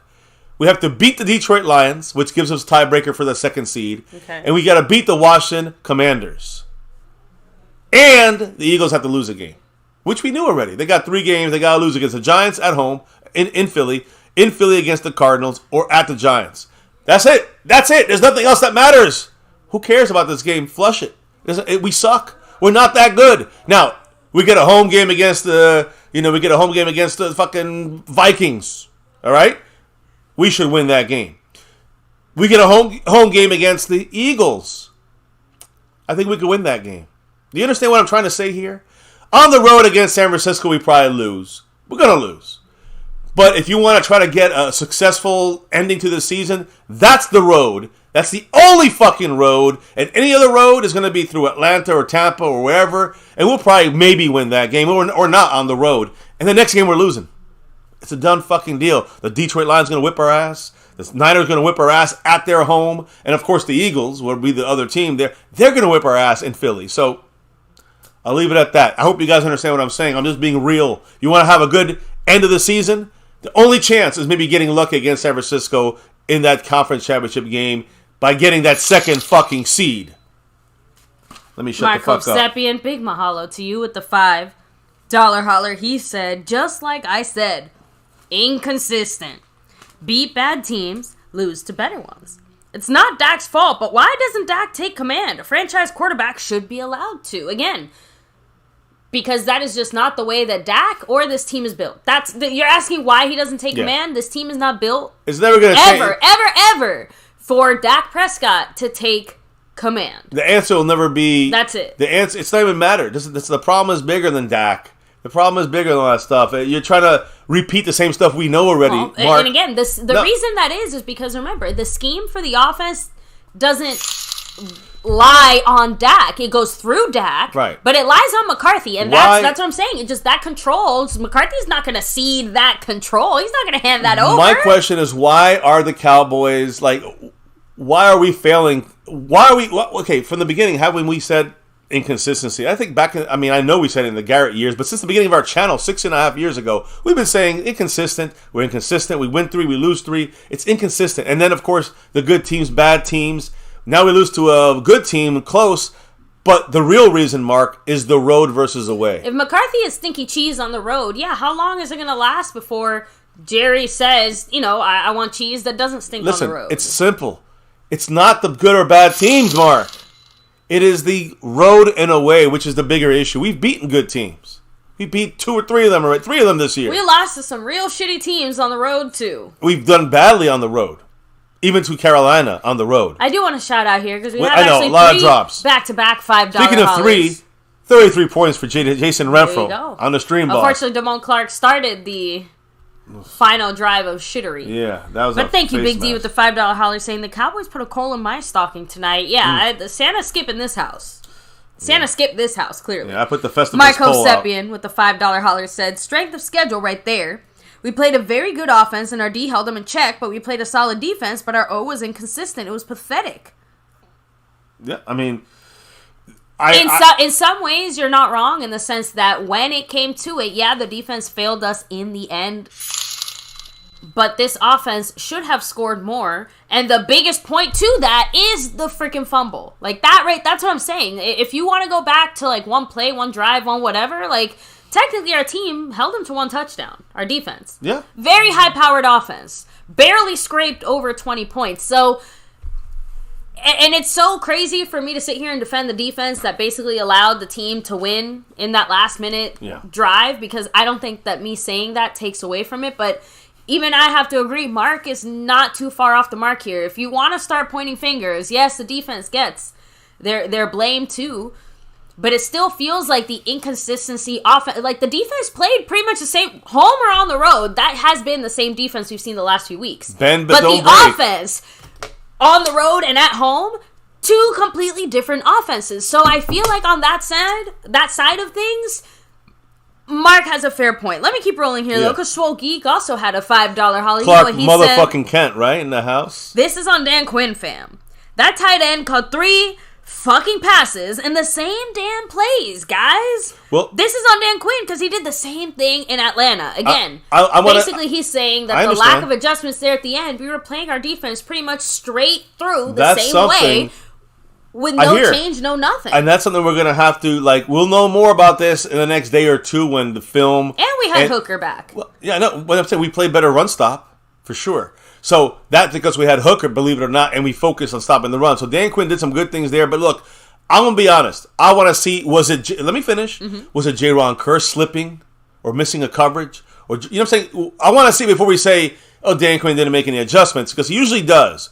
But if this is the second week in a row, back-to-back, the first time we lost back-to-back since 2021, in 2021. So if Dan Quinn has run out of adjustments now, yeah, then I can start getting on that. We'll look at that when time comes. But my point is, right now, the defense is playing very inconsistent. We've been talking about this team playing inconsistently. A lot of that's because of Garrett's control, Jerry's control of Garrett during those years. But now, it's McCarthy's got control, and I think it comes not just from the Joneses, but it comes from McCarthy, Dan Quinn. You can put in Schottenheimer in there. It's just there's still some fumbling around with the coaching staff, and that goes. Fumbling the ball. I could just see them doing this. Hey guys, what's going on? Like I just see them fucking around. I can see those three guys bumping heads against each other against the wall, and Bones sitting there. We saw that one consultation though. That one consultation when we called the timeout between Dak, McCarthy, and Schottenheimer. Yeah. It was a successful 4th down attempt, right? We got the first. That's the offensive brainchild, though. But the only reason I point that out is because we kind of said it. It seems like Schottenheimer is more involved than we think, but at the end of the day, it does seem like McCarthy is the de facto final decision maker. So it's not Dak making some of those decisions. It's not Schottenheimer. It's not whoever. It is McCarthy ultimately deciding what those final kind of little bits and pieces put together look like. So, by the way, Jason Renfro's got a Malik Hooker there, points on the board, Alonda Honsley, and Robert Griffin coming through. Robert Griffin with that $2 holler. Alonda Honsley with the $5 holler. Sorry, couldn't make you happy there, Robert. Robert said Tony should have just trucked the defender. That's the other one, too. Like, we keep saying Lipke. Well, yeah. Did we forget about Tony Pollard? The play before that? Once again, a game of inches. Him and Schoonmaker need to sit there with the fucking ruler until they learn what an inch is. Remember that Philly game? I mean, the only reason I say that is because, again, it's like we're basically taking things play the same we've done game as before, the Philly game right and here. just it's like we're rewinding in time to do the shit that we were doing wrong weeks ago. Instead of progressing upwards into the things we were doing it's right. Like every 4 games is Groundhog Day again. Anyway. Man, we got a couple Robert, drops I agree. here. Alana Honsley with her $5 house saying, I have a question. Hatred for Philly aside, do y'all think that in terms of X's and O's, y'all can beat the Eagles on the road? It's a serious question and be realistic. Now, I mean, I can give you my answer first. The only reason I say yes, and I'm not even joking here, the only reason I say yes is because they're an NFC East rival. Our familiarity with them and the way that we'd play them previously on the road, again, it was not as close as this game, but we did hang very close. So the ability is certainly there. I think it's obviously a little more leaning towards not than yes, but it is not as much of a long shot as other road games. If we play... as far as the way that I'm feeling in the first round, we play at Tampa right now. Let's just say at Tampa or at... who's the other team? The Falcons, which I think they lost today. So if we played on the road against either of these teams, we should win based on talent, but we're gonna play. It's gonna be a close game probably. And the next week is gonna be on the road as well. It's gonna be on the road at San Francisco, which would be a loss. It'd be on the road at Detroit, which I think we can still win for some reason, but I don't know. On the road, I just don't trust our team. Sorry about that, James. And then the Eagles. Me a second, let me find that because it must have been a Streamlabs. I'm sorry about that, James. Okay, yes, we'll read your comment. I'll find it. We got you, James. I think it might have been boxed out though. No, it was a Streamlabs drop. Okay. I'm sorry. Again, sorry about that, James. Is that I don't know who that is. James Her. Okay. I just want to make sure. Sorry. I got you, man. Oh, there it is. There's a $3 holler. There you go. Yes, it was a $3 holler through the Streamlabs. Thank you so much. He said Quinn coached shit ass right there. Let me see, ass. Right there, you run the blitz. If they score, they score, but you have a chance to win the game. I agree. His dumbass only wants to play man-to-man, never wants to blitz. Fuck you, Dan Quinn. P-Fang, there you go, James Chunk, P-Funk Chunk in the house, or P-Funk Chang. Appreciate you. Welcome to the family. And yes, I was yelling blitz in there and saying, come on, let's bring some pressure, because Tua does not do well under pressure. We can box up any runs that were going to happen, any of that movement that goes on in the backfield. All that stuff could have been, slowed down. But the Cowboys, listen, Dan Quinn, maybe his time is over in Dallas. I don't know. But I want to see the film before I make the call on no changes. And let's hear what he has to say. But in the end, I mean, I think he's earned that from the Cowboys over the 3 years he's been here with us, but it's time to put his feet to the fire if he's having an ongoing issue.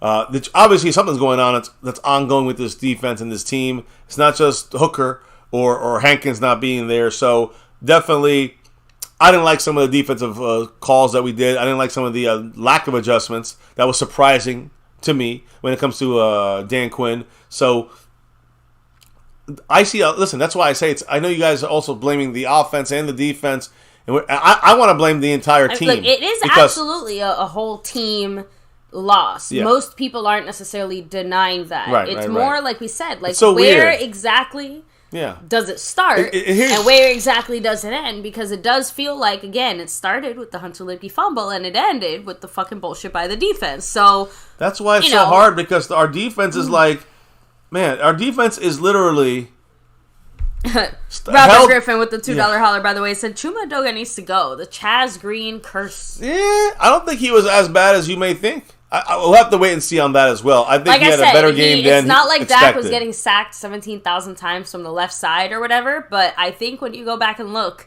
we'll see. It is going to be worse than you expected. No, so just throwing that out there. Mark Hosepian also followed up that $2 holler by Robert Griffin with the $5 holler of his own, saying, Dak or McCarthy, it does not matter. There it is. The trend is we put up big numbers versus bad teams and struggle versus solid teams.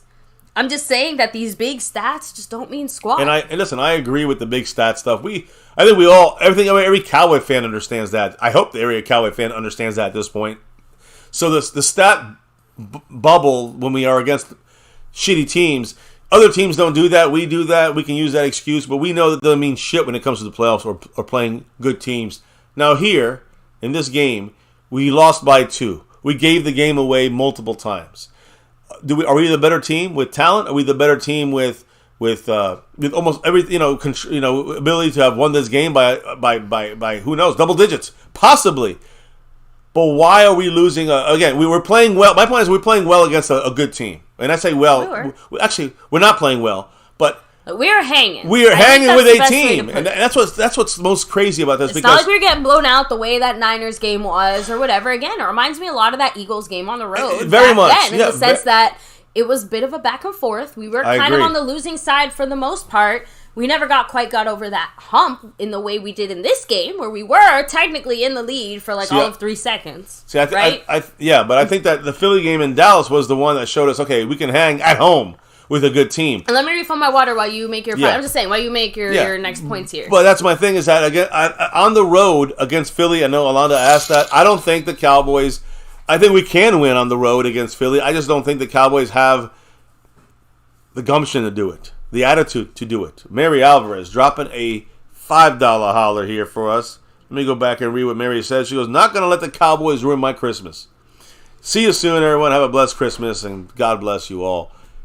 Merry Christmas, Mary, and I'm glad you're not letting it ruin it. We're going to try our hardest not to let it ruin it either here, but in 10 minutes, we got to go.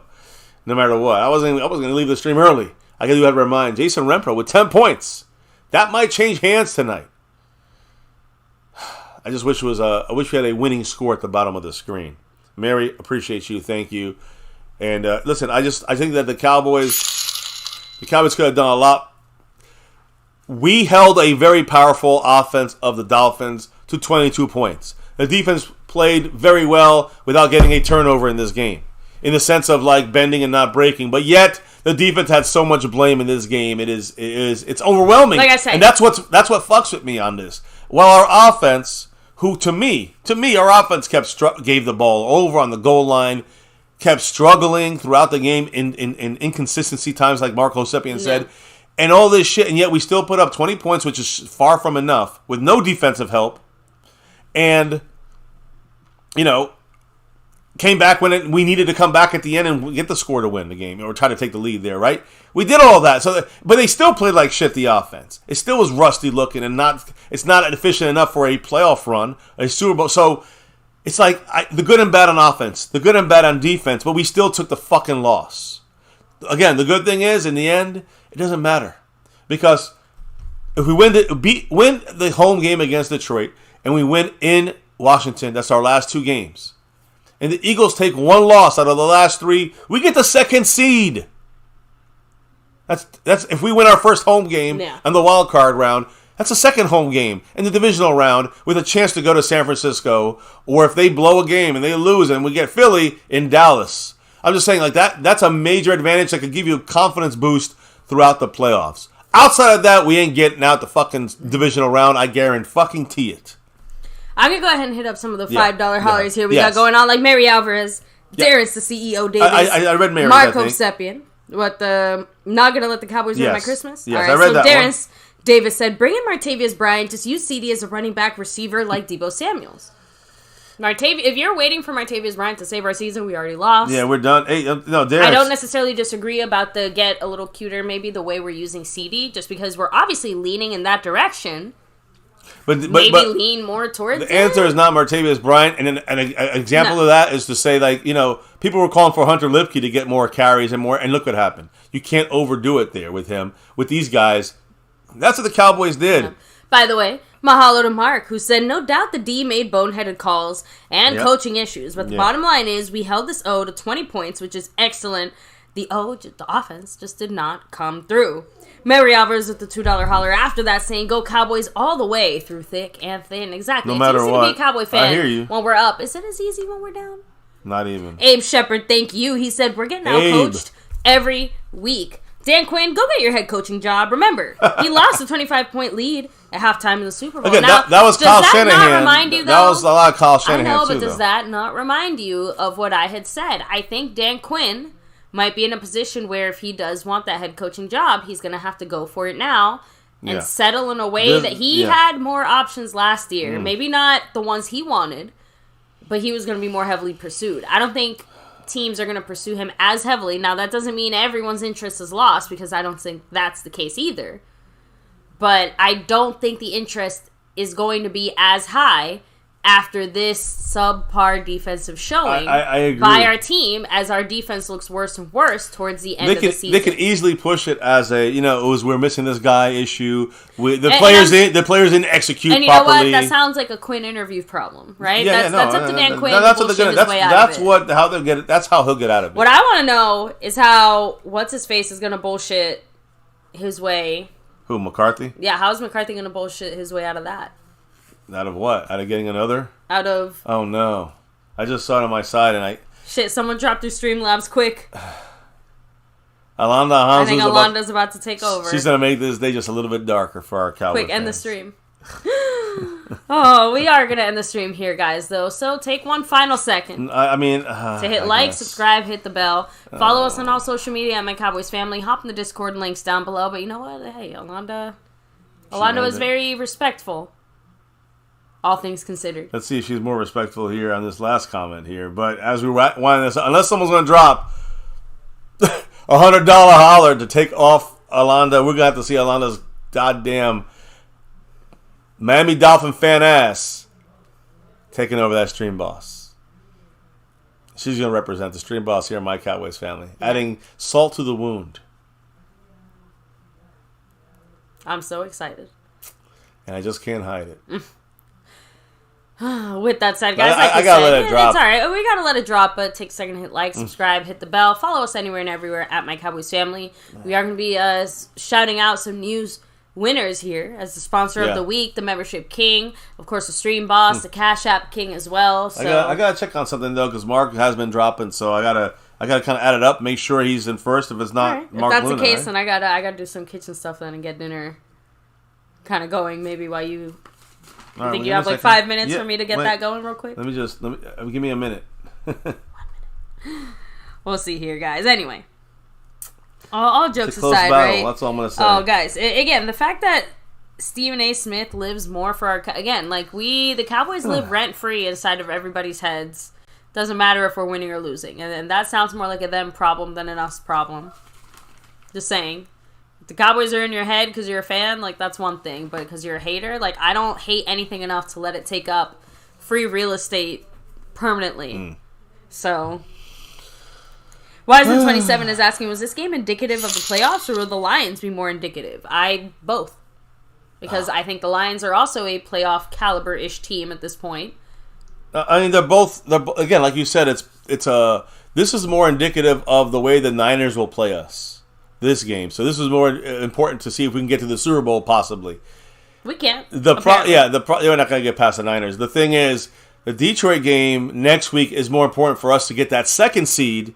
If we had switched it around, if we lose to them, it's over. But if we had beat the Dolphins and lost to the Lions, we would only get the third seed. So at least we can back into a second seed here, and that means if we get out of the wild card round, boom, we have another home game back to back. Oh, there Mark almost had it Sepien. Because right before him, Alanda Hanslu dropped the $5 holler, and guess what she did?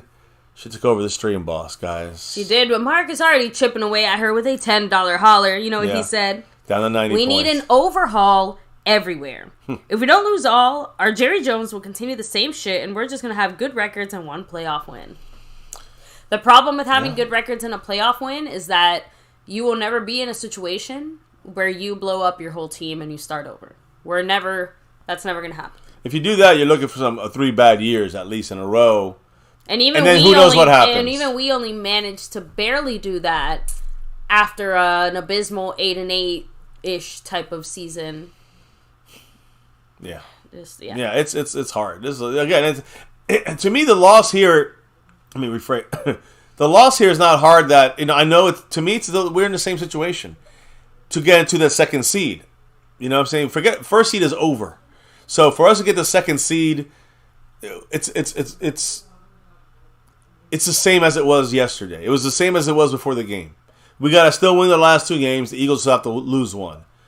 And, that's it. That's as simple as it is. The tiebreakers don't matter. Remember those games that would, make a difference if we get to the 5th tiebreaker? Yeah. There's not going to be a 5th tiebreaker. It's either we win or they win. And I mean that only in the sense of, if we get to tiebreakers, the only way we can win now, that second seed, is win the last 2 games. The Eagles, no matter what, must lose 1 of their last 3 games. Here, I'll talk for a few more minutes while I start defrosting the chicken. Sorry. That was the thing. That was the thing from the beginning, though, guys. The Cowboys had to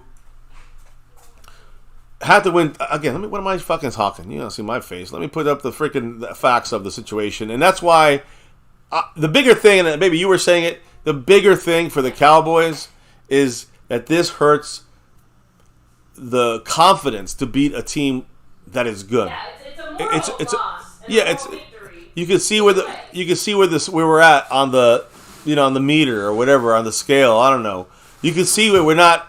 We're just not that team. That's it. And the only thing we need is get a lot of help from home field advantage, and that's only going to last at most for 2 rounds. That's why the second seed is right now really what it's all about. Let me just be honest. The second seed is what we're playing for. If we don't get that second seed, we're going to be the 5th seed, and that's going to be locked in there. And we get the 5th seed, we got to play at somebody in the NFC South, the winner of that. We got to play at the Niners or the Eagles, and then we got to play at the Niners or the Eagles, and then we go to the Super Bowl, right? Yeah, that ain't happening.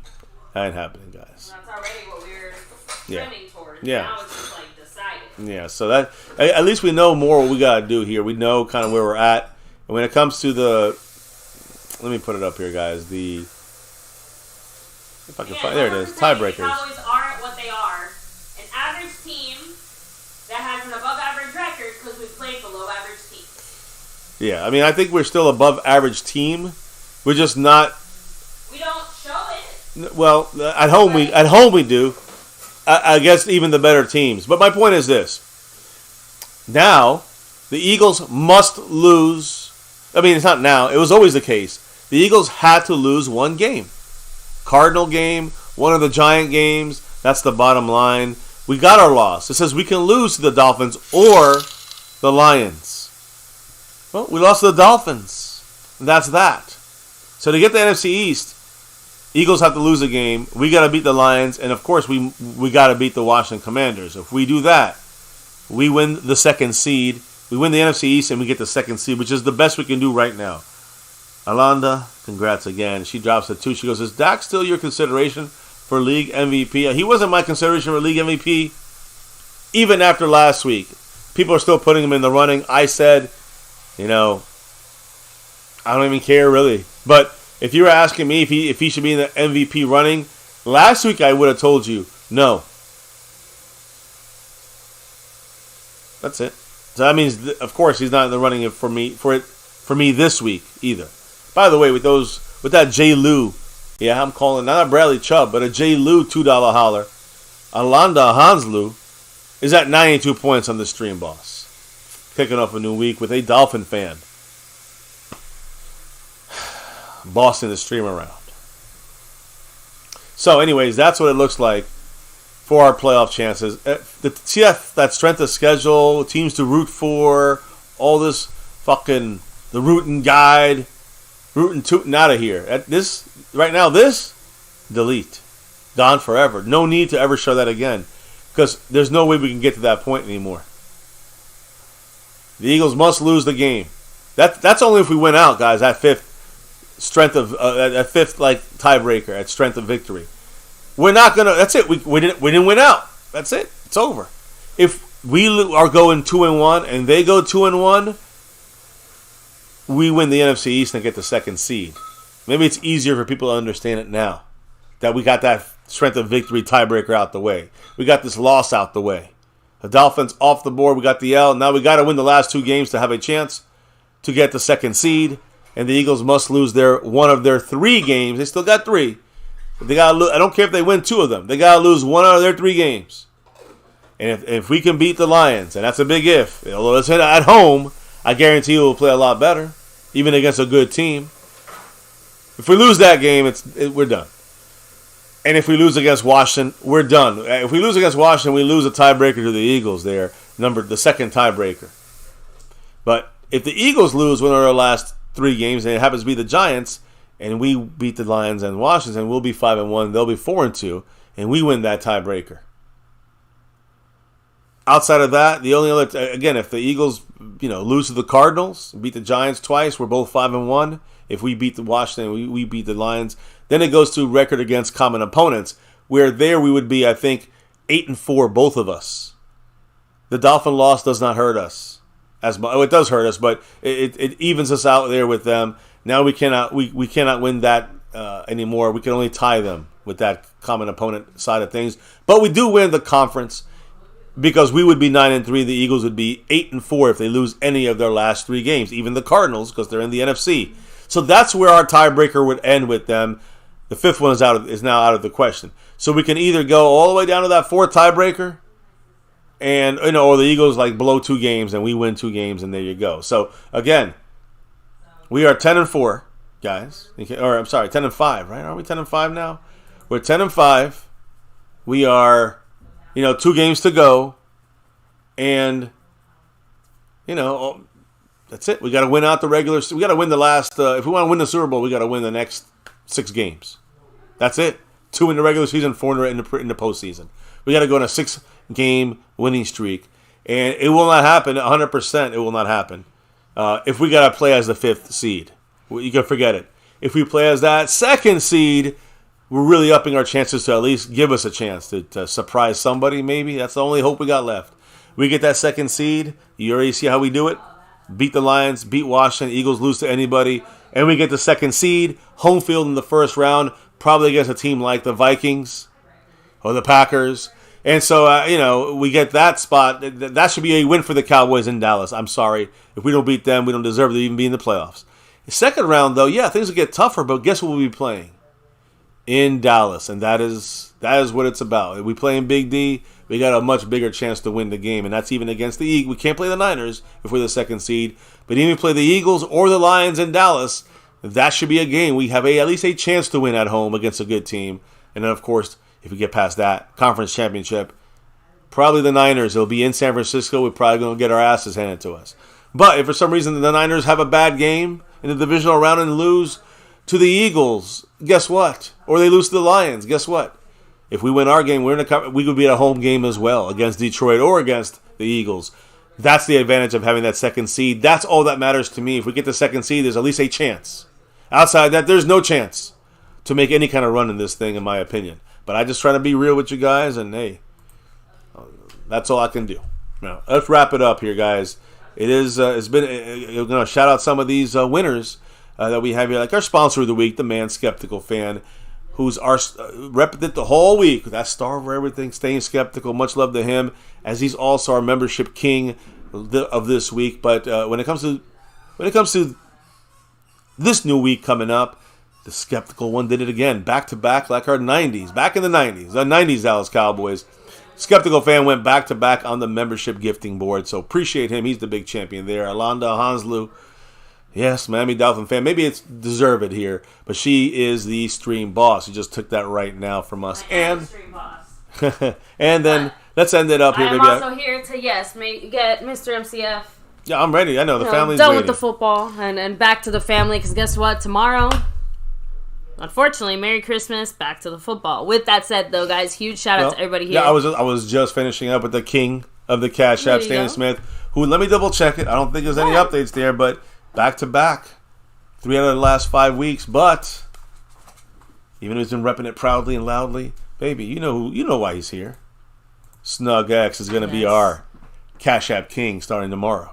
So appreciate you, Snug, as always, on that side of the board. And on the overall board, baby, this is literally breaking news. The last second, the last drop by Mr. Mark Hovsepian has put him up by 5 in first place. There you go. And I'm going to fix it on the board so you guys can see it. But Mark Hovsepian is officially our sponsor of the week with a run. Shout out to you, Mark. Appreciate you, of course. And yes. Again, for all of us, with a coal in our stocking instead of a win. Yeah, I guess that's the life of a Cowboy fan. A very Merry Christmas Eve to everybody. Hope you're able to spend time with friends, family, Don't loved let this ones. ruin it. Don't let it ruin it, guys. Absolutely not. It didn't really hurt that much when it comes to the whole playoff picture. We win our 2. The Eagles like I said, lose it was 1. a moral loss. Yeah, I'm going to look over because I know what this team was already. So in the end, I kind of said it yesterday. I figured we're going to lose. Took the L. That's it. There's no more excuses. We're at our last chance. And if we don't win out, then there's no chance for us to get that second seed, and we're going to get bounced in that first round of the playoffs or divisional round of the playoffs. But, hey, that's the way it goes.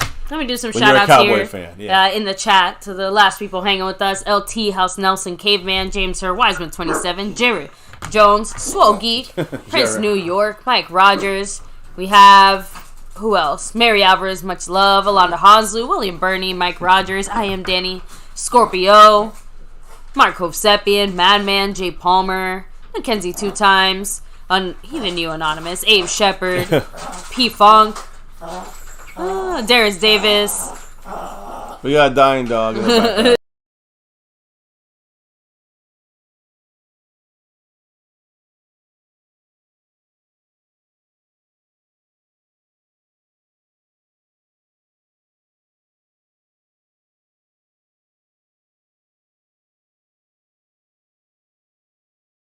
All right, sorry guys, we had a dog having a asthma attack here on us, so apologize for that. I don't have the shout outs, the wife does, so let me shout out to people that did drop the love from above tonight on this very un-Merry Christmas Eve. Jason Renfro, Alonda Hanslu, congrats by the way to your goddamn Dolphins. Snug X, who got that crown in the Cash App. Mary Alvarez, Big D, Mark Hovsepian, our new sponsor of the week starting tomorrow. Clark motherfucking Kent in the house. Swole, right? He dropped a little love in there. Robert Griffin from the Bills Mafia side of things. James Hurd in the Streamlabs. Darius Davis. Abe Shepard. Thank you all for doing your thing here with us tonight on a Christmas Eve. Do truly forget about this dumbass game. And hey, just know we got to win the next 2 and hope the Eagles lose. That's all. Yes. And we go from there, right? And yes, the dog is fine. The dog is fine. Yes, it's the whole reverse sneezing thing or whatever, but she's okay. But again, thank you. I don't know if you had any other last shout-outs, or we're good? We're almost at the end of the shout-outs. So. Hey, we're good, guys. Listen, we'll be back hopefully tomorrow night. I'm sure we will, even though it's Christmas Day. And we're breaking down, recapping whatever we can about this game as we got to focus on just basically winning out to have any chance to be in the second seed and really, truly having any chance to maybe do better than we ever have in the last 27 years. And that's horrible to say after, an ugly, again, close game and all that stuff, but it was an ugly game by us. We gave it away again. Nothing new here on our side, baby. Why do we do this each and every night? Even with these fucking horrible games that we got to watch on stream and take the big L on a Christmas Eve date. It's that navy blue, that silver too, and that star over everything. And again, you know why we're here. Win, lose, or draw. Good, bad, or especially ugly today. Like tonight. And we took that L. No matter what, though, that's what proves who's the true fan and who's not. We always rep that star over everything on this channel here. 6 years and beyond, and 7 seasons of this. 27 seasons of not even getting to the NFC Conference Championship. But never forget the number one thing here, my Cowboys family, here now and forever. As always, stay with us, no matter what. Go Cowboys! Let's try to get that 6 and beyond sooner than later. Thank you all for dropping your knowledge in the chat. I see you, LT. Appreciate you. Doesn't change our thing, man. We still need you to lose, and we just got to win out. And we'll win the East and that second seed. So this doesn't bother me as much as it bothers other people's for other reasons, for the way we looked, whatever it may be. I know what we are. Much love, LT, and everybody else in the house. Have a good night. Enjoy your holidays here. Festivus for the rest of us. Merry Christmas Eve and day.